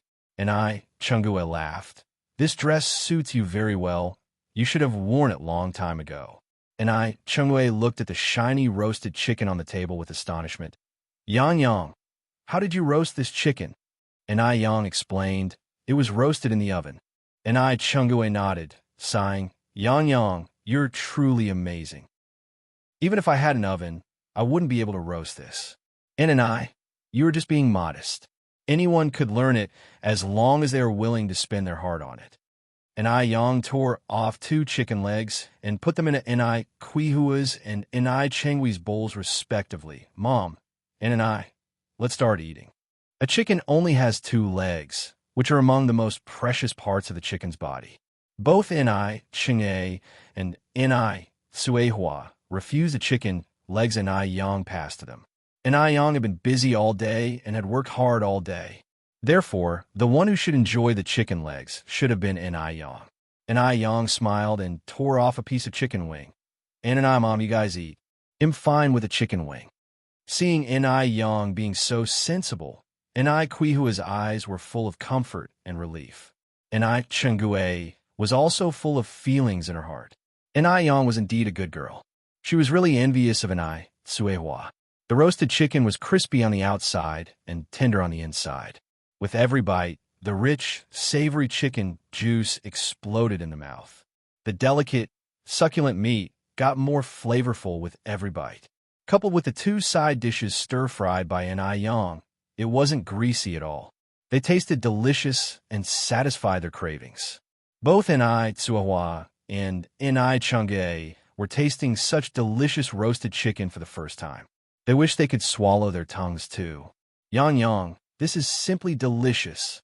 N.I. Chang'e was so emotionally moved that she almost cried. N.I. Tsuehua also nodded continuously. Very, very delicious. Seeing the roasted chicken she made was so popular. N.I. Yang's heart was full of pride. Life was becoming more and more exciting. It was really great. After the meal, N.I. Chang'e took 10 yuan out of her pocket and gave it to N.I. Tsuehua. Yang's mom, this is for this month's food expenses. N.I. Tsuehua took out 5 yuan from the house and handed it to N.I. Chang'e. However, N.I. Chang'e refused to accept this 5 yuan. Yang's mom, the dishes Yang cooks are so delicious. Even 10 yuan seems less to me. Please keep it. There's no need to be polite with me. Chapter 99, The Little Girl is Quite Capable. _4. N.I. Chang'e wasn't exaggerating. Considering N.I. Yang's culinary skills, she felt that even 20 yuan would be worth it, let alone 10 yuan. However, N.I. Tsuehua insisted on giving back the 5 yuan to N.I. Chung, sister Chang'e. Integrity is crucial. We agreed on 5 yuan. I can't take an extra 5 more from you. If you refuse to take back your money, I won't let you join us for meals at our house tomorrow. Despite never having received an education, N.I. Tsuehua understood principles and valued promises. She knew it was wrong to take advantage of others. Though indeed, N.I. Yang's cooking was delicious, it didn't cost much. Furthermore, their relationship with N.I. Chang'e was excellent, just like family, and they didn't fret over that 5 yuan. Seeing N.I. Tsuehua like this, N.I. Chang'e had no choice but to take back the 5 yuan. Her admiration for N.I. Tsuehua increased even more. At this moment, N.I. Yang was bustling around in the kitchen. She was preparing the food she would bring to Grandma Mo tomorrow morning. The elderly woman's appetite wasn't great, and she would feel tired of eating the same thing all the time, so N.I. Yang had specially compiled a menu. She planned different meals for Monday, Tuesday, striving to avoid repetitions. Tomorrow is Tuesday, and on the menu was 1. Toast. 2. Jujube longan porridge. The Depay herbal book states, longan nourishes the spleen and stomach, enriches blood and the heart, moistens the 5 viscera, and treats palpitations. Elderly people tend to have deficiency in both energy and blood. This porridge not only stimulates the appetite, but also replenishes energy and blood and nourishes the body. 3. Cold mixed sour and spicy ear mushrooms. The record of herbs collected in Lingnan says, ear mushrooms are used to treat dysentery caused by damp heat. The Fujian folk herbal medicine records, ear mushrooms relieve heat, smooth intestines, cure abscesses, detoxify, and treat appendicitis. Therefore, for elderly people, these mushrooms are an exceptional dish, especially for those suffering from rheumatic diseases. Rheumatism happens to be a common illness among the elderly. N.I. Yang was not only ensuring she ate well, but also ensuring Grandma Mo was well fed. If she had accepted Li Gongcheng's money, she must serve with all her heart and effort. After settling the menu, N.I. Yang started kneading the dough for fermentation and left it until the next morning to bake. After finishing work in the kitchen, N.I. Yang finally took a bath. After her bath, she delivered all the money she made today to N.I. Tsuehua. Today, she sold more than 600 portions of noodles and 300 cups of sour plum soup, earning a total of 210 yuan. These days, N.I. Yang was making more money each day, and N.I. Tsuehua had gradually gotten used to it. Mom, N.I. Yang asked while drying her hair, how much money have we made in total? She had been selling noodles for almost 2 months, but she didn't know how much more she needed to buy a store. N.I. Tsuehua replied, let me go count it. All this time, N.I. Tsuehua had only been hiding the money and had never counted it. As the saying goes, wealth should not be exposed. So, before taking out the money, and I, Tsuehua, made sure to close the doors and windows and tightly draw the curtains, leaving no gaps. Soon, I, Tsuehua, brought out a small red wooden box from under the bed. As soon as they opened the box, both mother and daughter were stunned. The box was packed full with money. There were 5-cent coins, 10-cent notes, and larger denomination notes. And I, Tsuehua, had been too busy to notice when she put the money in that the box was already filled to the brim. That's a lot of money. And I, Young, emptied all the money on the bed, and her eyes sparkled. And I, Tsuehua, exclaimed in surprise.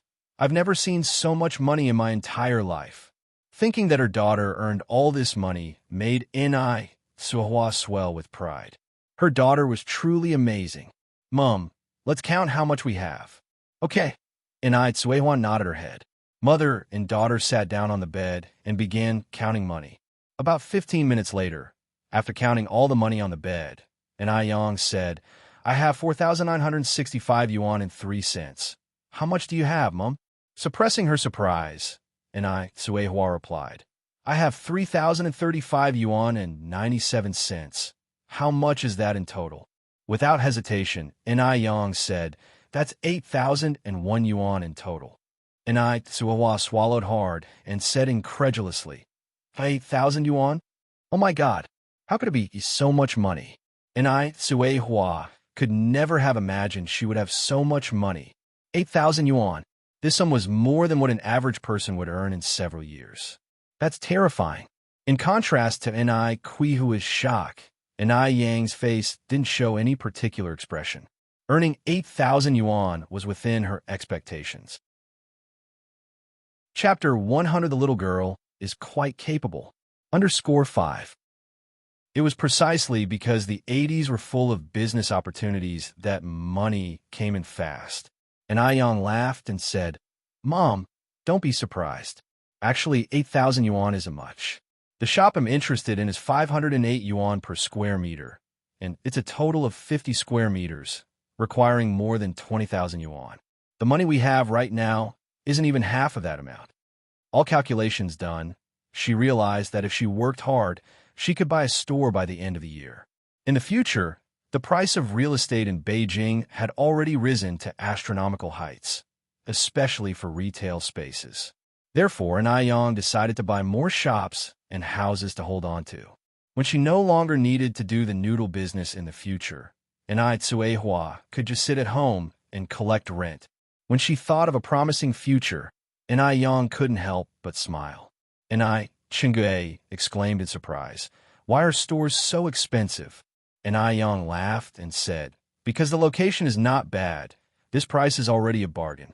In this era, being a self-employed entrepreneur was not a prestigious job. So many people were reluctant to do business, thus leading to lower prices for real commercial properties.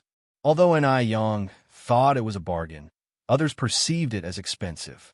After all, the average wage for workers during this era was around 30 or 40 yuan per month. After Li Xianxian returned from the MO family, she made a phone call to Dam Village from a public phone booth. Since it took some time to connect the call and to call Li Shu, almost half an hour had passed. When Li Shu picked up the phone, she was so antsy, fearing that her daughter would ask about Yang. As expected, right after saying hello, the second thing Li Xianxian asked was about Yang. Swallowing nervously, Li Shu tried to calm herself down and said, Xianxian, don't worry. Mu Yang, that damn girl, has been picked up by that old bachelor. In this situation, Li Shu could only choose to withhold the truth.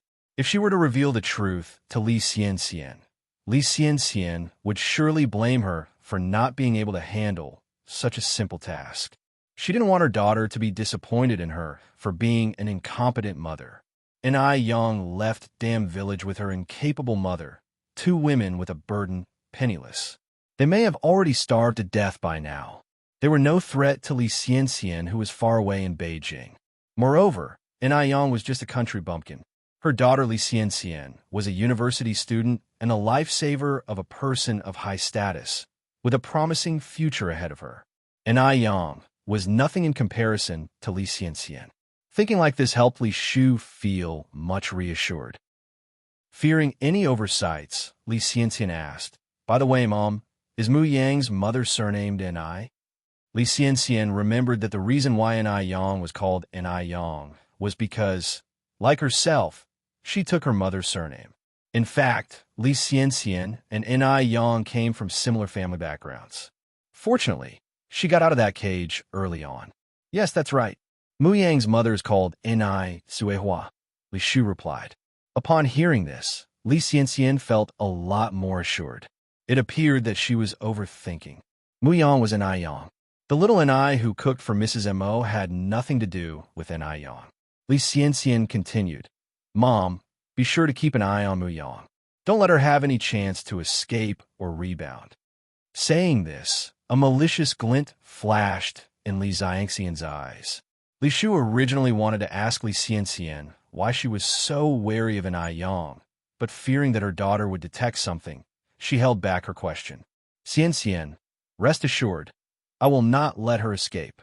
Li Shu's legs were trembling as she said this. Thankfully, she didn't tell Li Xianxian the truth just now. Otherwise, who knows how angry Li Xianxian would be. Li Xianxian continued, Right, I sent you some money a few days ago. You should receive it in a few days. Don't forget to collect it at the post office. All right, Xianxian, I got it.